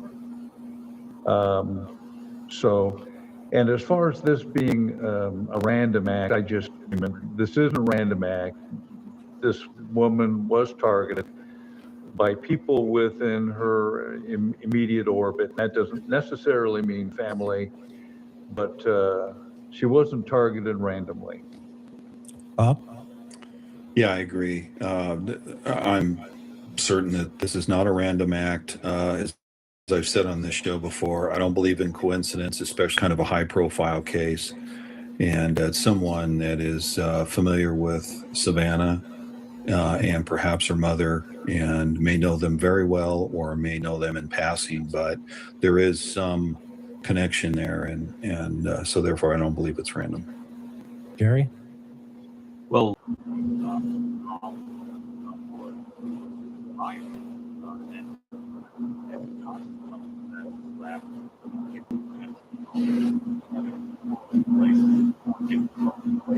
individuals that are close to her, and individuals that do such a thing, usually have a ringleader. Who is somebody right under your nose that you wouldn't, so I think we have to figure out what the heart is of this, but it does seem there's a nexus somewhere, and it's presenting also as a fragmentation even in the investigation, where people are sort of all over the map in terms of what they're looking at and not agreeing with each other and all that. So I think it's something like that, but I'm waiting for the facts to come out. But when I say someone close to her, let me be clear. I think you all agree that could be anybody from like someone who delivered a package to, did the pool, or whatever. It doesn't necessarily mean inner circle, but somebody has seen that house, has studied it, etc. So that is why I am so befuddled by the idiocy at the camera, or at least apparent idiocy. So let's talk probably one side that a lot of folks, aren't really connecting the dots on just yet. I mean, from an investigative analysis aspect, I mean, everybody here, Vinny, you've prosecuted them, you've sat with the detective, you watched this stuff unfold. So we want the audience to understand what's happening the very first day when they got there. Obviously, the sheriff's made it clear now, look, we were looking for a missing person. So that call comes out, in the law enforcement world as probably check the welfare. Okay, check, 84-year-old woman walked away from the house. We won't, we hear the 911 call in totality. But the first patrol guys get there, their mindset is kind of like the first patrol guys that got on the Koberger thing, where they're thinking, okay, we've got an unconscious female, maybe, we've got an alcohol thing here. I'll just grab my med kit, walk upstairs and boom, next thing you know it, all heck breaks loose. I think that's kind of what happened here on this case. Anybody got any other thoughts on, that thought process? Ben? Well, I think that's what happened. One thing, though, that they did say pretty early was that there was evidence of a crime, but I don't think that's in the first moments. In the first moments, you're wondering, because I'm in news, like how many times a day in the news, and now we see it on social media, we have these alerts for seniors who have wandered off, etc. But in that first time that the sheriff's speaking, he's talking about that, that's not her. She's sharp up here, and she doesn't have the mobility, right? She, 50 yards is what he said is about as far as he would expect her to go. What I'm wondering, again, with that 911 is, when does everyone notice the blood? Yeah. When do they notice the blood? Because that's not good. And again, you can interpret it a couple different ways, right? You can interpret it that, she fell inside, cut herself, and she's walking outside looking for help, right? Yeah. That could be one thing, but she can't go that far. Yeah. So, yeah, what, like 50 feet, right? That's what they said. Like the mobility just wasn't there. And, she's 84 and, she's not going to run off. She's going to maybe go somewhere. I think the furthest she would go probably would be like to a neighbor's house. Right. And I think that was probably some of the first, to your point, that's probably some of the first red flags that are going off on this thing when the patrol guys when the deputies are there and they start looking through the house, and all of a sudden, they're finding the blood, they're seeing the disturbance or something, whatever took place in that house. Maybe they're seeing the point of entry or what appears to be a point of entry, the back door, quote, left open. Okay. Now that can be interpreted 1,000 different ways. Okay. So, another point, Chris, is we don't know how much blood was in the house. So if, let's say that there was maybe just slightly more blood inside the house than there was on the front porch, those responding deputies that thought that they were there for a search of an at-risk 84-year-old woman with a heart condition and found the door open, they might have thought, okay, she hit her head. She's now delirious or incapacitated even more from a cognitive standpoint, and now she's wandered away. Okay. So now these deputies are going to do as I've said before, a thorough search of the house. It's the first thing you do on a missing person, whether it's an adult or a child. You search the house thoroughly. And that's going to take, anywhere from 15 minutes to 45 minutes. And they're going to search the yard, and then somebody's going to make a determination whether they need more help. And that's when they called out the search and rescue volunteers. They're dedicated search and rescue volunteers. And that takes a little while for them to respond. As we've all seen and heard, that Catalina Hills area is somewhat remote because of the winding roads. It takes a little bit of time to respond from Tucson and the metro area. So this whole thing is going to take a little while. So obviously somebody, whether that's a deputy or maybe a supervisor that brainstormed this and thought, okay, we've got more than a missing person because we've searched the house, we've searched the yard, we've got volunteers that have been out searching for over an hour now, and now we see we've seen the blood. We don't know if that is her blood, somebody harmed her in some way, or if she hit her head. So now that's when the red flags go up. It's going to a watch commander. Hey, we might have more than a missing person here. And then it shoots up to the chain of command. And let's not, look past that. They already know it is the mother of a high profile person. And so that heightens the response even more, or at least it should. I'm not really sure whether it did in this case immediately, because I still don't know exactly how it took for the sheriff, that is, to make a determination whether or not this is a crime scene or still a search and rescue. Because it sounds as though, from all the reports that I've heard, it's somewhere between 6 and 12 hours that they made this determination to call homicide detectives in. So I think we have to factor that in. And I don't want to overstate that point, but it is a very important point in this case, especially when we're discussing the evidence and gloves found, whether a glove was in the house or not. And so we have to take that into consideration. Okay. Mike, did you want to say something? I see you up there. And where did John go? Yeah, I was just gonna say, as a reminder, John went home. As a reminder, the family's driving the conversation with the first deputies on scene. Yeah. So when the first deputies arrive, they're looking at the house and they're going to say, "Hey, everything's nice and tidy. Oh yeah, that's how mom lived." Or everything's in disarray. Oh yeah, that's how mom lived. So they have the narrative that they're feeding to those deputies. And I'm not saying that they're involved or that they're straying them off track, but they're framing up that the first conversations. And if you see blood on the porch, oh yeah, mom's 84. She bumps into the wall and gets a cut on her arm and starts bleeding right away. Or oh yeah, that was from yesterday when she was working in the garden. Whatever. But just as a reminder, other people it's not just coming in and saying we have a homicide or we have a kidnapping. It's to Bob's point, we've got a missing person and they're saying, look here, look there, don't look over here, don't look over there, potentially.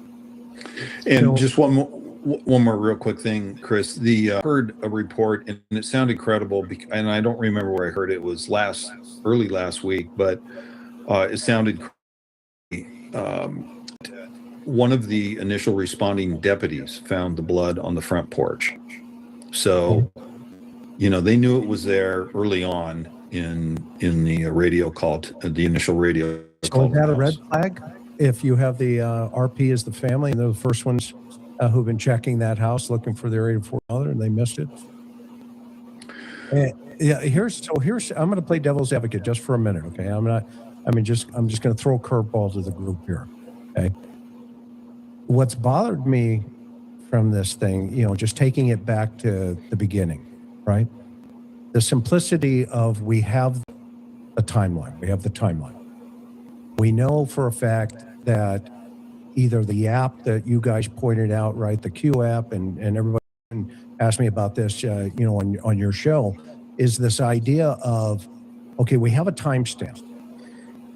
We know when that garage opened, 9:48, it closed at 9:50. So there is, a stamp that says that happened.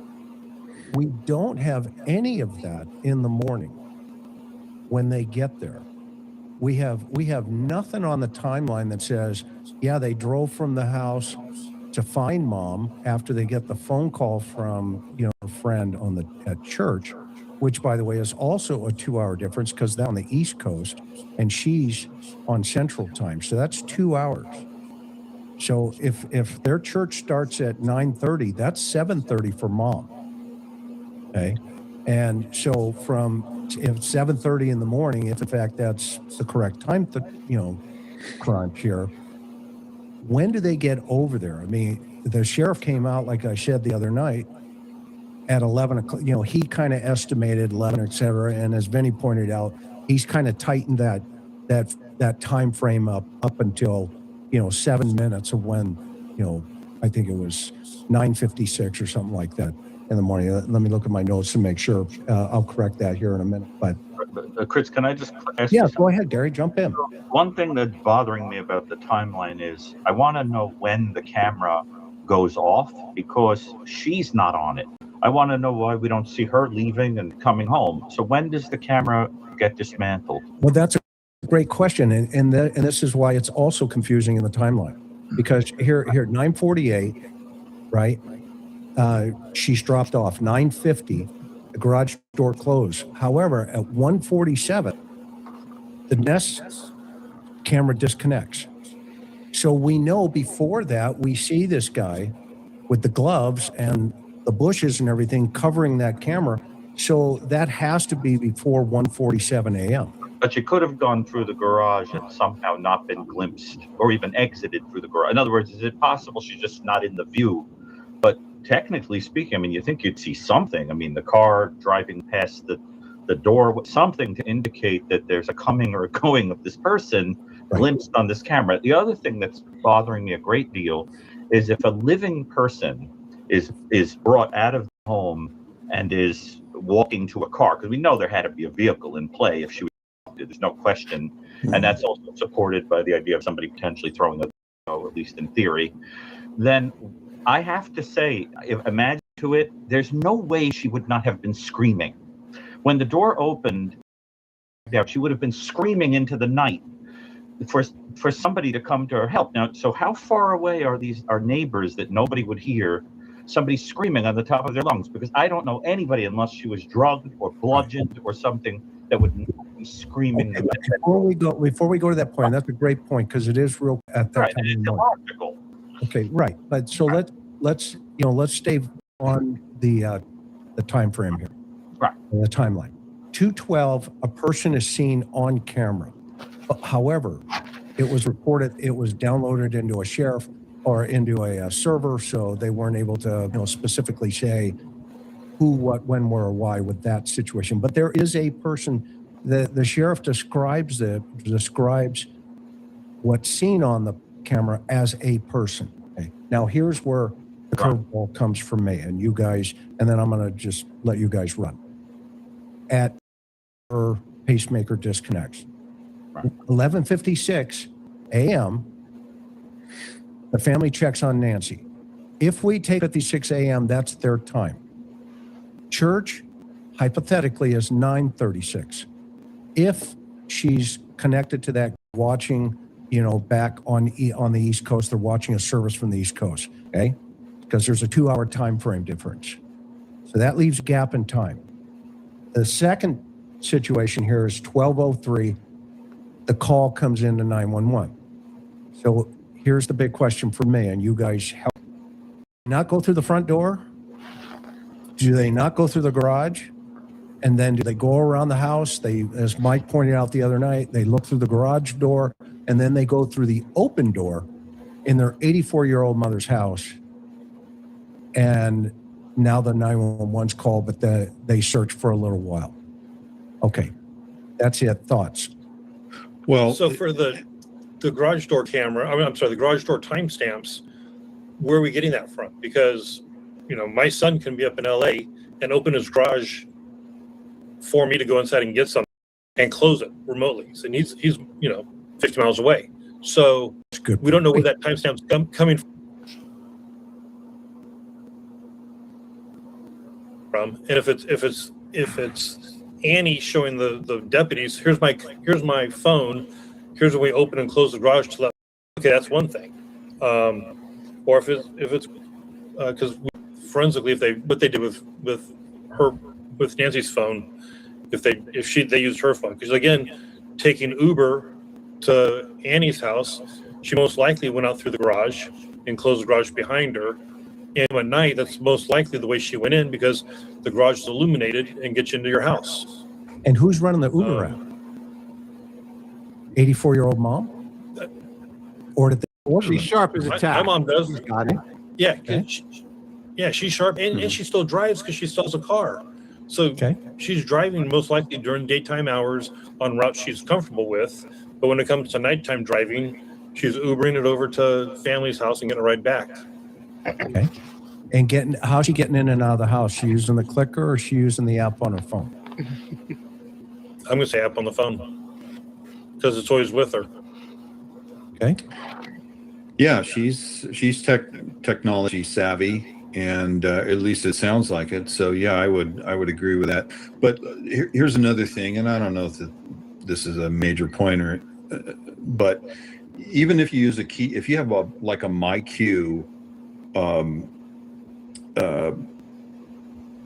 thing on your garage door that you use with an app, even if you use the keypad or a clicker to open it, it will register on MyQ every time the door opens and closes and timestamps it. And that's what we talk about, right? If somebody had used the keypad, there would be a timestamp somewhere. Right. So it's not just when you use the app. So we know the now. MyQ app. Right. Okay. Okay. Finish your thought, Bobby. Well, that's pretty much it. I mean, that's the point I want. And maybe I missed it and somebody else made the point earlier. But let me just say this. So to me, if it were my mother and I were Tommaso or Annie, I would certainly have a key to the home. I would know what the keypad is. I'm probably in and out of that home on a routine basis because, once again, I have an 84-year-old mother or mother-in-law condition that has mobility issues, and I need to get intentionally in an emergency and to assist her. And so when I do come over to pick her up, to take her to dinner, or to take her shopping, whatever, I need to get in there, and I'm just going to help myself, if you will, to get in and out of the house. So I do believe that is a likely scenario, and hopefully we'll find out whether or not that is the case. But so they may not have gone around to the back door and found it open. I mean, the time frame tells us that perhaps they didn't. So well, if we go through pattern of life, right? Pattern of life. Okay. He took her the night before, if he's the driver, and that's mixed messaging there from the authorities, right? Mm-hmm. We've heard it's one, we've heard it's two, they both went. So that's kind of a mystery meat right now. And I'd be sitting in front of, the DA with Vinny going, hey, we haven't answered that one yet. We're kind of, but I need a search warrant. It's like, no, not yet, guys. We're not there yet. I mean, that leads me to this next thought process of why did they both respond in the morning when, if only one of her took her home at night? Well, I think they're concerned. I mean, okay. That doesn't bother me at all. That makes sense to me that they would both respond. Hey, your mother's missing. The back door's open. Well, they didn't know the back. I'm sorry, they didn't know the back door's open. Right. This is a call from the church person, but your mother didn't show up for church. I think it's reasonable to think that both of them went to check the house. Yeah, and it'd be interesting to see how many times did they call to try to get through to her on her phone. Right. Does she have a landline also as like a backup? She might still have a landline in that house. She's been in the house, for 50 years? So there might be a landline. So remember, they're calling two different numbers and they can't track her. And I wonder if she has a locator on her phone, like a 360, where they can tell, well, it looks like she's home. So that might either she's sleeping, she's not picking up, something like that. So when they get there, if you go in the garage, you go in the garage. Like I have family comes over to my house, it's always the garage. It's always the garage. I'm looking at my app now on the garage, and if you open it with the app, it puts the name down. But if you just open it with a clicker, it just says it's opened and closed. So you can tell the difference.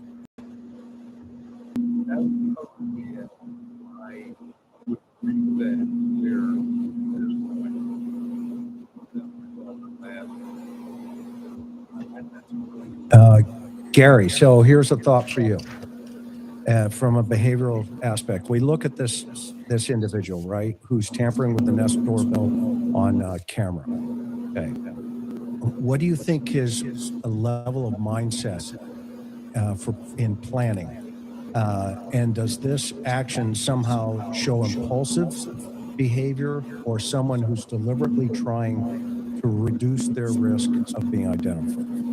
No, I think it's very clear that this is a person who had a forethought and was planning, but there is a quality to it that is amateurish. Because, I made the comment the other day that the outfit reminded me of Ralph Cramden as the man in space. You take everything in the house, you put it together, and you make a costume. There was something ridiculous about it because it's got hiking equipment, the holster that doesn't match the firearm in a weird way, being held. And I think it was even where it was dangling was weird. Unless the firearm guys will correct me, but I think it didn't make sense where he had it. I think there was also something sort of silly about the gloves because you couldn't really move your fingers. I mean, everything about it was sort of ridiculous. So I think that in an effort to not buy stuff that could be traced, this person also sort of just threw together some kind of outfit.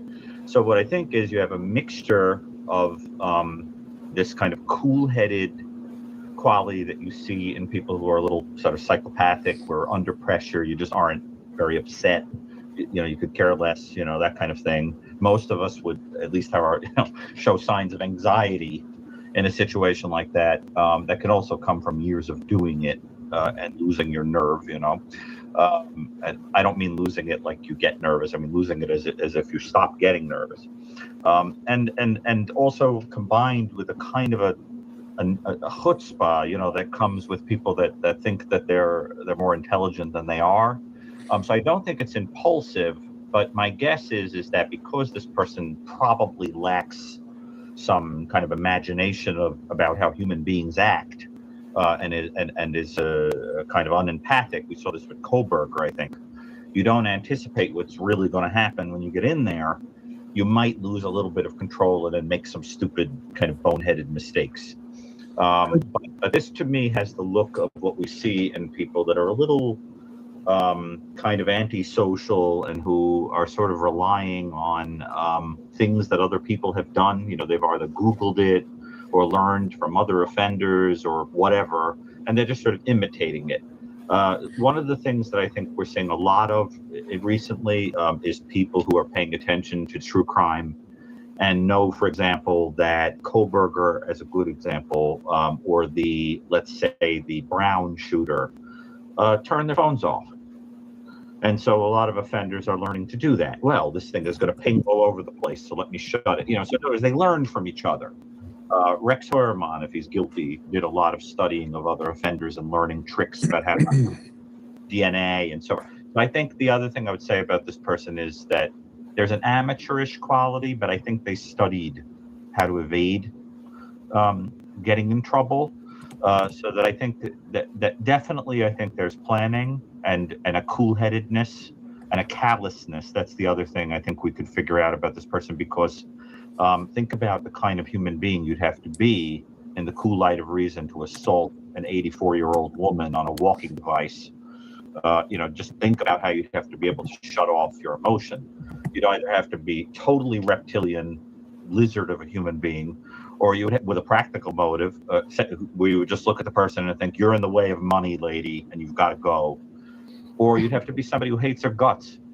It's one do you guys think that this guy had that type of sophistication level? I mean, with his risk level, yes, he is. It's obvious he's unsophisticated. Okay, I mean, the guy, to your point, he looks like Ralph Cramden. It's ridiculous. It's ridiculous. Okay, I Chris. mean, the gun in the middle, the whole play, right? I mean, $10.88 to get yourself, a backpack.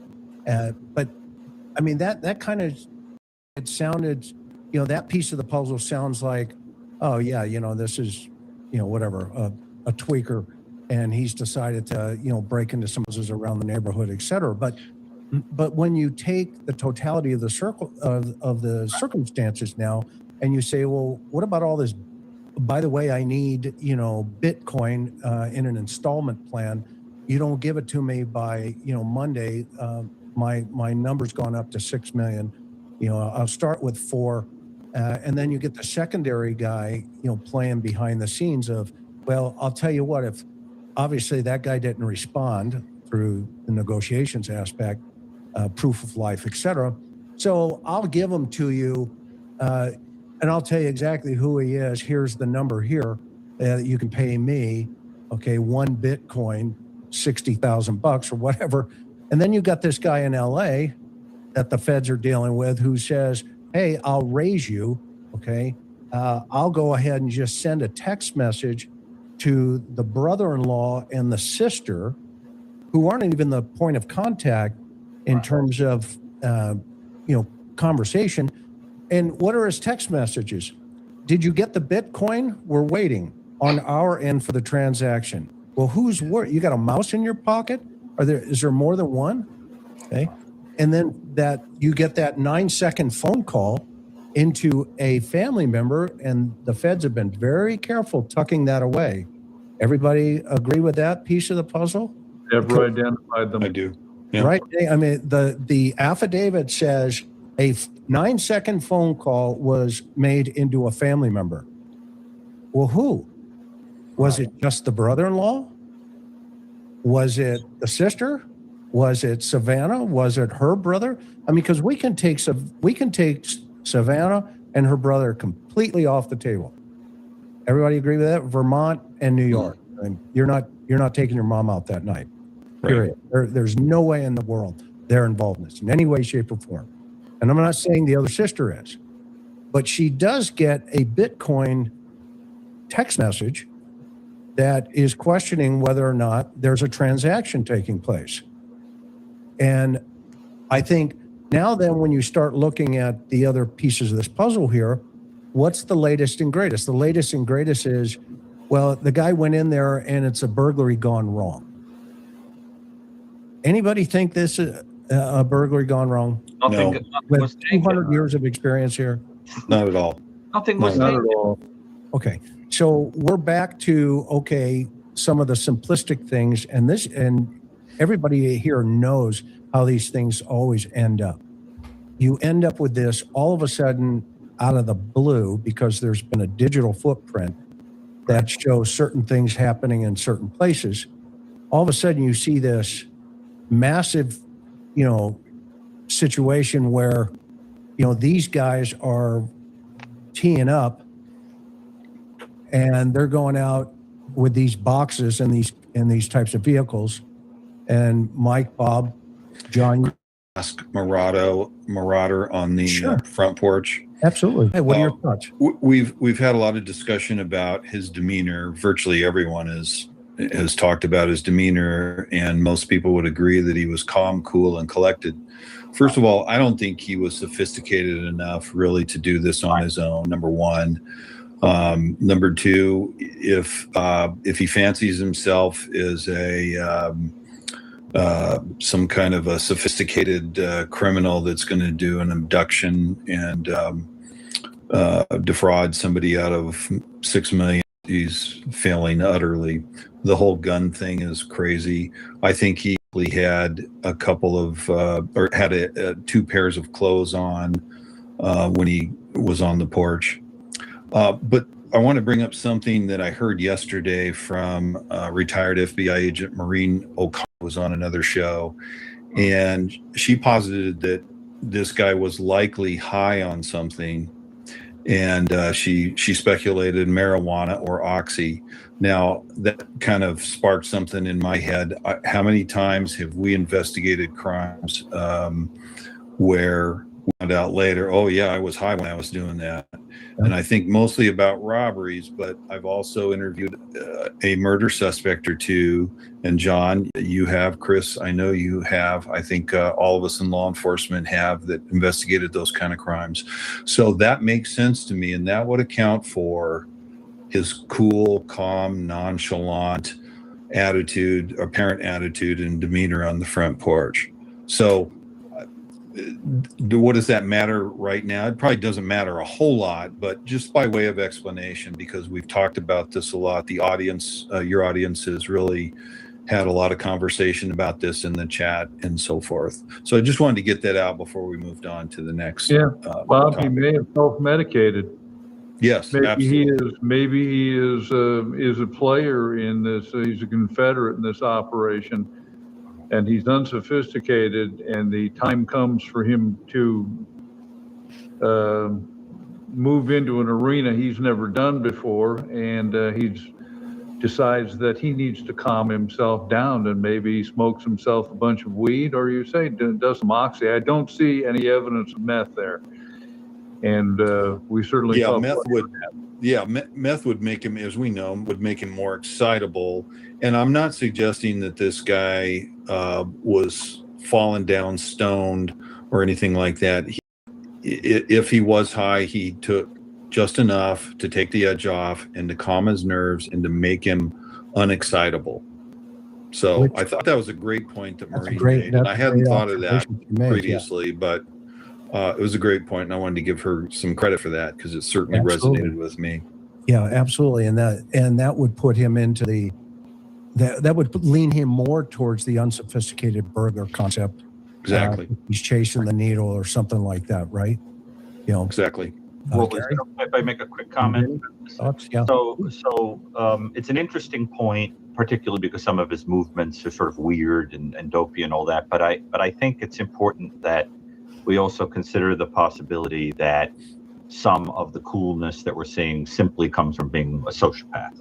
So the one of the reasons that's so important is that if somebody has character pathology, you're going to see a history, and that is very important for helping to catch them.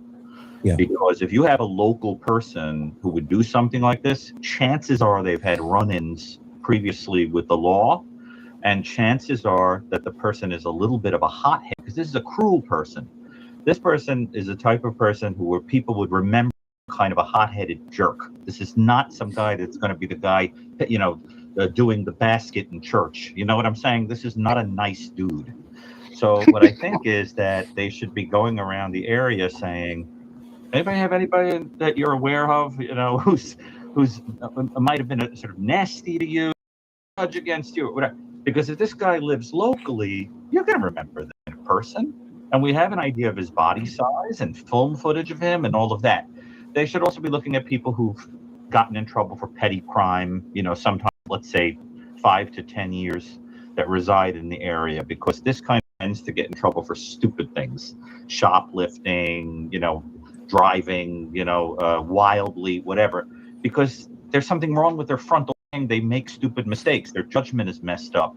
So you're going to see look at the two on either side of me here. I mean, what are you thinking? What do you think, boss?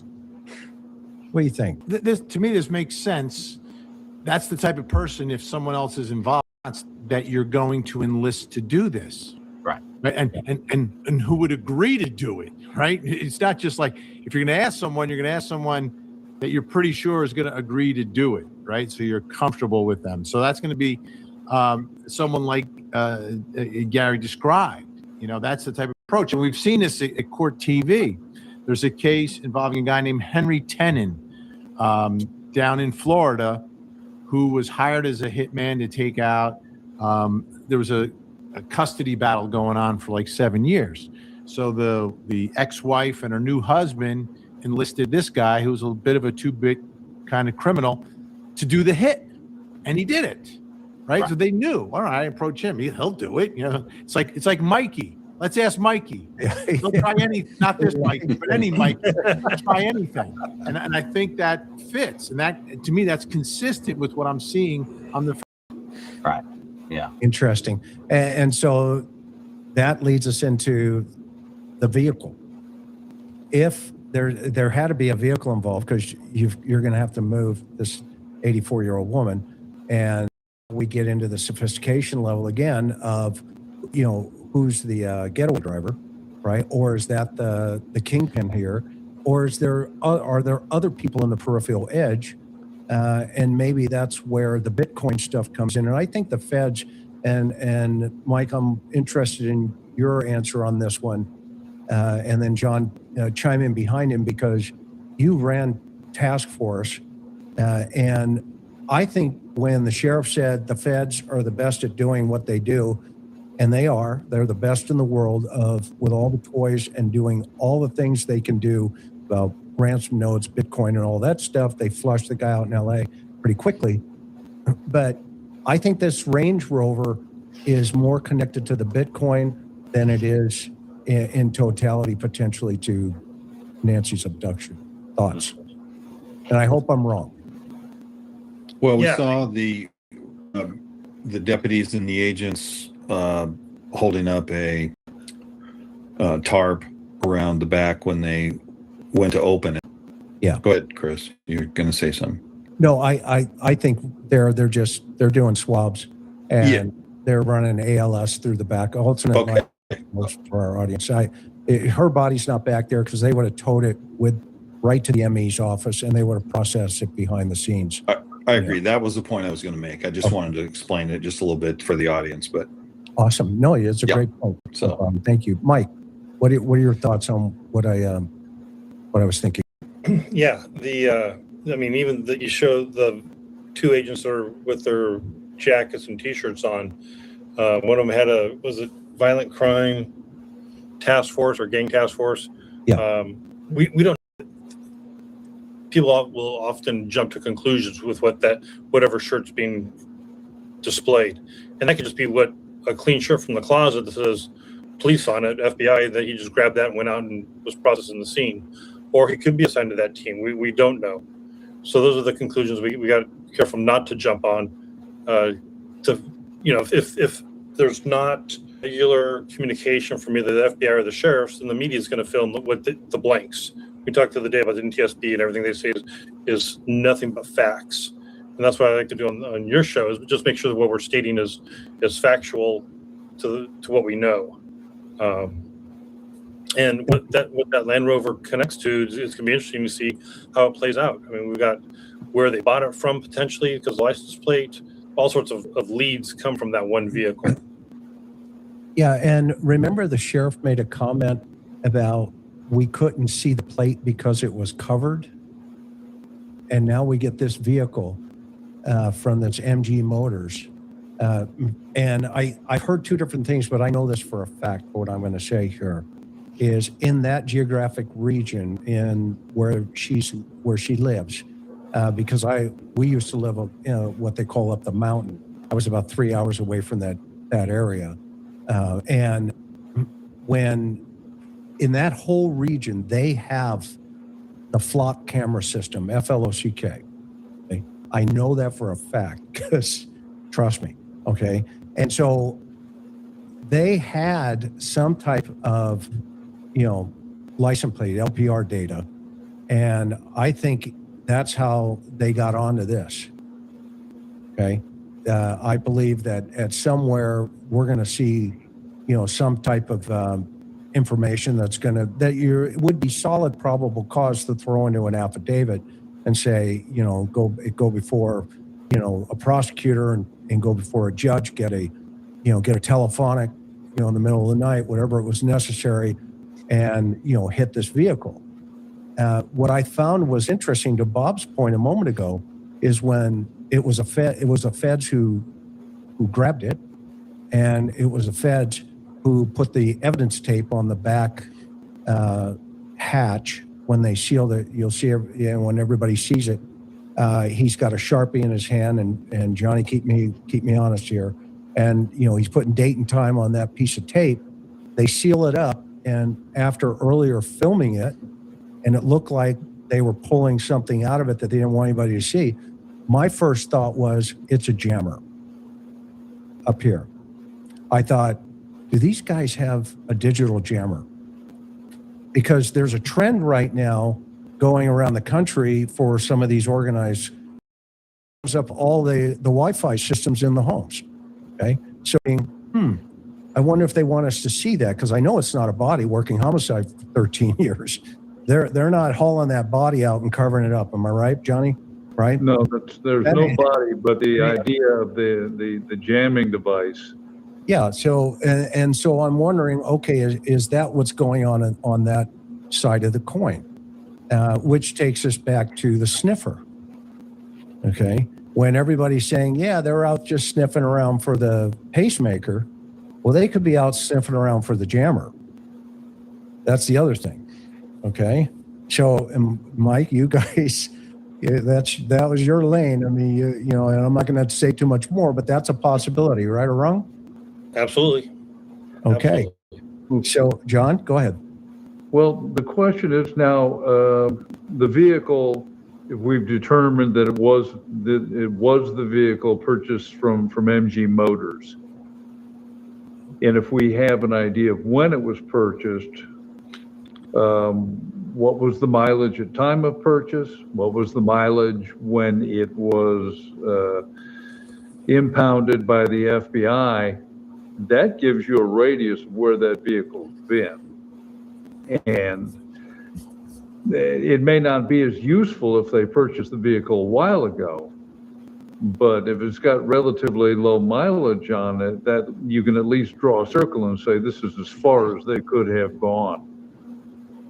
That's a great point. So they are going to re-engineer that, and I just pulled this up because this was a similar colored vehicle that was for sale with 98,000 miles on it, and this could be a detriment to them hypothetically if this is the same vehicle. We don't know that, but this was a vehicle that was for sale at the exact location of where the license plate frame was located. It says MG Motors on the bottom. Did a Google search on MG Motors, and lo and behold, this was on their website. Could be related. They know already if it is, okay? And what they already have built in right now, to your point, John, is 98,294 miles. And they're going to be able to reverse engineer that. What a great point you just made, buddy. Vinny, what are your thoughts, sir? My thoughts on the Range Rover is the search for forensic evidence. I think that's the biggest thing. She's bleeding.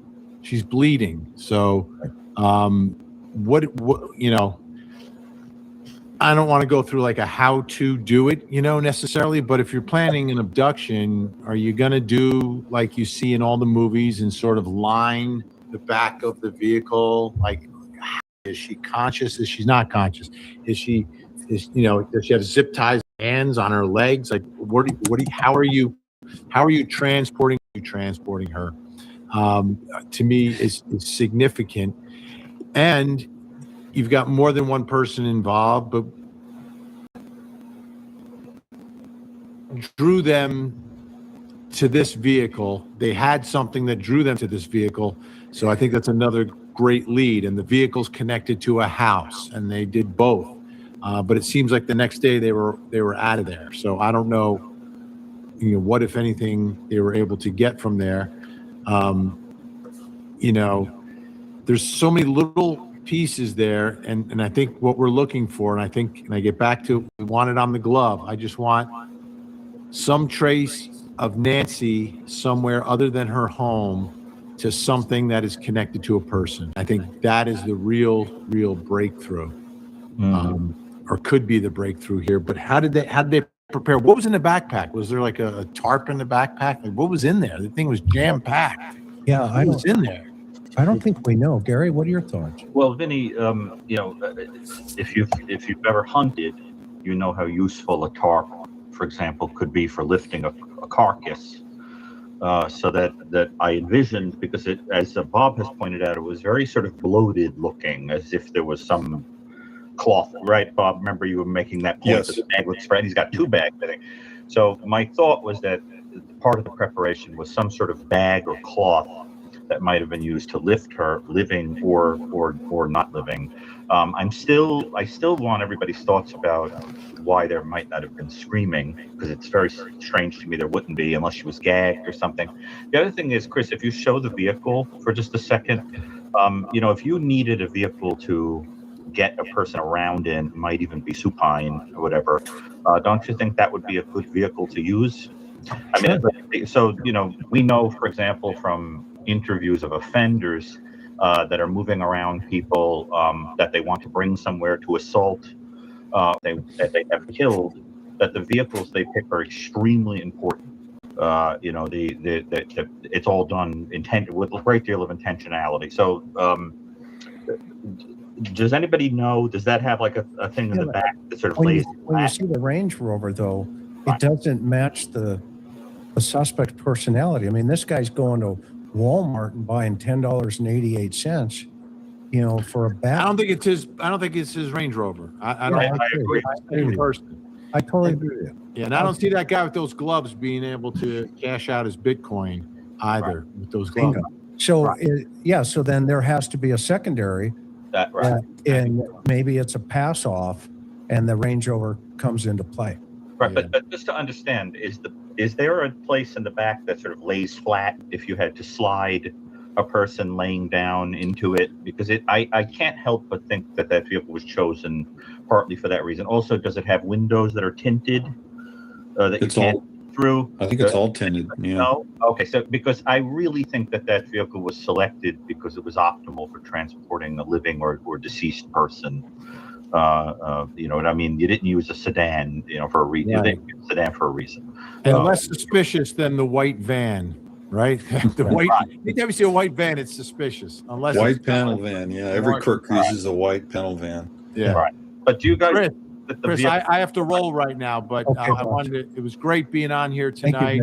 The chat is amazing. I've been, watching the chat and listening to you guys at the same time. It's absolutely amazing. You have a great fan base.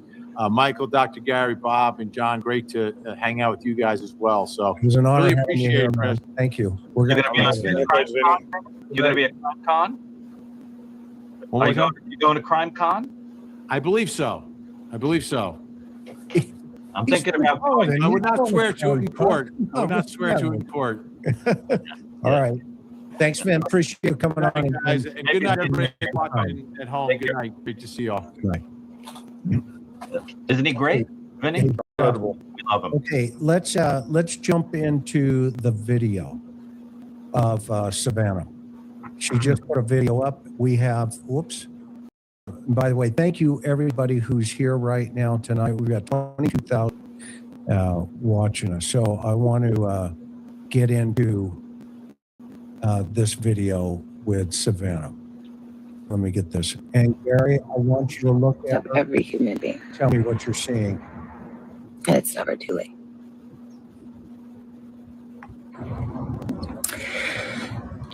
I wanted to come on and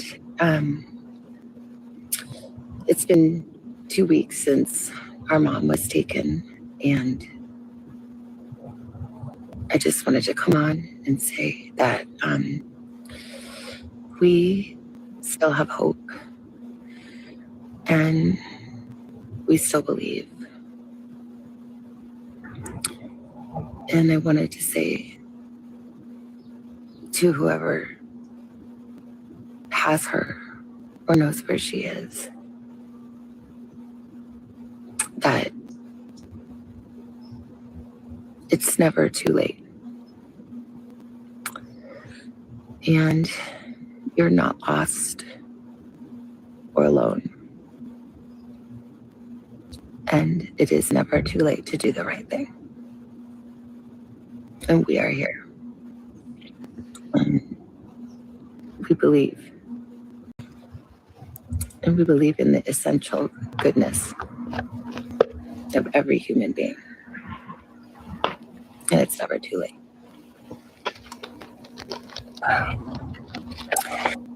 Okay, I want to hold here for a minute, and we'll play it again here in a second. But Gary, that's the first time you've seen it. That's the first time we've seen it from a psychological aspect. What say you? Well, obviously, not inside of her mind, so we can only, make guesses of what's going on here. But having watched all the different videos side by side, what I think we're seeing is someone who's gradually steps that we tend to see in a person who's dealing with a loss, whether it's a death or a missing person or so forth.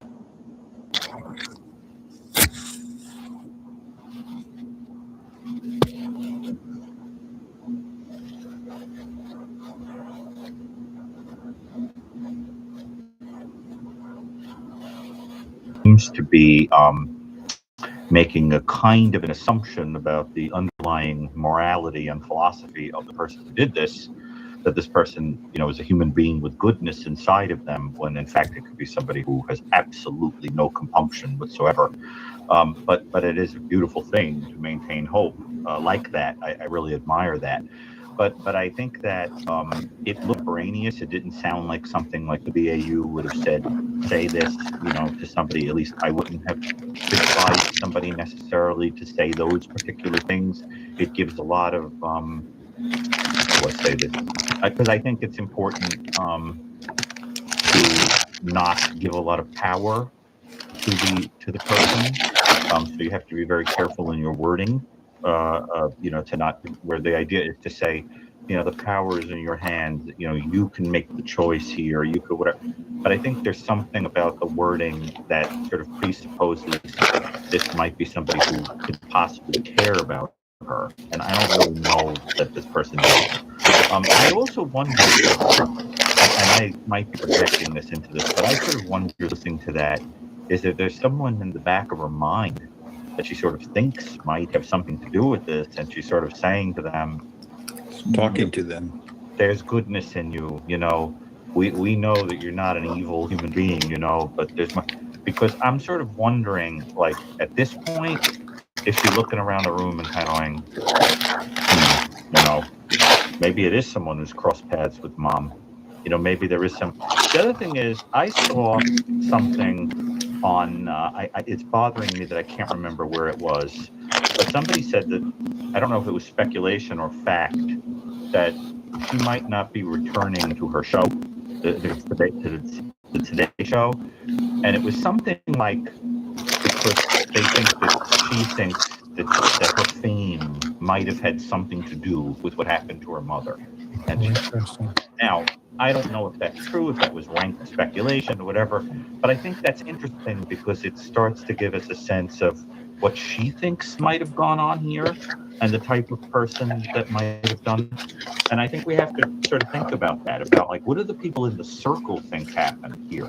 Because as I've said before, and I think more than ever, what is bothering me about this whole, somebody in the audience said her show said that. So I think that's very interesting. But I can't confirm that right now. But I think the thing that's bugging me the most is that there's this sort of black box in which the people immediately around her are operating, but we know nothing about family dynamics, the dynamics with people around her. As I keep saying, she's a caricature right now. She's just an 84-year-old woman on a walking device that went to church. But we know nothing else.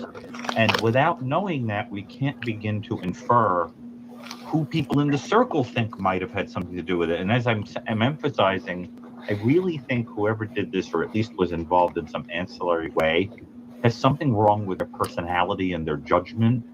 And you would know that. I also think that because somebody around you might have signs like that. The other thing, and I was Mary Ellen O'Toole make the same point. She, of course, was headed the BAU, sort of like, as did Greg Cooper and John Douglas that we know. And what he has said about this is that they need to be looking at post-defense behavior. Right. In other words, somebody out there is acting weirdly. Are they going to the store and buying medical supplies because there's somebody at home that is 84 years old and being held? Are they buying a little too much food? Are they, is the person acting like they're keeping somebody out of a certain room? That kind of thing. So somebody out there should be paying attention. Somebody right under their own nose might be acting weirdly. Has somebody fled? Have they not been showing up to work or something? So I think we have to think about that. And I hope everybody would agree from you know, from your experience, if you think that somebody around someone might have something to do with this, you'd need to get that group of people to crack open by sort of playing on the dynamics between them, and we don't know what they are. So you need to sort of hold the yarn to get the whole thing to unravel. I really think that's the problem with group enterprise situations, is that they're only as strong as their weak link. If you've got somebody who gets scared, or somebody who doesn't want to go to jail, or somebody who feels they were getting cheated or short shrifted, or somebody who's operating out of anger or fear, you can tug and start to get it to unravel. So I don't know what you guys think about that, but I think if I were sort of giving advice on this, Yeah, I'd be talking about how you've got to sort of get this. So I'm going to play. I'm going to play it one more time. Yeah, I don't know. I'd like. I want to hear from Mike, John, and Bob, and then Gary. I want you to dovetail into from their comments. And I just saw a chat that said, you know, this was a robbery gone wrong. That they thought there was money in there. This is not that scenario. You don't take an 84-year woman. Okay, I'm hearing a feedback. Sorry, that was me. My apologies. Okay, that's all right. And Mike, I can hear you hammering the keyboard too. So got to mute out. Or whoever's hammering that keyboard. Anyway, let's play this one more time, okay? And this is only the second time I've seen this, and I got to be honest with you. Just even looking at her right now, she's out of gas. She is absolutely 1,000% not sure what to do here in any way, shape, or form. She has run out of options. I've seen this look. I've had this look from my own personal experiences, and this is not good, in my opinion. Okay, but being sensitive to her, everybody, let's watch it one more time, and then you guys weigh in. We'll start with John. I wanted to come on, and it's been 2 weeks since our mom was taken, and I just wanted to come on and say that we still have hope, and we still believe. And I wanted to say to whoever has her or knows where she is, that it's never too late. And you're not lost or alone. And it is never too late to do the right thing. And we are here. We believe. And we believe in the essential goodness of every human being.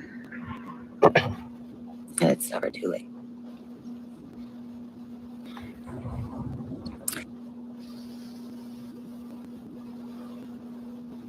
Thoughts, John? She's desperate. Well, for starters, yes, she's grief-stricken, she's fatigued. She's also speaking to somebody that she has a pretty good idea of who it is, because she speaks to that person saying, you're not lost alone. This suggests to me that she has a specific person in mind, and that she has some sense of what that person's life is like. Because to just simply offer those thoughts to an unknown suspect, that would be risky. You could be challenging the suspect, but she's speaking very definitely. She has an idea of who did this. I mean, she couched it with whoever did this, but the comments, you're not alone, you know, she knows who did this. And I think that investigators now need to look at the continuum around people within that orbit who might be living, that they could identify and say, all right, this person's alone, whatever. So it could be a lead. Okay. Bobby, and then Mike. Yeah, I agree with John. That I'll point out also that we all saw in the video is Savannah has her knees up into her, not really into her chest, but them raised up. She's grasping them, and from what I believe, this was very difficult for her to get out and to say. But like John, I do believe she's talking to a specific person, whether or a group of people, and she is reassuring them that no matter what happened here, that perhaps they can be forgiven. Now that's putting words in her mouth, and Gary can certainly chime in on this, but that's what struck me. But she's very obviously she doesn't look very good. She's tired. She's kind of beaten down, and my heart goes out to her and to all the people around the country that are going through something similar, because the Guthrie family is not the only ones in this country that have a missing loved one like this. So I think that's important to say and to remind the folks. But that's what I think about. That's just my initial That's a great reaction observation of her pulling her legs up almost. I saw somebody almost like the fetal position, where she's reverting back to have fear. All of these things indicate fear. She's tucking, she's pulling in. So great observation. Mike, what say you? Yeah, it's heartbreaking to watch this because you can see the emotion that she's had, the anguish she's going through, that the family's going through. It's the only thing I would add, and I agree with everything John and Bob has said, especially Bob with the last point about there's other families across the nation going through very similar circumstances, and that they're not grieving by themselves. The only thing I would add is that she's not getting, most likely, she's not getting a special briefing from the FBI or special briefing from the sheriff. So just like we as a panel don't have all the answers, they don't have any answers as well. So they're just as much as a loss as to what the truth is, and in search of that truth as we are searching for it. So you don't tell the family because you don't want any of that information to leak. If you truly have some clues that are worthwhile in pursuing. Right. But Gary, I want to play it one more time. Yeah, then I just want to make a comment about you.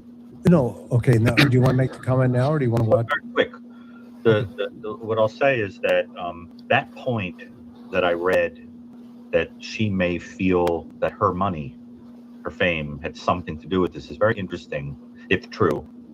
Because if she really does have someone in mind in the circle that might have had something to do with this, the implication, if we put those pieces of information together, would be that she might be thinking, if I had just given this person financial support, they might not have needed to do this ridiculous thing to try to get money. So there could also be a lot of guilt going on here. I don't really know. I mean, if this really is some outsider, that's a whole other story. You could just say, well, it was about me. Mom is the daughter of a famous person and was targeted for that reason. You still might have guilt. So I think one way or the other, I think there is a kind of a haunted guilt that's inside of this woman, probably, because she sees herself one way or the other as being the reason this person might have been targeted, because she's the one with a large amount of money and fame. So I think we have to think about that whatever goes on ultimately emotionally with her, she's got a lot to work through. I think right now she's moving from a kind of numb, the thing where you just sort of put it out of consciousness and you pay attention to let's try to solve this, to realizing like too much time has gone on and the obvious things that seem like they may have gone on aren't seeming to emerge, and you've got to get a little more complicated in your thinking. And I think it's too much for most of us. I certainly would have a hard time with it, and I deal with horrible things like this every day of my life. So we have to understand that. Yeah, go ahead, Bob. What do you think of the body language, if anything? Well, I'm always a little careful about interpreting those things because we don't know. But I think that what I'm seeing is consistent with somebody who is emotionally overwrought.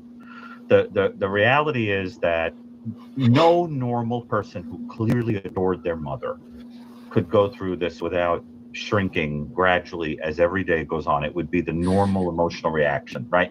It's interesting because what we see from the guy in the camera to her, to Savannah, is the full spectrum of emotion from a person who just doesn't have any, right? No empathy, couldn't care less, thinks of you as a total object, totally transactional, to somebody who could cry so much that their face looks melted from endless tears and just worn out, right? And I think that it's fascinating that to sort of think of it from that perspective, right? That this woman is surrounded by people that run the gamut of emotionality and empathy, right, in this story. And I think that's what she stands for. She stands for how she tells us, just looking at her face, how good a woman this was, how beloved she was, how much of a tragedy this is, how you can't, there are some people in this world, you can't figure out why anybody in the world would want them not to be here. They probably, when you've got an 84-year-old family member you love that much, every day you wake up and you're scared that you might lose them. And then to think that you might lose them like this, I mean, it's the worst nightmare, right? So, so I think there's a lot of that going on, but I think that thing about her potentially leaving the Today Show, that suggests to me there's also self-blame, thinking she was the reason for this targeting. And that's heartbreaking. I don't want to say that that's true. I just can envision her feeling that way. I'm going to play it one more time. Yeah, I'm curious what you think about that, but okay, let's. I wanted to come on and it's been 2 weeks since our mom was taken, and I just wanted to come on and say that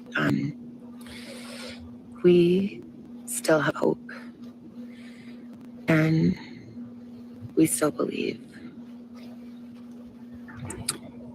And I wanted to say to whoever has her or knows where she is, that it's never too late. And you're not lost or alone. And it is never too late to do the right thing. And we are here. Believe.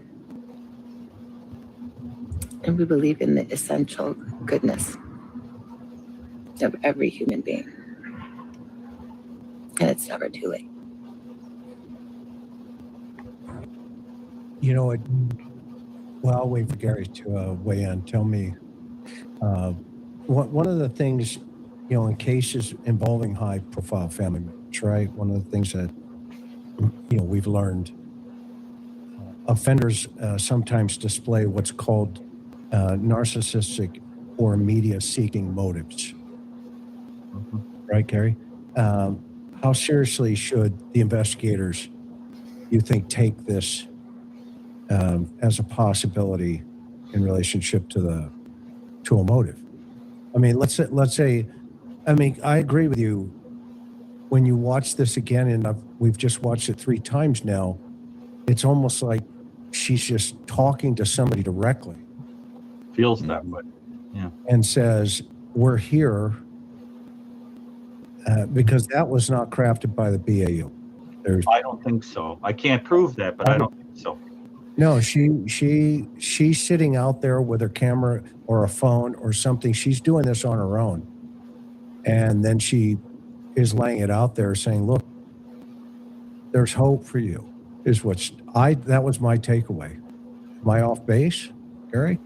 Well, that's what she's saying. I mean, I don't even think it's a matter of interpretation. I mean, that's the part she's saying.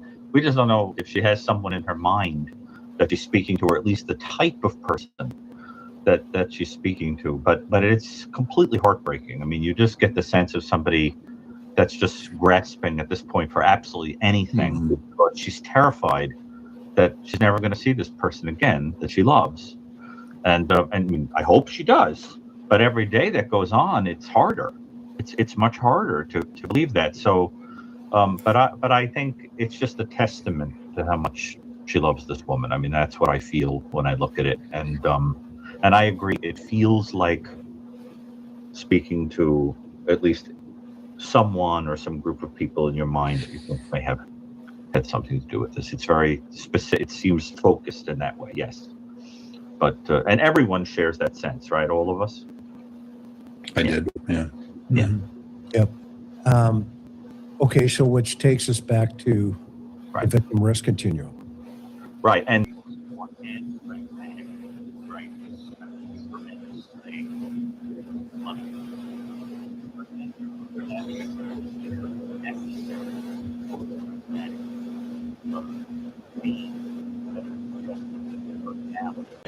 to the story, right?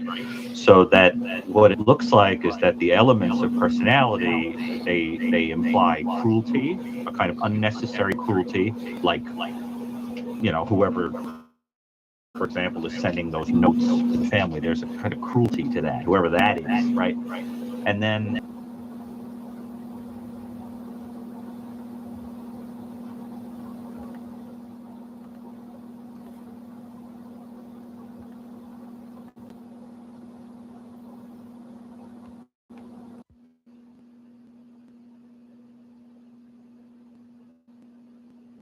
that famous person again without your name being linked to that famous person, right?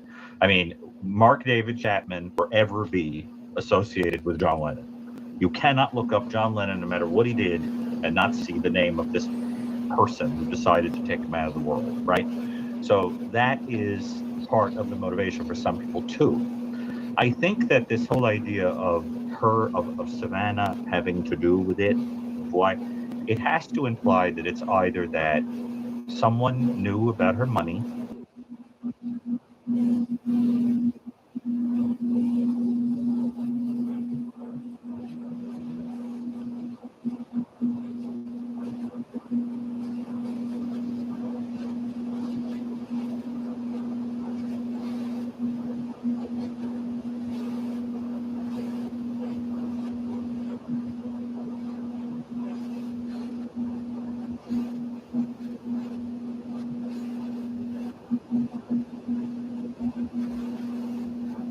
but I think in order to know that, you'd have to examine the emotional kind of connections to Nancy and the people that are sort of all around her, immediately and not so immediately, and then those things start to emerge. To your point, the 4 L's, right? Love, lust, lucre, and loathing, right? Right. Yeah. Right. Right. That's a psychological principle, right? Where would you put this one? I don't think this is about lust. I think that this is some variation on the theme of you have something that I want and I'm entitled to it because you're not giving it to me, right? And that could be money, it could be something emotional, it could be both. And to me, I am not taking either of those off the table. There's nothing yet that allows me to take off the table. So what I think is it's a mixture, and I think it's a mixture that is reflected in a few different people potentially. But I do not think this is a one-man story. I just don't, and that's why we're all getting confused. Now, how could that jealousy manifest? It could manifest in greed, in that you're saying, well, money is associated with that fame and I want it, right? Could manifest that way. It could manifest as, I'm going to sort of be privileged too now. I'm going to sort of create a situation where I'm comfortable and could be that. It could manifest as slithering into the public eye and forcing the public to look at you or be scared of you. Could be that. And it could be a petty kind of torment where you drag everybody along and make them sort of feel a certain way because you don't like that you've been sitting around feeling something for a long time. But it smacks of things that someone who just wanted money wouldn't do. That's the part that bothers me, because let's face it, this could have been a lot easier and quicker and clearer if this was about money. You abduct a person, You send a ransom demand in like 24 to 48 hours, and that's it. Now, let's say they tried that and she passed away, God forbid, and then you still try to get the money. That could be what's going on too. But otherwise, I can't explain the dragging out and the attention seeking and all that. So what do you guys think about my point that some of this seems suggestive of personality and stuff that isn't necessary pragmatically to get money out of a family? So my understanding is that Savannah did a prolonged piece.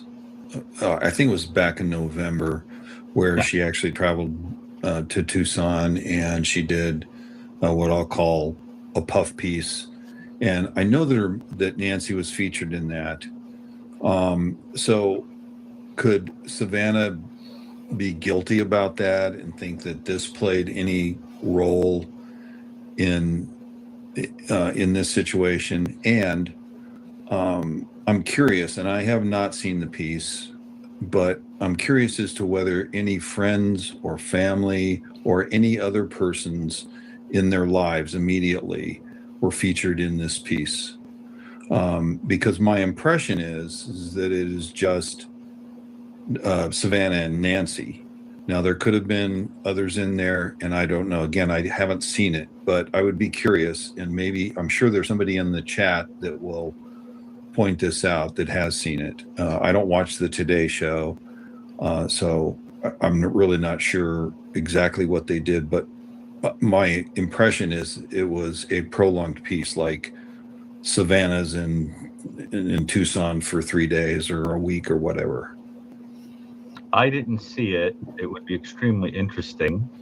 And it would also be extremely interesting to find out, I think everybody would agree, if there were any changes to Nancy's will, to who it is that was tied to her financially, to anybody who might have felt that they were in a kind of caretaker role for her and didn't want to be, or saw her as an impediment. In other words, these are the kinds of things. Now, let me be clear. At this point, not pointing to any particular person, I must make that clear. Okay, we all, I think, must be responsible in that way, right? But the thing is, if this is something that is being made to look like outsiders coming in, or outsiders are used to divert from the actual motive, let's say, as a hypothesis, then generally you do that because you are eliminating a person because they're in the way. And most of the people who do that, if it isn't about money, it's a resentment about taking care of them, or because they are in the way of your freedom. It's something like that. And so you must establish if there was anything like that going on, any changes like that went on. And I haven't heard a word. Have any of you? About what was going on with her finances or anything like that?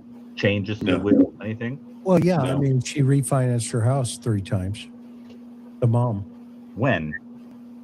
It's in the records she's owned the house for forever, but it's been refied 3 separate times. Yeah, but if you've been there for 30 years, that's not outrageous either. Yeah, no, exactly. Yeah. Exactly. So thank you to everyone that chimed in about the family, because everyone is pointing out that Annie was featured in the Today Show piece. So thank you all. Over a 15-year period. Yeah. And I want to watch it. Do you have the name, Bob, so that we can point the audience? Oh, there were multiple. And Karen just put one up on the screen a moment ago. Maybe she can put one up. Yeah, I just think, even with somebody who knows her randomly, somebody's got to have this kind of motive going on, and So they've got to do psychological checks on people here. I'm going to throw another curveball at the panel here. Yeah. You know me. Fast and inside. Okay. You're good at that.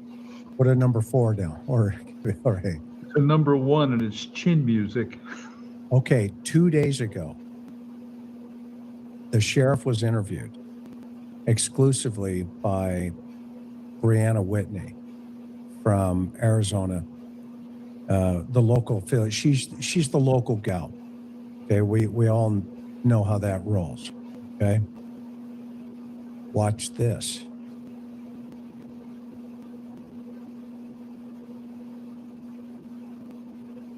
You just a slew of different questions within the case, starting with Have you been able to clear any of the Guthrie family members? Well, I put it like this. Everybody, particularly the Guthrie family, but everybody has been very cooperative with us.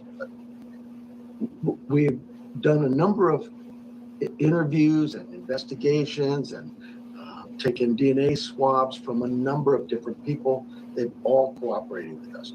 And we look at what their stories are and we go, okay, the Rio Rico case, perfect example. That young man, we got a search warrant, went search his house, and he talked to us. We thought, okay, makes sense, and we left. But is he clear? Well, no, we don't know that. We don't think there was anything else to get from him at that time. But what if we end up, because all that evidence was taken and submitted for DNA, what if that DNA at that search warrant scene shows that Nancy was there? It's not clear. So the family, I'm going to say this real careful. They are under tremendous pressure and tremendous grief. And I think it's really irresponsible for anyone to start pointing fingers that way. They have been nothing but cooperative with us. But I think cooperative and cleared are two different things. I know, but the evidence will take us there if that's the case. Right now, we are working close with that family, and yeah, our hearts go out to them. So they are not cleared as of now. Nobody's cleared. Nobody's cleared. Okay. Okay, so let's talk about this. We just heard the sheriff say 2 days ago, nobody is cleared. What does that mean in our collective understanding of how these things go? Well, he said he cleared the Uber driver, but and I realize that's a minor role in this whole thing, but and that's a play on words, I get it, but he is clearing people, and obviously he has not cleared any of the Guthrie family. Yeah, there was an awful lot of circumlocution to get to, no, they haven't been cleared. And I noticed that as he's talking, he keeps looking away from her. I understand that he's looking away from the camera. It's clearly a question he doesn't want to answer. And nor would I want to answer that question. Mm-hmm. But another reason why the sheriff should not be the PIO. Go ahead. Exactly. And you have mentioned that time and again, Bob. There's a reason why you've hired a PIO to do this. And so, yeah, he family yet, and it took like 3 repetitions of the question to get there, but they did.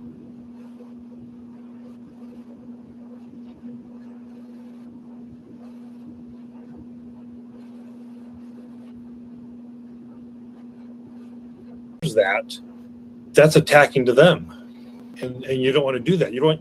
The family's already in enough stress to begin with, obviously. So he's trying to minimize. Everybody's watching him. The family's watching him. The media's watching him. The world's watching him. The suspects are watching him, and so he is very careful in his choice of words, and he said that. But he explained why the family wasn't cleared, which is important, because if he just comes out and answers the question point blank, there's no backstory that the family is going to hear about that. So by providing that backstory of the evidence will lead us to the conclusion, and at this point we can't clear them, it's much softer to receive that if you're the family than, no, Savannah, you're still a suspect. So yeah, let's play this out right behind the scenes and then we'll grab a Gary. Yeah. How many times? I mean, we're 2 weeks into this now, right? DNA, lab stuff, it's all starting to come back. And to Bob's point, okay, who's in column A and who's in column B? Well, we got column A cleared, Uber driver, blah, blah, blah, blah, blah, and they're going down the list, right? Okay. Who else is in column A still? Well, we hit this guy up in Tucson, 60 miles out, because, we had a digital ping him in the environment. Okay, guess what? We found out that he's over there delivering, DoorDash, okay, hypothetically. Okay? But is he still in the circle? Absolutely, still in the circle. So let's move him over to column B. Who else do we have? Well, that morning, we've got the daughter and we've got the brother-in-law. Okay. What if, and we don't know this happened, but we've all seen these things happen potentially. Ms. Guthrie, here's what we think. It's a burglary gone bad, et cetera, et cetera, et cetera. However, unfortunately, we've made some link analysis to some other things. Maybe family, maybe, whoever. And this is, that's a possibility. Would you guys agree that that could play out like that potentially? That, he's already told her, Savannah, who is now within a day or two on Instagram telling the world, talking to somebody like she knows this somebody and telling the world, look, can you imagine Savannah watching this interview with the sheriff and then going, what do you mean my family hasn't been cleared? What are you talking about? Sheriff, what are you talking about? Why are you saying my family's not cleared behind the scenes? She's got the juice to do that. And she has a security system, or i.e. PI, and all these other folks around. She's got her own security detail to pick up the phone and say, I want to know, I'm the spokesperson for this family, my brother and I. What are you talking about? Are you saying I'm not cleared? No, we're not saying that. Are you saying my brother's not cleared? No, we're not saying that. Well, then who are you saying isn't cleared in my family? John, Mike, Bob? Wouldn't a family do that? If your head honcho is out there saying nobody's cleared?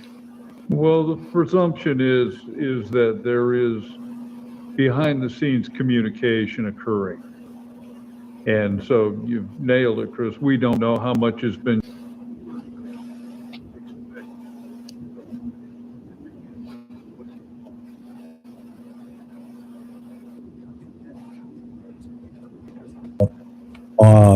on the 13th. So this is the 15th. So Savannah's just like out of gas, and she's putting on Instagram what we just watched a couple ago. So I'm gonna play this one more. I'm gonna play this one more time. Only I'm gonna give everybody the whole 11 minutes. Okay, I'll probably start in between it. Okay, for you guys, just put your hand up and say stop if you have a comment about it.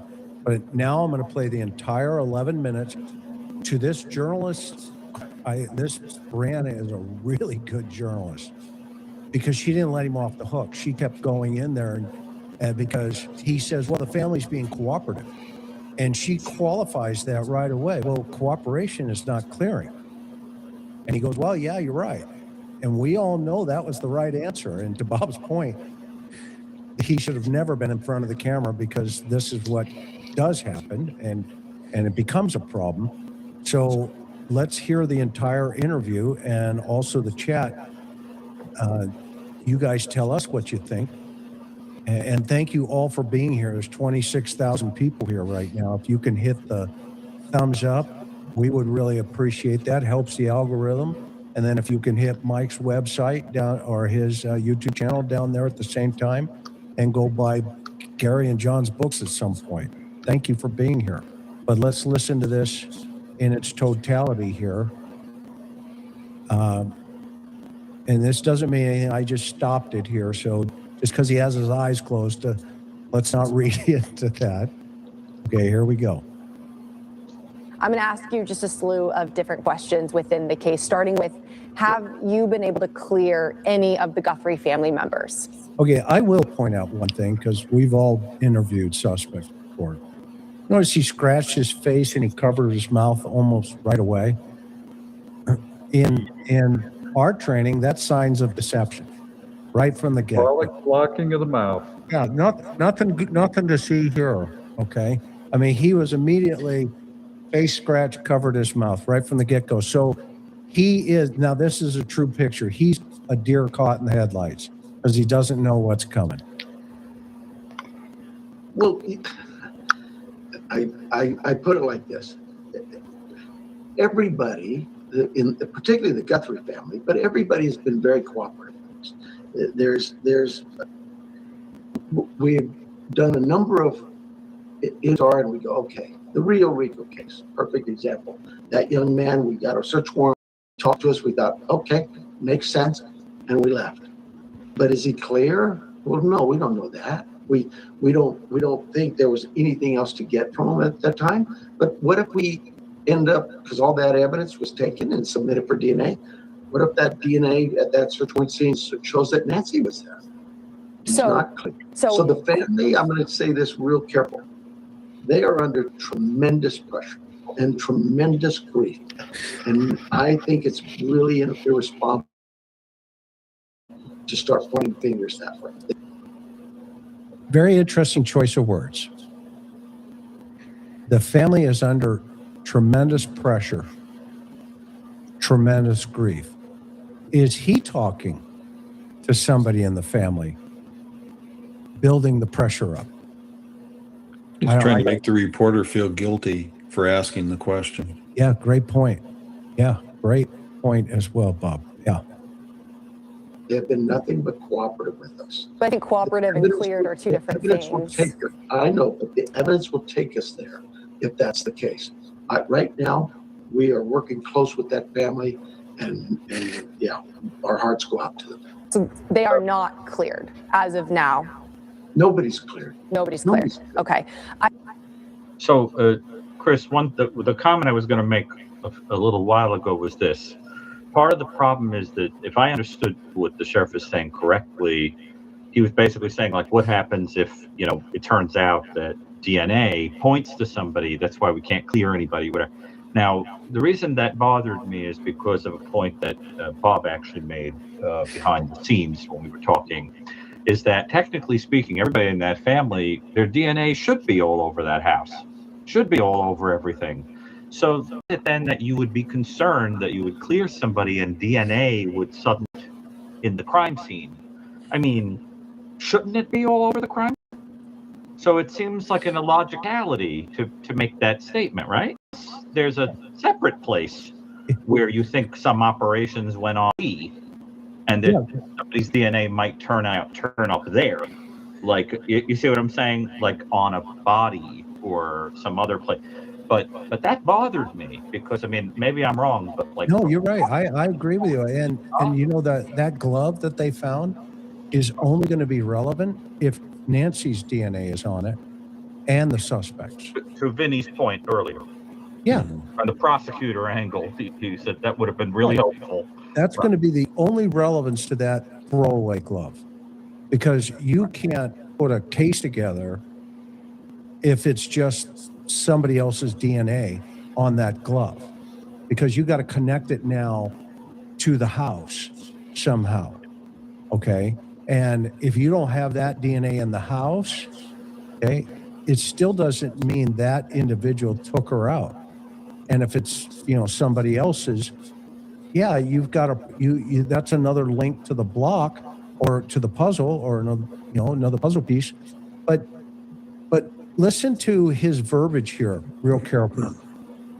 We are working close with that family. We're not, he's not saying we're working close with the Guthries. He has compartmentalized the family. And he says, we are working close with that family. This is on the heels of, are they cleared?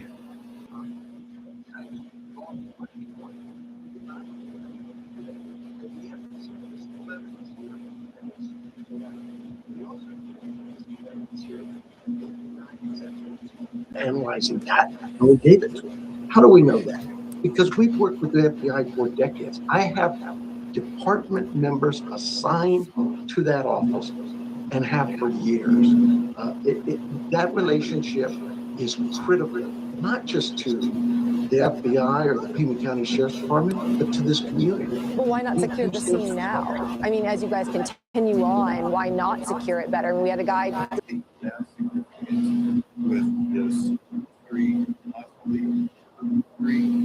here, photograph it, didn't take and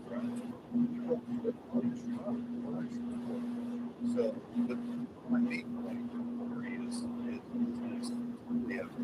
I have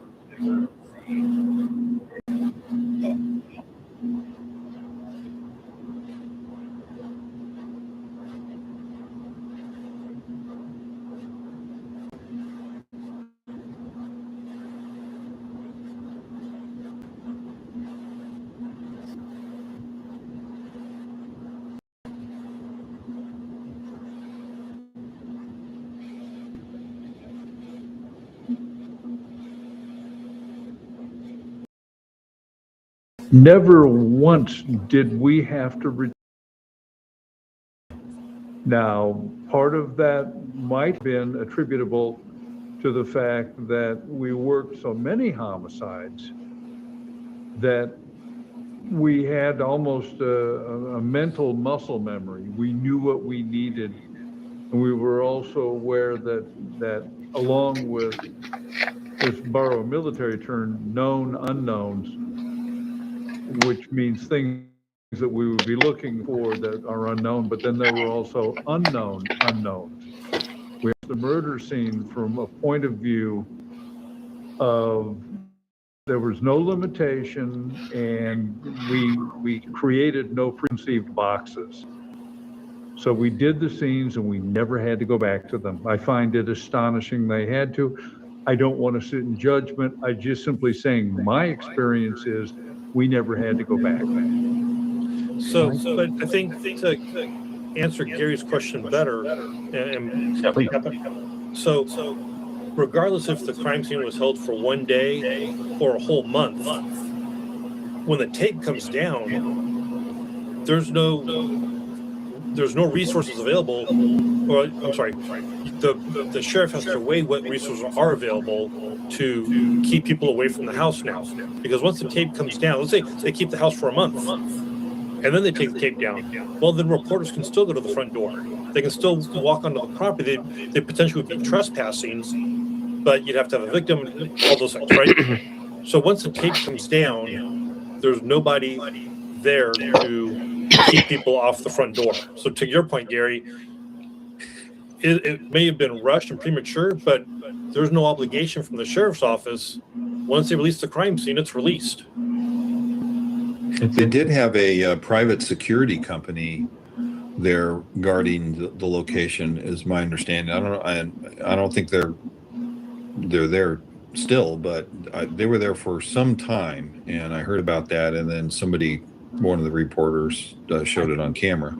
I've never seen the feds show back up and put a tent up, and because you know what's happening behind that tent. They're all looking at each other going, well, this, I don't know why we're doing this. It's going to be squash, fruit of the poisonous tree, because it's contaminated. Yeah, we've had a journalist up here. We had a pizza delivery guy up here. Okay, well, let's just go through, all right, let's do it. Let's run the FARO, let's run the ALS, blah, blah, blah. Okay, we got it. We're gone. Tent comes down and it looks great. But I think that's probably some of the confusion that's been going on with this thing since the day that tape came down. Now it's a free for all. And to be honest with you, as professionals, Mike, you're in, Southern California with all of us. We all had a lot of volume, Bobby. We knew that, if it bleeds, it leads, right? Well, that was the old the verbiage, right, for above the fold for the journalist, right? So we knew, okay, we better shut this thing down. How many days do we need here? Because we got to get an extension on the search warrant with the judge and tell him we're still working this thing. Okay. But here it was like, okay, you're done. Yeah, you done. Yeah. Okay, we're done. Take the tape down. Here comes the pizzas right behind it. And interesting here, she jams him on it. Watch this. She jams. Look at that. Look at that look.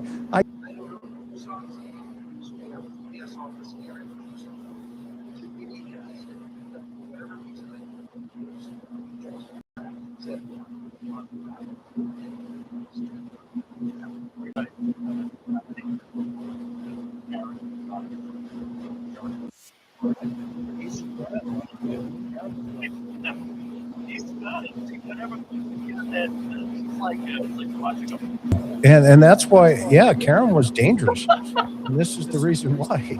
You know, when you see stuff like this. But here's an interesting point, though. Okay, and we called it here on this panel a couple of days ago, and Bob and I were passionate with each other. Okay, and here's what we called for the audience, and you guys, you'll remember. We said the next move will be the FBI, tit for tat. What did the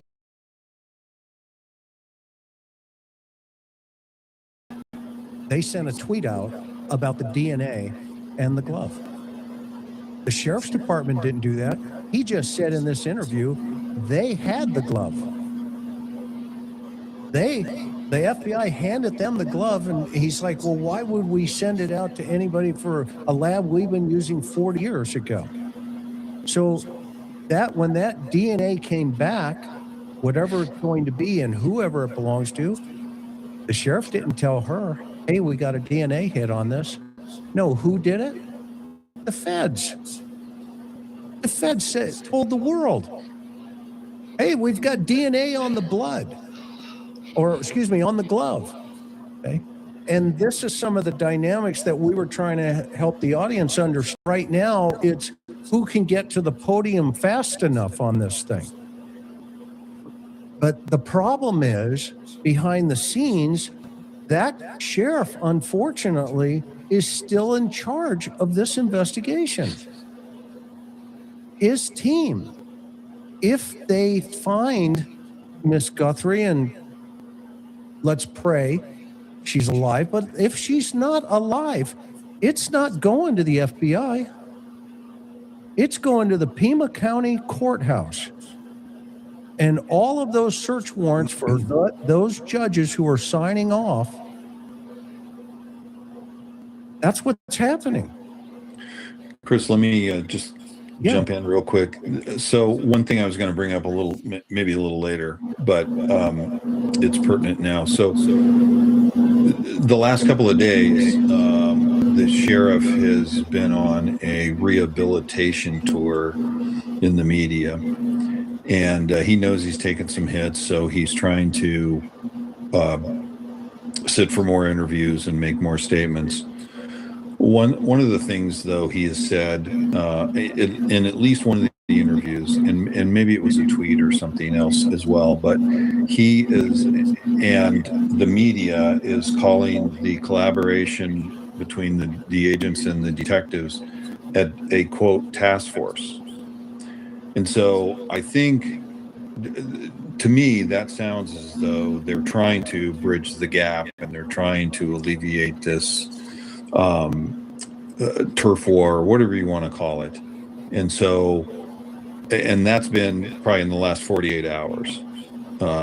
It started Friday, but basically over the weekend. So hopefully we're not going to see a replay of some of this with, well, you did this, sheriff, so we're going to do that. And the FBI did this, so I'm going to do that. And it's just ridiculous. We all know it's ridiculous. And it shouldn't happen. It is affecting the case. It may not be significant because I believe that the agents and the detectives and the immediate supervisors, the first line supervisors, and maybe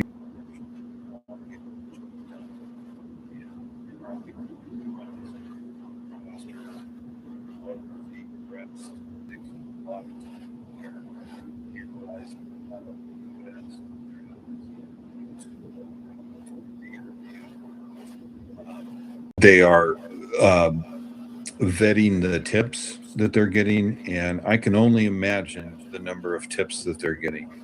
There are FBI analysts, civilian FBI analysts on scene that are going through a lot of these tips and some of the evidence, etc., and they're giving advice to the task force. So I do believe that they're making significant progress despite whatever the turf war is or whatever the angst is between the sheriff and the FBI. So that's just my thought. And maybe some of you feel differently about it, but I do believe that that's happening. I don't know how contrite the sheriff might be, even if he needs to be. I don't know. I don't know who's at fault here. I've said several times, I don't think he should be the PIO. Okay, that's just my opinion. Yeah, But we all agree, Bobby, with that. yeah, but rest assured, I'm confident, just based on some of the progress some of the things that the media is pointing out, these agents and detectives rolling out, even the SWAT team, the bomb squad, etc. These a plane up in the air Friday night doing surveillance on that home that they served the search warrant at, and that the plane is a sheriff's plane, and the search warrant on Friday night was a federal search warrant that was authored by the FBI, is my understanding. So they're all working together, at least on the ground, and that's what we all would expect from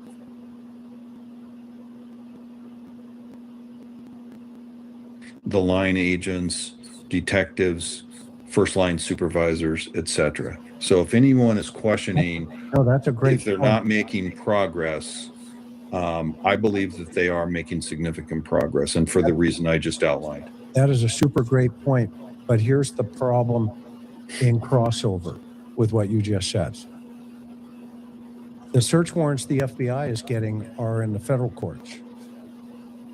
The search warrants Pima County Sheriff's Office is getting is in the state superior courts. You can't have, it's going to be either or in the end. Okay? Either the sheriff's guys are going to go to the federal courts and testify, or the FBI guys are going to go to the state courts and testify. Okay? And either it's going to be a federal defense team or a public defender's office or state defense team, okay, to play this out legally, okay? So I think even though everybody's playing together, they're on two separate trains.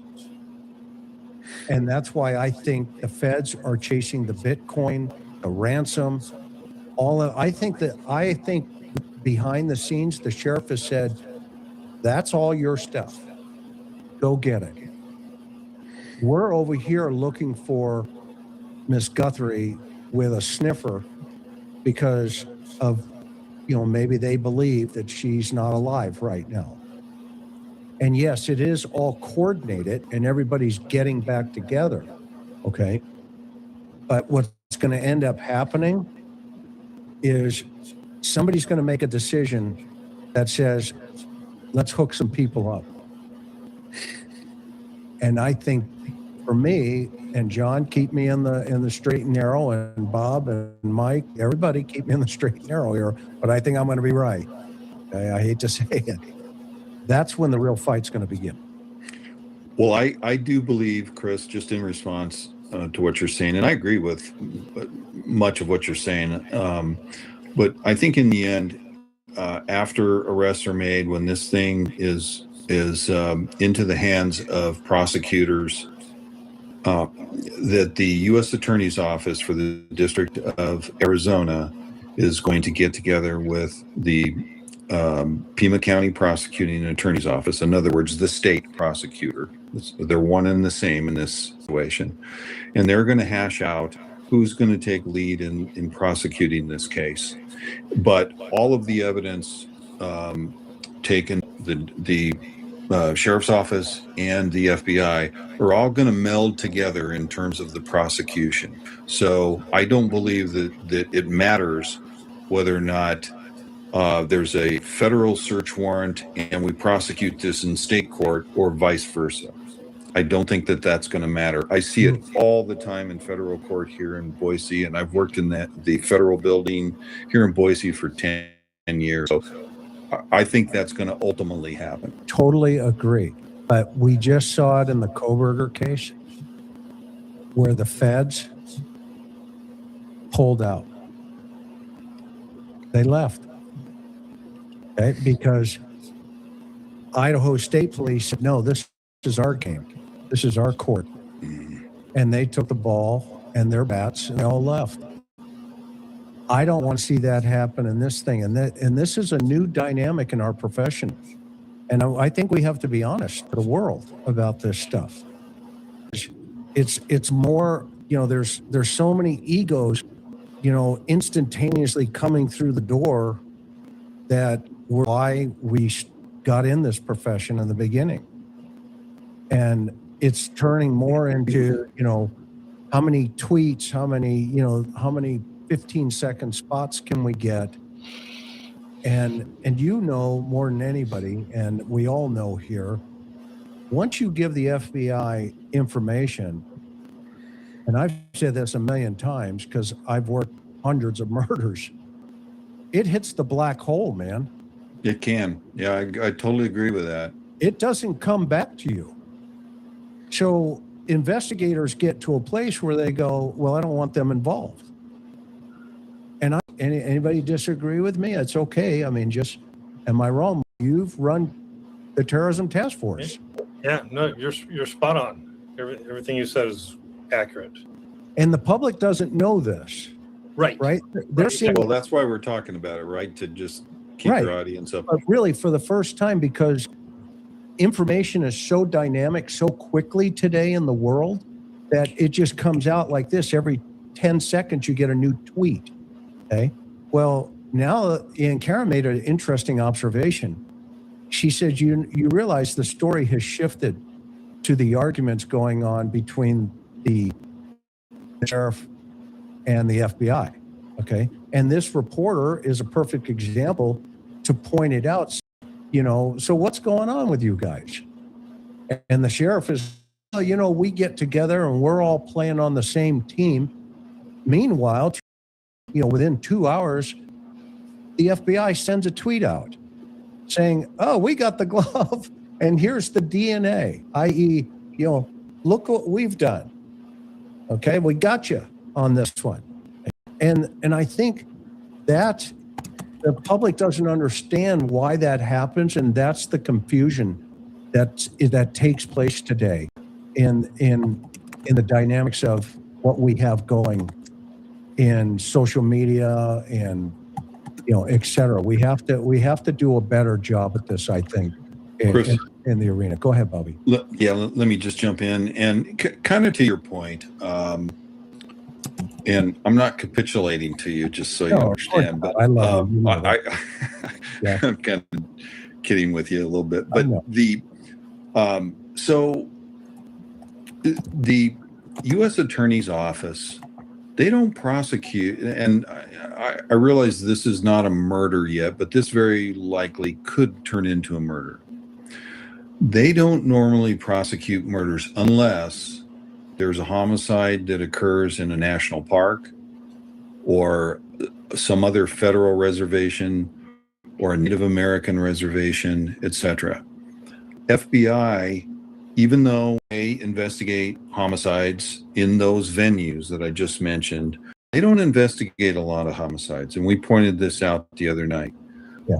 The local police, sheriffs do a fantastic job. And it's not to say the FBI does a terrible job. It's just that the locals really are more experienced in investigation and prosecuting in most venues, not all, but some venues, murder cases. Now, we didn't necessarily see that in Idaho, in my opinion. And I'm an Idaho resident, so it was, I'm not overly criticizing Idaho prosecutors there, but anyway, so it's important to point out that, and so I think rather the state, and I'm sure the Pima County prosecutors are very well experienced in prosecuting murders or abductions or whatever this turns into versus going federal. And it would not surprise me one bit if this just stays a state case all the way down. I've heard nothing from the Attorney General's just wanting to take the case. I know there's a lot of hot air coming out of some of the press people and some of the talking heads on these other channels and networks talking about how the feds ought to take it over. But rightly pointed out, it is the sheriff's case, and it will remain his case until he decides, if he decides to give it up. And so I don't see any of that becoming a huge issue. I do believe that the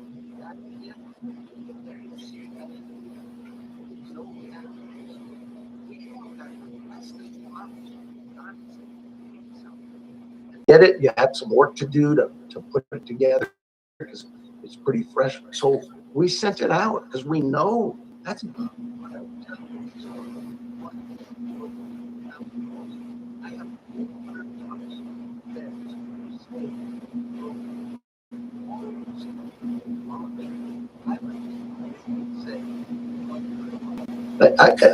That's what's crazy about this with the FBI. So should we expect an arrest soon or charges soon? Well, I would hope so, but I can't say so. What I would tell you is look, all 400 cops out there, everybody's working hard. The community is working hard. We want Nancy home. That's the key. Does it happen in an hour? Does it happen in a day, a month, a year? I don't know, but I know this. We're not going to quit. We're never going to give up. My very last question on that, just from based on what you said, is this still a rescue mission, or have you shifted into somewhat of a recovery mission? Where does that stand today? Every time we go out, we're looking to rescue something. And it still stands as that. You still believe that Nancy could be alive? I believe she is. Why would I not?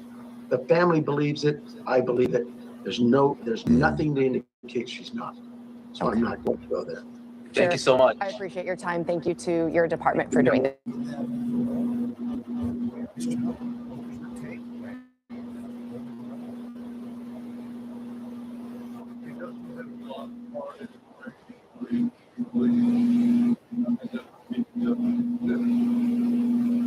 Doesn't have much to say, so the semantic thrust of that 11 minutes was the FBI and my agency are working real hard together, and there are no problem. We're working with one well-oiled, harmonious machine.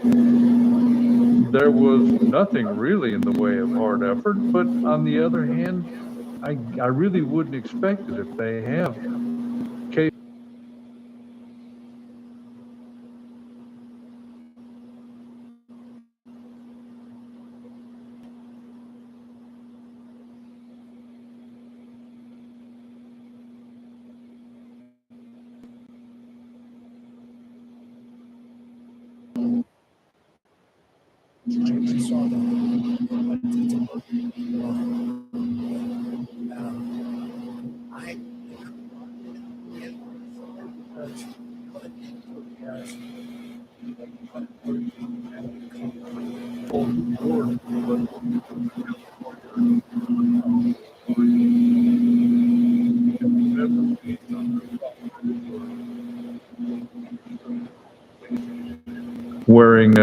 Carrying a knapsack full of stuff. You wouldn't wear a ski mask if you were doing a hot prop burglary for one simple reason. The burglar who enters the home needs his ears to know if he's been detected. So he's in the desert, he's wearing a ski mask, and he's limited his ability to know what.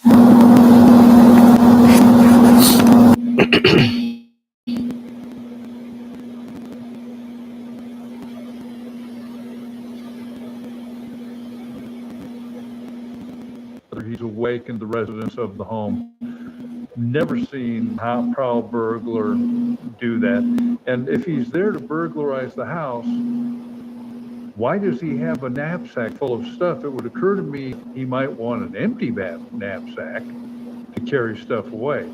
So I don't mean to sound scornful, but I would say that in my experience, I'm certainly also yours, Chris, Mike's, and Bob, the nighttime, overnight burglars are not, they don't look like that. I agree. Yeah. What I think would be a more likely supposition, and I'd love to know if you all agree, is that it might have been an abduction gone badly, where the to take her and ransom her, but it went south, and then you try to get the money anyway. That kind of thing is a possibility that I think they have to consider, because there's a great deal of effort made, but at the same time, the argument could be made that there was no abduction, that this was a homicide for some reason, and the goal was to eliminate her, and the money comes that way. And so I think right now the jury, in terms of what went on here, but the idea of a burglary is ridiculous, even simply because nothing was stolen. When you go into a house to rob it, you take something. You take her watch, you take her wallet, you take all the things that he left behind. And jewelry. And especially if it's a heroin addict chasing the needle at 2 o'clock in the morning, right. He's half stoned, or at least under the influence, right? In California, it's 11,550 is H&S code, so all of us are very familiar with people that do that kind of stuff. Unfortunately, a lot. And you'll notice even in Pima County, you notice all the burglary camera stuff that's popping up. Oh, these guys at 2 a.m. walking around and checking the car doors. Not one of them has a mask on. Not one. Okay, in those ring burglaries that everybody is posting online. Hey, this is a guy. Even the guy that they thought looked like the guy. Okay, and he's reaching over with the 2 backpacks, to John's point, because he's out, shopping. Okay. And even that guy doesn't have a mask on, and everybody's like, "That's the guy." I think if we stay clear here in terms of what's happening, there are 2 simultaneous investigations going on in our. You guys tell me if you disagree. So I'm going to just kind of speak collectively for a second. In what's going on here, you have the abduction of Nancy Guthrie. Possibly, it could turn into something more problematic, like a homicide. Okay, that's going on. The sheriff's department is running that investigation. And behind the scenes, you have a case.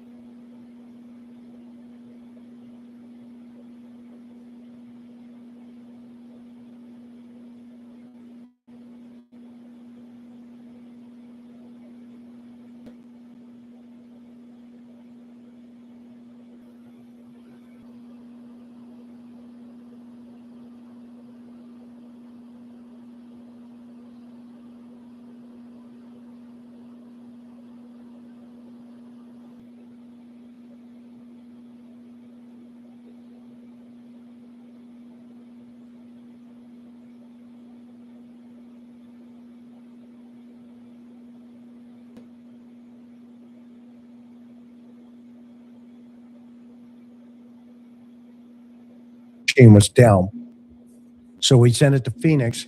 Well, we now know he sent it to DPS, Department of Public Safety there in Arizona, which is the Arizona State Police.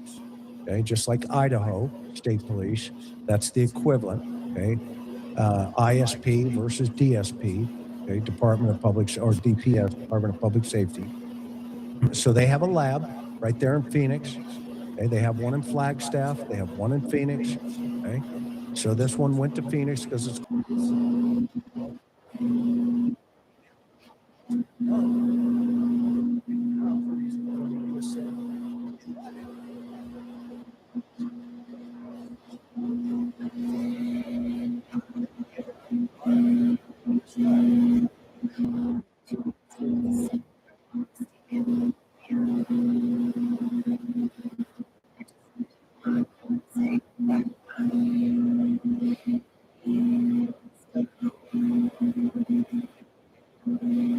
still believe. And I wanted to say to whoever has her or knows where she is that it's never too late. And you're not lost or alone. And it is never too late to do the right thing. And we are here. And we believe. And we believe in the essential good.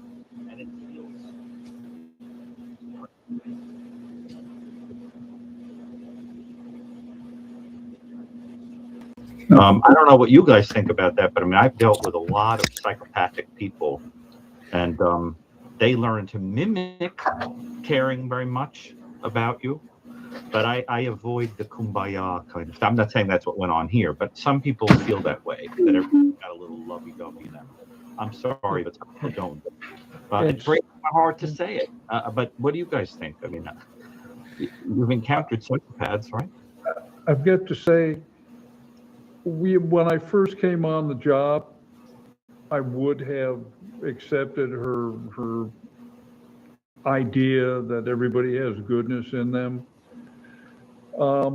The sort of Abraham link to their better angels.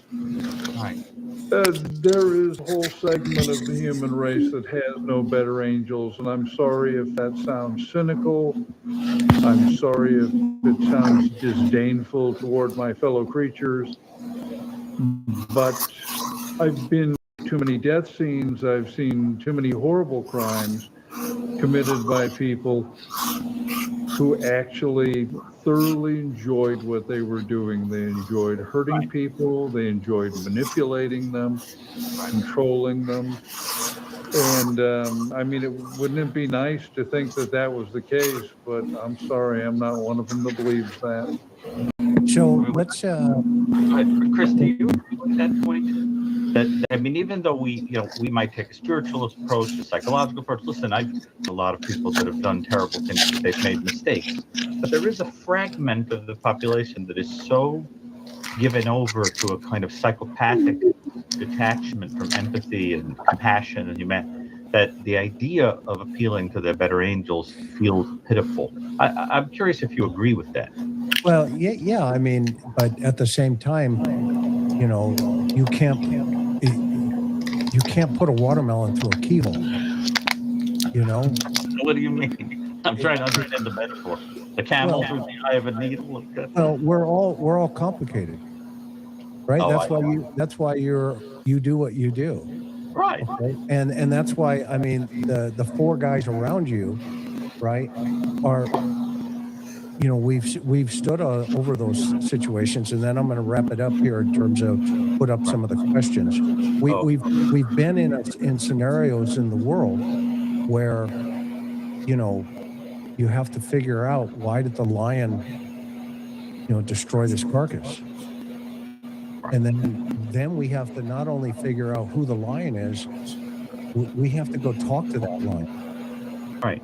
And so it becomes this different way of seeing it versus, what you guys do, right? You guys are more clinical. You get to the lions in the cage. It's almost like going to the zoo. If you want a really great analogy, just go to the zoo in San Diego and go to the gorillas, okay, and the monkey, and the monkey exhibit, where they throw all the crap at you. They throw the poop at you, and it hits the windows, and that's what it's like being a cop, okay. You go and you look through the window and you see all these wild animals out there, and they throw all their garbage at you. Okay, why? Because you're looking at them through the window. Okay, and that's an interesting way the world works today. It's a really interesting way. And what's interesting about it, you're the zookeeper. You study the gorillas. Okay. We have to get the gorillas the other side of the glass before, so you can look at them. And that's a different way of the way the world is today. So to answer your question, a very long answer, yeah, I agree with John, but I also think there's a side of humanity that is just super great. Of course. And we get lost. Most people. We get lost. So let's go. Go ahead. I'm jumping a little in and step away for a half second, but to Gary's point, if I understand your question correctly, yeah, the majority of people in the world are good folks. Yes. But like we talked about the other night, there is evil in the world, and we've seen it. But what we've seen, most people haven't seen, and that's so right. Evil's a foreign idea. People being evil is a foreign idea. They can't think that people would want to hurt kids, that they'd want to hurt other adults, that they'd want to do horrendous things to people. We by nature, we can't fathom that because we would never do it ourselves. But I think we do have to acknowledge that, most people, in the majority of folks, are fantastic. But evil exists, and as a result, we have why we're here tonight. We've all of us collectively have seen a couple of things in our time where, and I'll just give you a short war story and then I'm done. And we're going to do the things. We had a case, and Bob, John, you may remember this, a father and a mother with 2 or 3 kids. They went out and bought a brand new car. It was a truck, brand new truck at Vista Way and at that dealership, Nissan dealer, I think. Right? Family goes for the event. Okay? They're driving the truck home. The dad takes the kids. Okay. Are you listening, Gary? Yeah. Okay. Dad takes the kids. Okay, I'm a trained observer. Just remember that. Okay. Bill came. I'm teasing you. Go on. And everybody wants to ride in the truck home. So the dad says, yeah, get in the cab. Mom will follow us in the car. Okay. Well, mom lags back and gets into the right lane at El Camino Real on Mission Avenue. Over the hill comes a guy who 3 or 4 hours earlier had been cited for exhibition of speed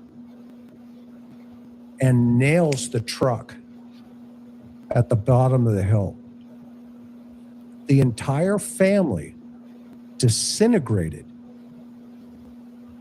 into the compartment of the engine compartment. Phil Tate pulled that caper. Okay? Now, all of us who have been in this business for a couple weekends have to go there and say, why did this happen? This makes no sense. Okay? So that happens in this world.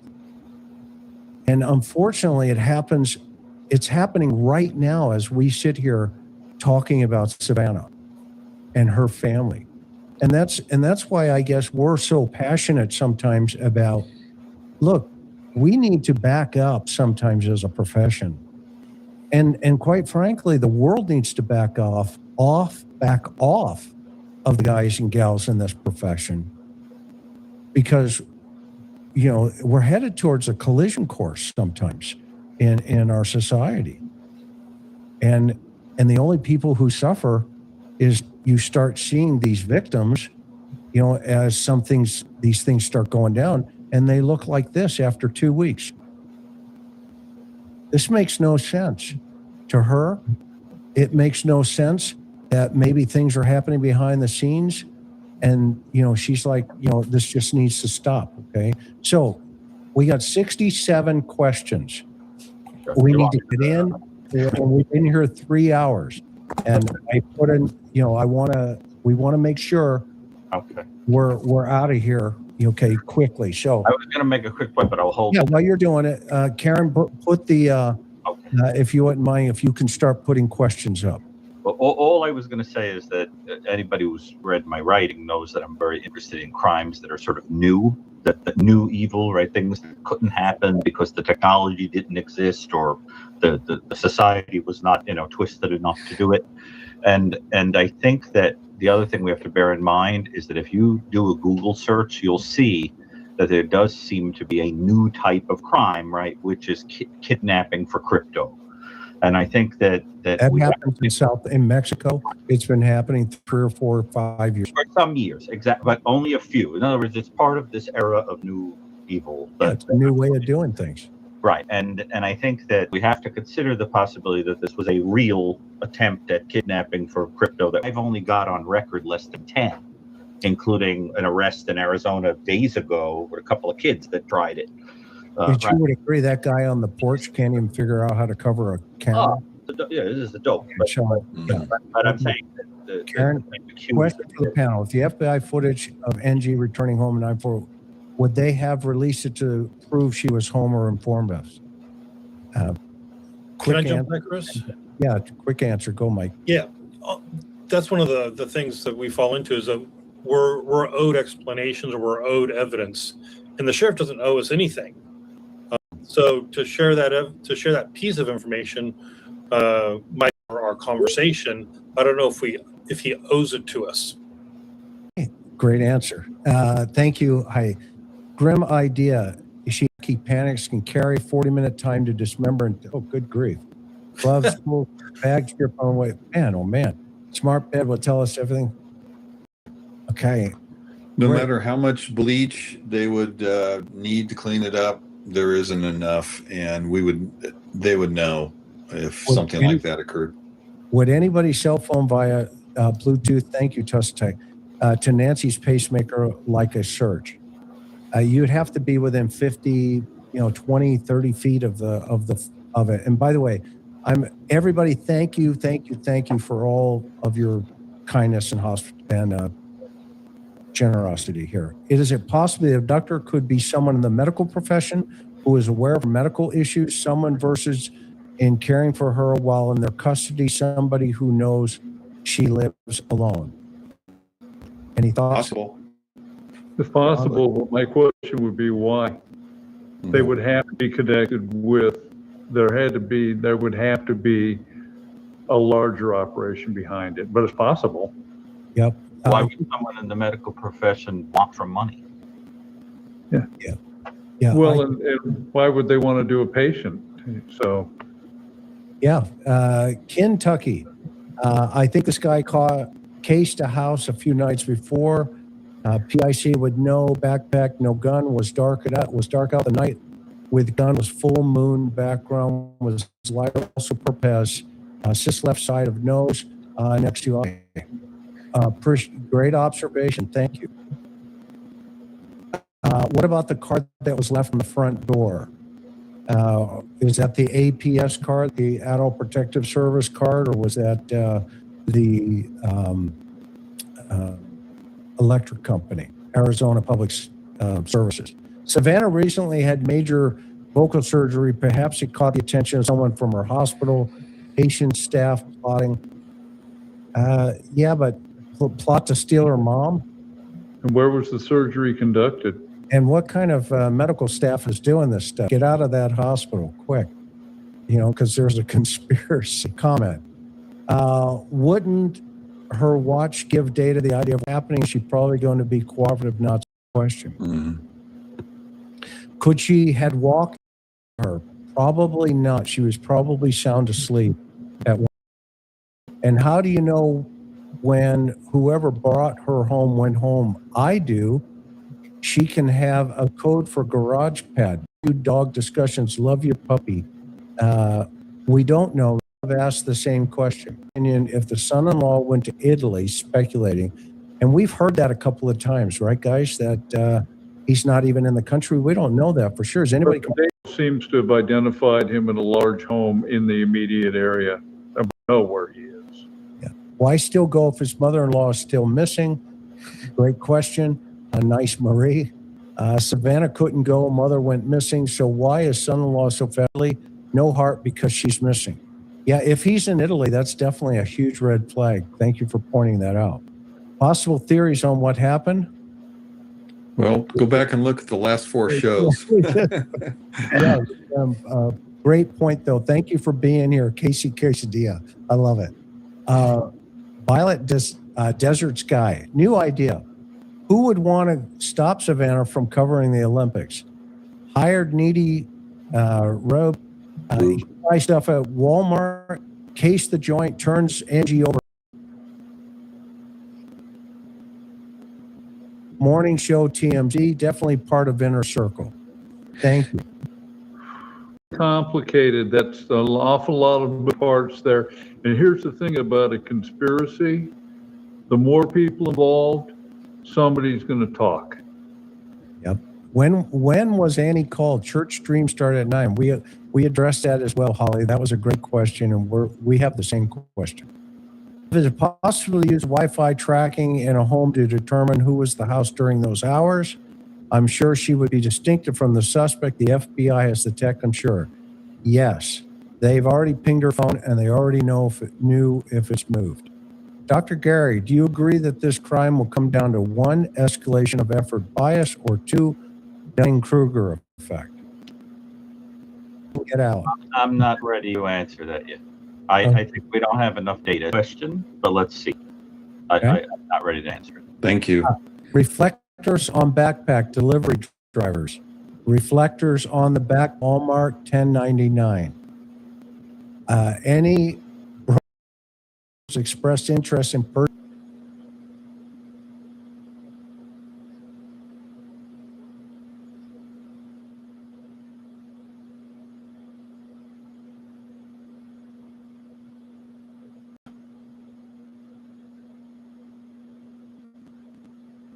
Jason Eller looks like a phone. And I remember Mary. Mary, she's still in the chat today, this day and age. I remember seeing her just the other day. And Mary goes, "What does a murderer look like?" And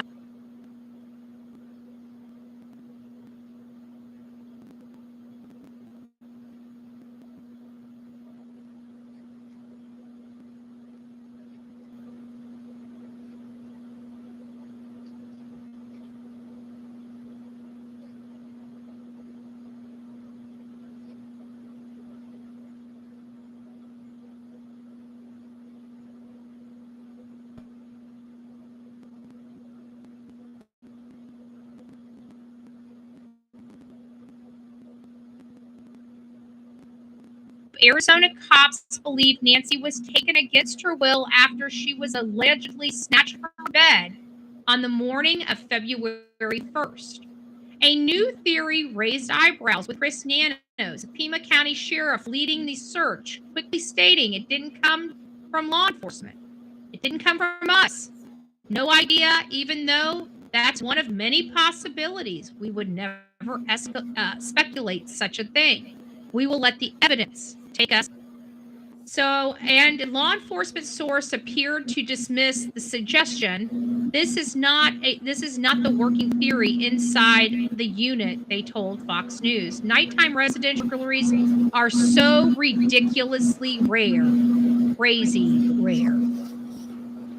So this is where the family, somebody she knows, comes in. And we still have a lot of questions, right? From the ex-husband, Mark Orchard, to some crazy lunatic that watched the Today Show of Savannah talking about her hometown, and providing a target. Maybe this is the reason. Maybe it has something to do with Epstein. Maybe it has something to do with her husband's connection to the Clintons or the Obamas or something else. I mean, it's scary to think. We don't have any indication that Guthrie really kept anything valuable there, or this was a burglary gone wrong. They don't take the victim with them usually, and that's been our point from the very beginning. That's know from day one. Nancy's famous daughter her mom's alleged abductor to do the right thing. I wanted to come on. It's been 2 weeks since our mother was taken. I just want to come on here and say we still have hope. We still believe. She's begging to the abductor to let them know where her mom is. And it's sad because I don't know where she is, and I don't think they're going to come forward, but we don't know. We don't know. It looks like I'm off just a little bit here. Oops, wrong one.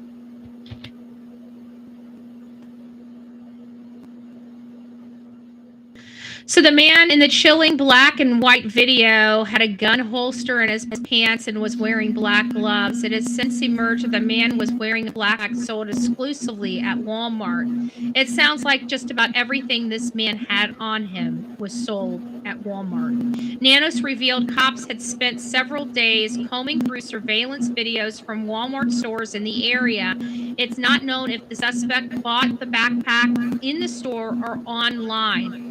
Walmart officials have handed over records in store and online for the Ozark Trail Hiker backpack purchases. This is going to be very interesting. We have a gun holster from Walmart. We have most likely a ski mask from Walmart, and we definitely have a backpack from Walmart. So we have at least two things that have been confirmed from Walmart. One, the holster. Mike Ruiz bought that and showed us that. And the other one was the backpack that we learned was behind a glass door to purchase. Now, granted, neither one of these things help us find anything closer to Nancy, but it gives us a profile. The guy's a frequent to Walmart or Walmart online. And probably every single thing worn in that video was probably purchased from Walmart. And they most likely may have been purchased at the same time if this was a targeted event. They wouldn't have bought, the gloves here and then the mask here and the jacket here and the shoes here. They would have bought it all in one. Maybe the shoes, the clothes, and stuff like that weren't new. Feeling, I don't call it a balaclava. I think it was a regular ski mask. Balaclava to me looks a little different. And this looks like a standard, ski mask. Netted, cotton ski mask. Open eyes, mouth. A balaclava just looks different. It's more snug. It's more fitting. And just in my opinion, I think that maybe a balaclava is a ski mask, but to me, a balaclava looks different than the ski mask he was wearing.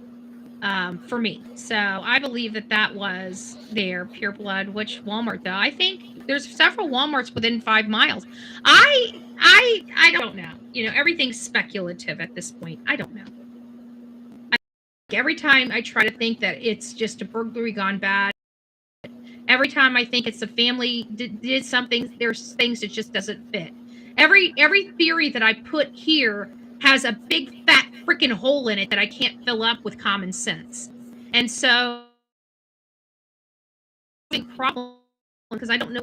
I know that's the problem. A lot of contributors usually we get an idea of where the case is going, and we can follow that scent, and we can start uncovering the truth. This one, it's telling me that law enforcement doesn't know. Nobody knows. Nobody knows what they're looking at here, folks. Nobody. Opinion, nobody knows. Punishment is writing BH intro song.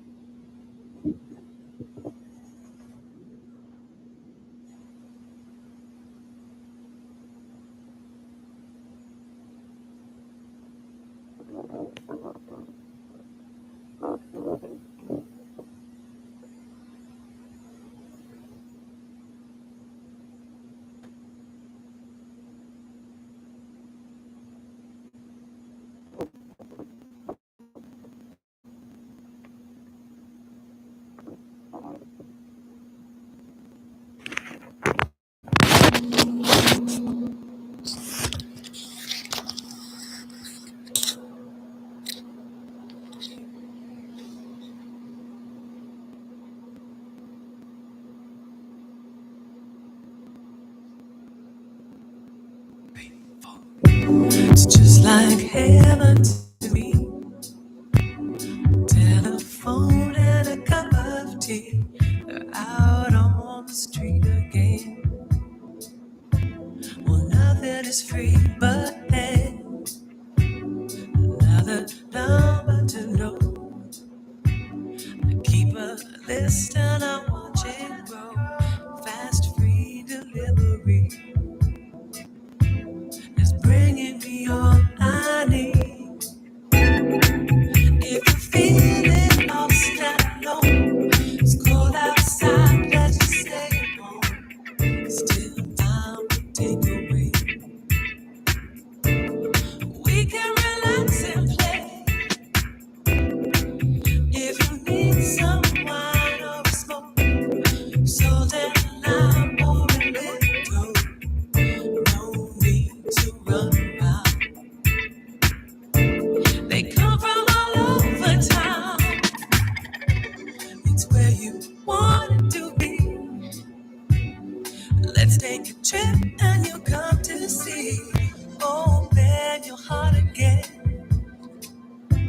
It's welcome full of friends. It's what you wanted to know. How much is love and what makes it grow? That's free delivery. The mirror that brings your dreams. I was feeling lost and alone, scared of life and a bit too old. Not who I wanna be. Like nothing was there for me. I can see I got it all wrong. I wasted time and complained too much. All very different now.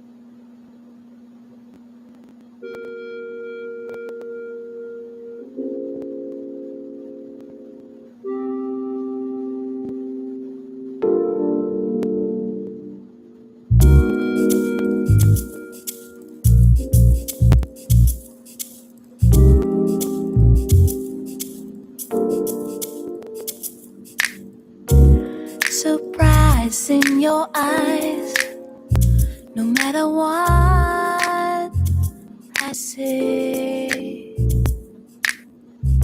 Lucky things are on my way, a long way through life. I got you high on me, make you believe in things you want to see. Surprise in your eyes, no matter what I do. No matter what I say, you come my way, my shadow night and day. No matter what I say or what I feel. No matter what I say, you come my way.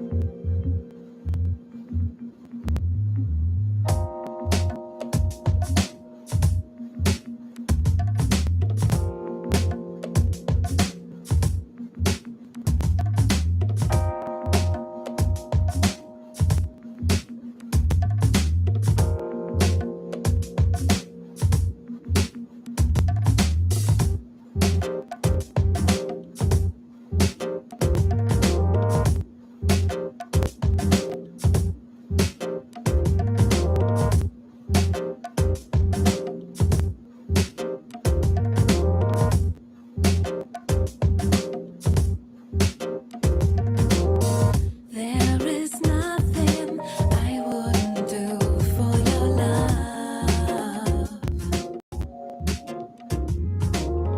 'cause you shine bright as the stars up above. I climb the highest mountain, I swim the deepest sea. There's nothing I wouldn't be for your love, for your love, for your love, for your love, for your love, for your love.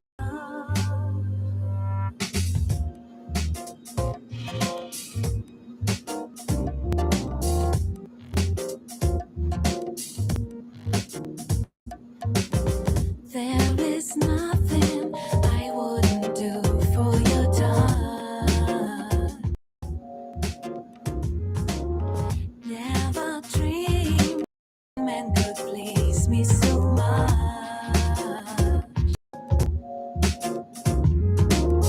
If you were illusion, you couldn't take control. I sell my very soul for your love, for your love, for your love, for your love, for your love.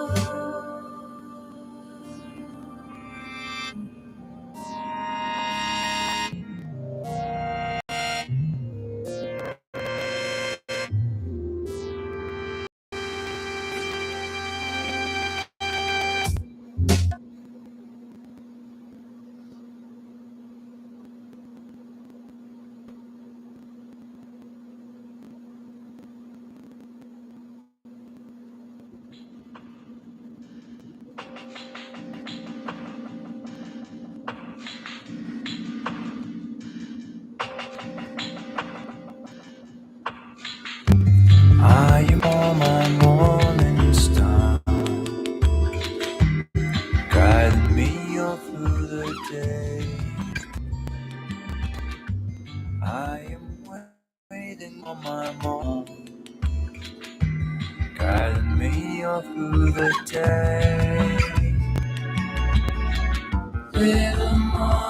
star, silent as a ghost. You're my faith in time.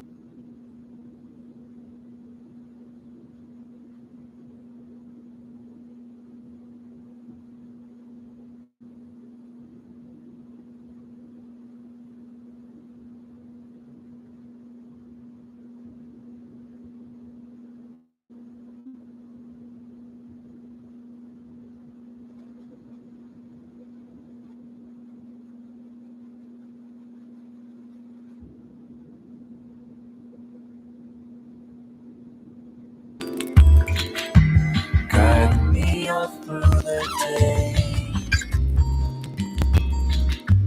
I am waiting for my morning star. Guide me all through the day. With a morning star, silent as a ghost. You're my faith in time.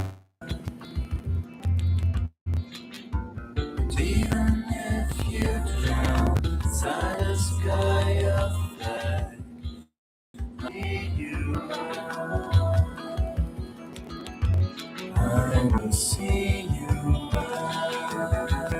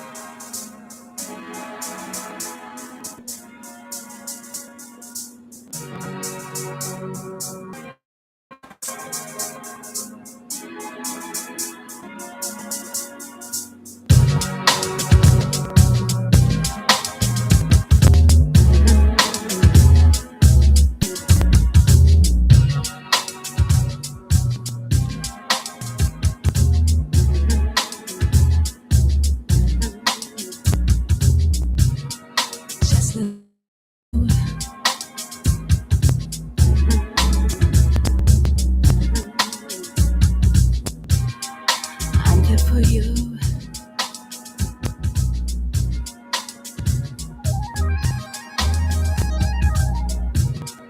Just let me know. I'll let you know, baby.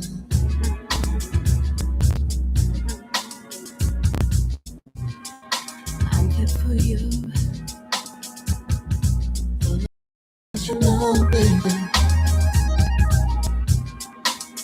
I want from me. I can feel it. Just let me know, baby. Oh, I need you so. I'm there. Just let me know. Just let me know, baby. Let me know. I'll let you know, baby. You are the one. Whenever you need me. Just let me know, baby. You said you would be the one to share the sun. My baby. You said you.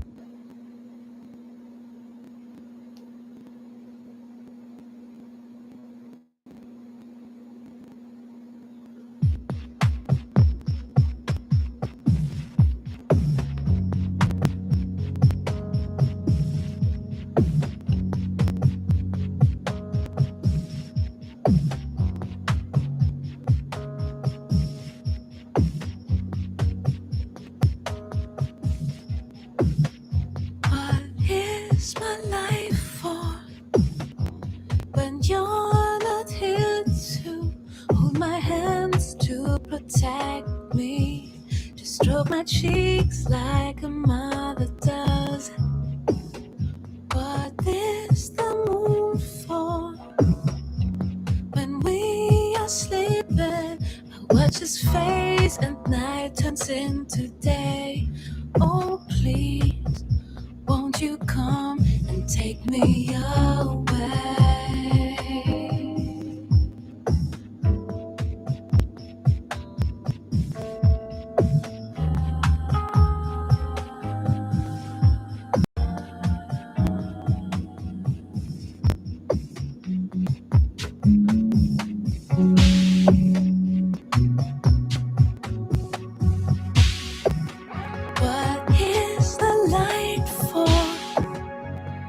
it's dark inside, and you're not here to give me pleasure. Instead, you got me wandering around and round. What are the clouds for? When it's not raining, I'd say they only let me realize how far you are away from me.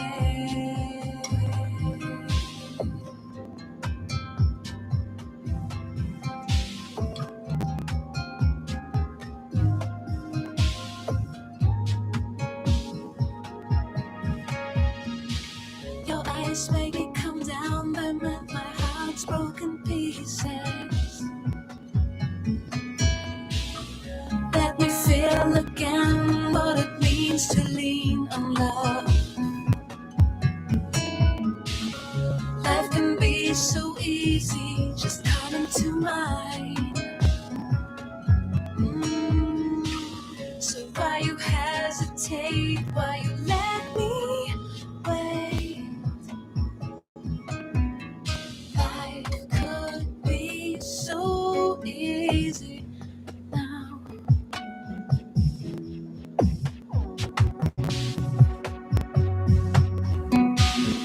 What is my life for?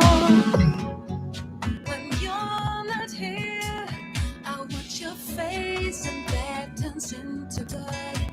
Oh please, won't you come and take me away?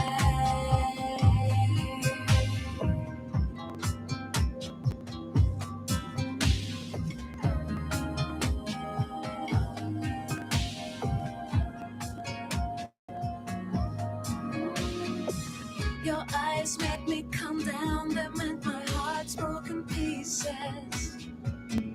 Yeah. Let me feel again what it means to lean on love. Life can be so easy, just come into mine. So why you hesitate, why you let me wait? Life can be, life can be, love can be.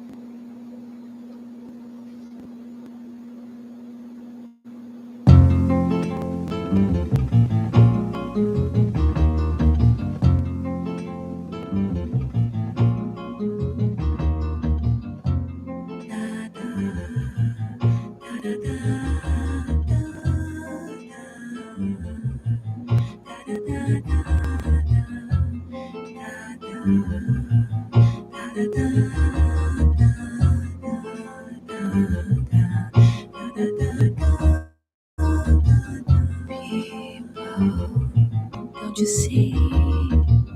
How beautiful our time could be. Look around and see the little unique things.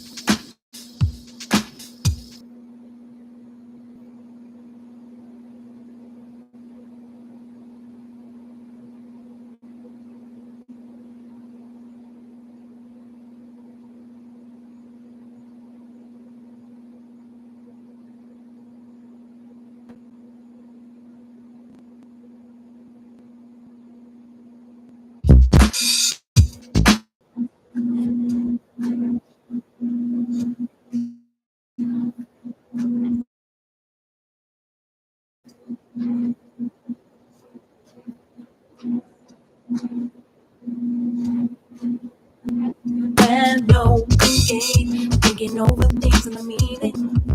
For you, it's just a short time delight, but I'm serious about it.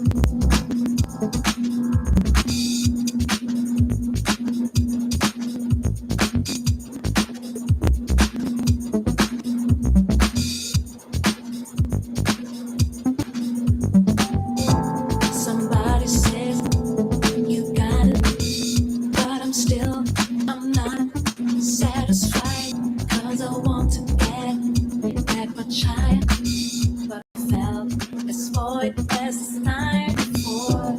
Don't push me back, I can get it. Sometimes it's hard, I just wanna feel inside. I give it up, my modesty, I try to modernize my way.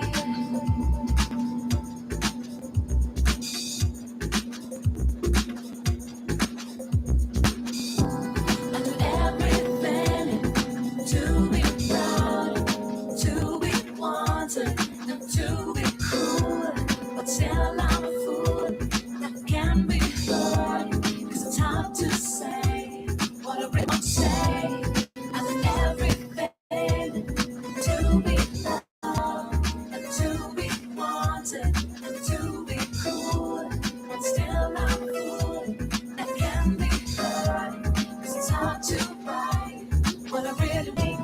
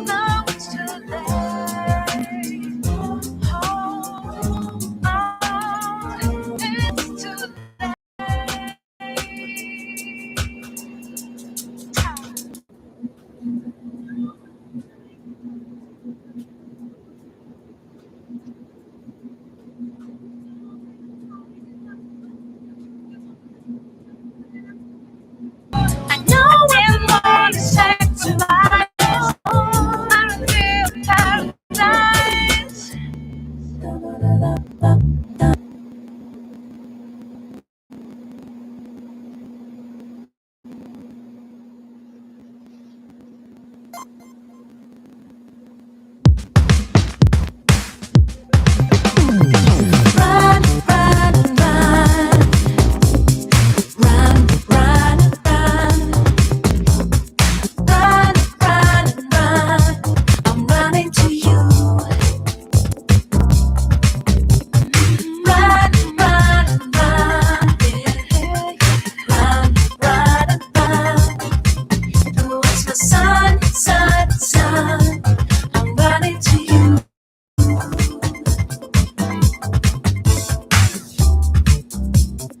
Running down the street, I can't stop thinking of you. Wanna tell everybody how much you're on my mind. Something's been changing in me. Now I'm hiding from my apathy. See, running towards a better day. Is it you who makes my colors brighter? Is it you who makes my body lighter? Run, run, run. Run, run, run. Towards the sun, sun, sun. I'm running to you. Run, run, run.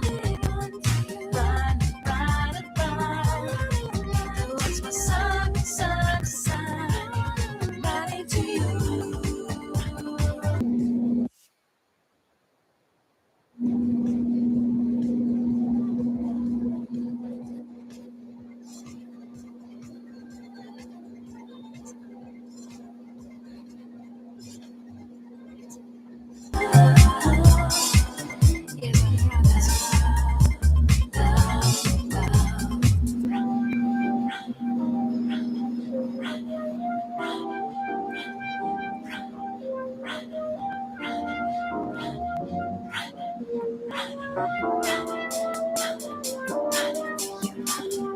Run, run, run. Run, run, and run. Towards my sun, sun, sun. I'm running to you.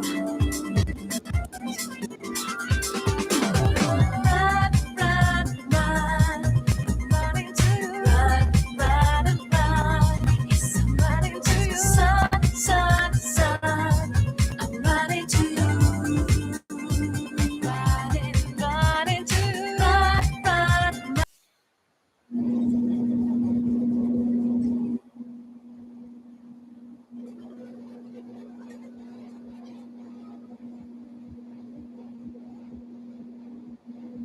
Body lighter. Is it you?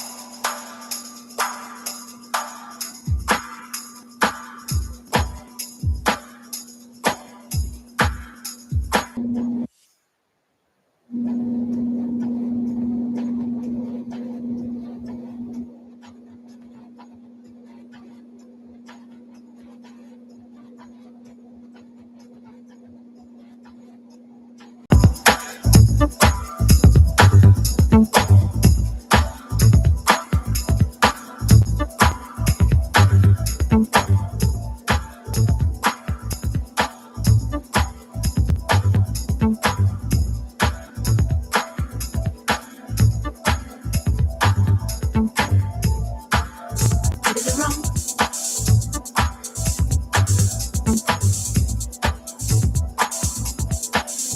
Did it wrong.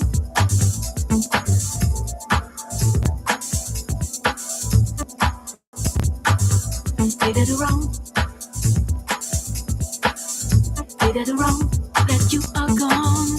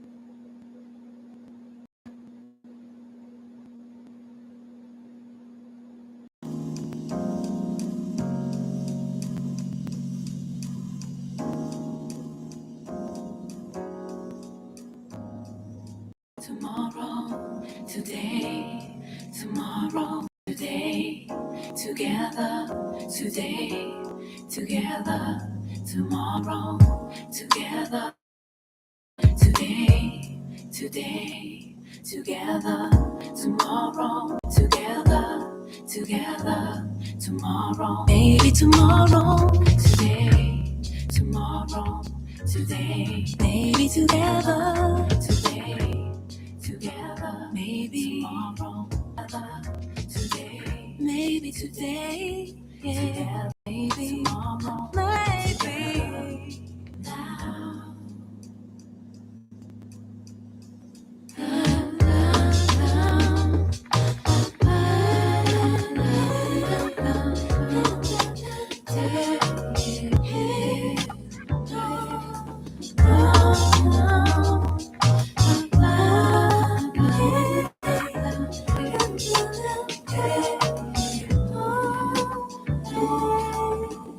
Tomorrow, today, tomorrow, today, together, today, together, tomorrow, together, today, today, together, tomorrow, together, together, tomorrow, maybe tomorrow, today, tomorrow, today, maybe together, today, together, maybe tomorrow, maybe together, today, maybe today, together, maybe tomorrow, maybe now.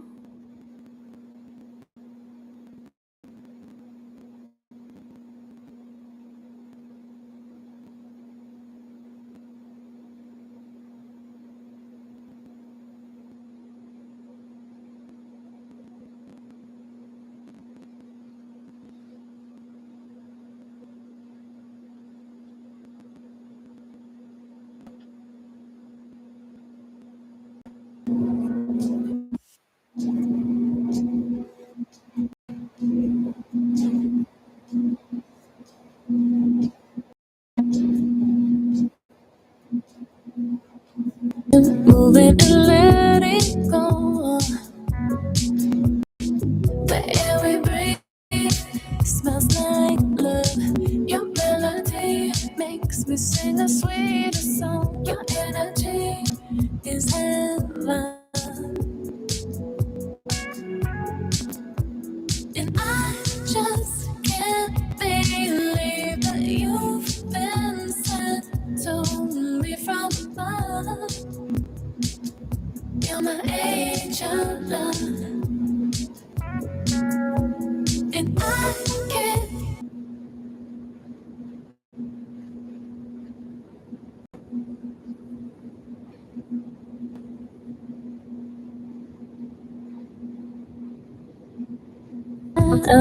Music is all around. The air we breathe smells like love.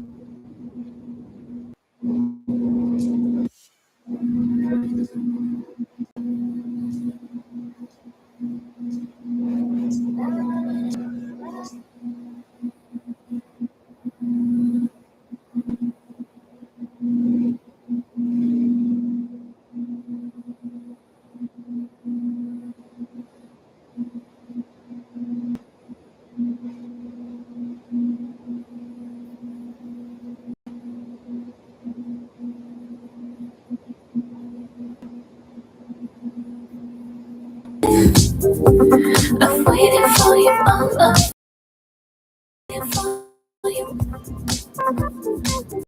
waited for you all of my life. I've waited for you.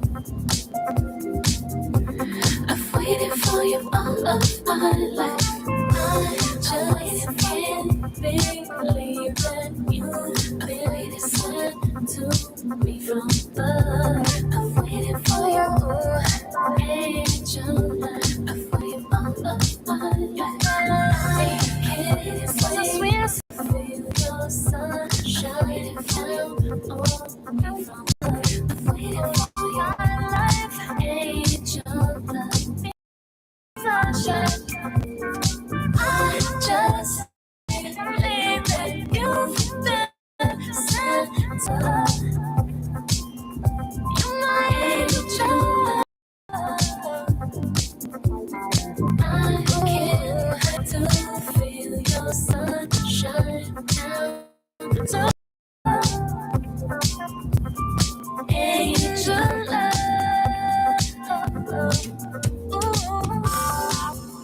Only thing that I need is the air that we breathe. Feel your soul.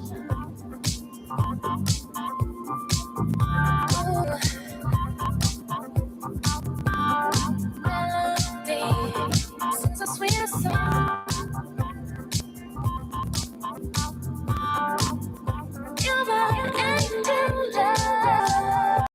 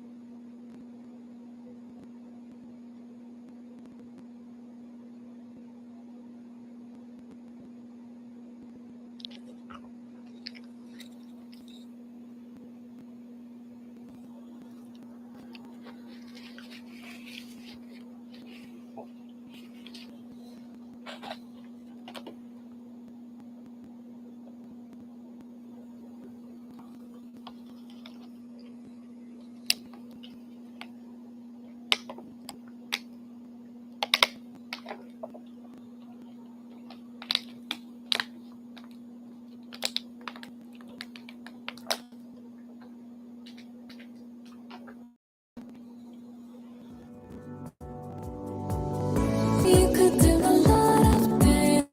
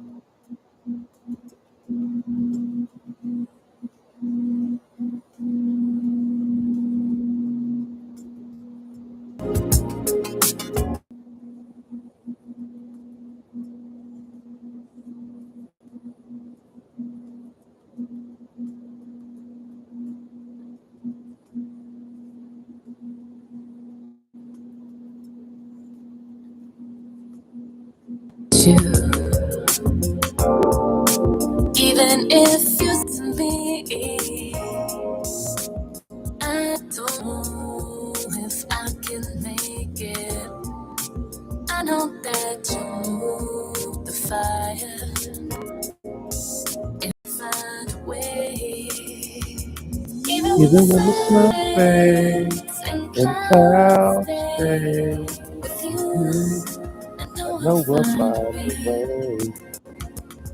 Even when I'm feeling alone and nights grow cold with you, I know I'll face and climbing with you. I know I'll find a way. Even when I'm feeling.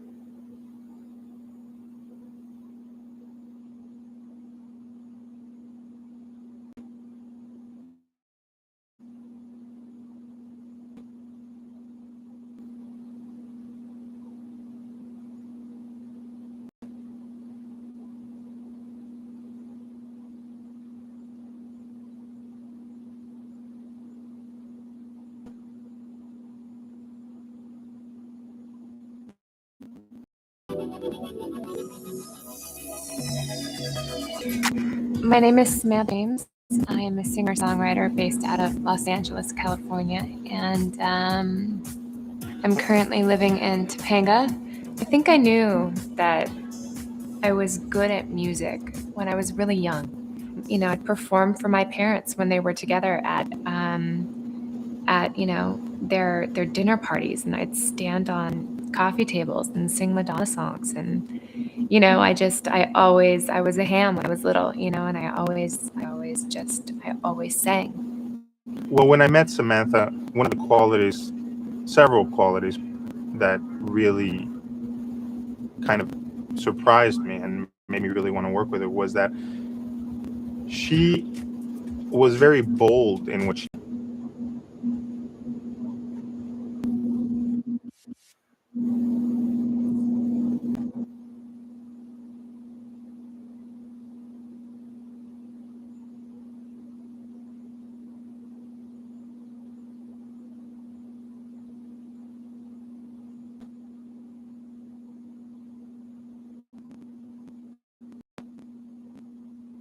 Samantha actually came up to me and said, I don't want to be like, I don't like that kind of music. I want to do my own thing. And I like underground electronic music and I like jazz. I'm like, wow. I'm like, you realize that that's like the hard road. That's like the road not taken. And she's like, yeah. And that was a breath of fresh air. A lot of people have asked me, what would you compare your sound to? And it's kind of a hard question for me to answer because it ended up evolving into an electronic soulful sound. I can't really compare it to anything else. Me and my songwriting and me singing and doing what I do is so much bigger than me. I honestly can't say that I am a singer because I want to be a singer. I think I'm a singer because this is why I was put on this earth. She's not a belter. She's not like a person who really wants to impress or overpower the music with her voice. It's the other way around. It's like she just floats on top. It's like she has the chops, the belt, and she can sing any type of music you want. But really, when she connects the most, I think,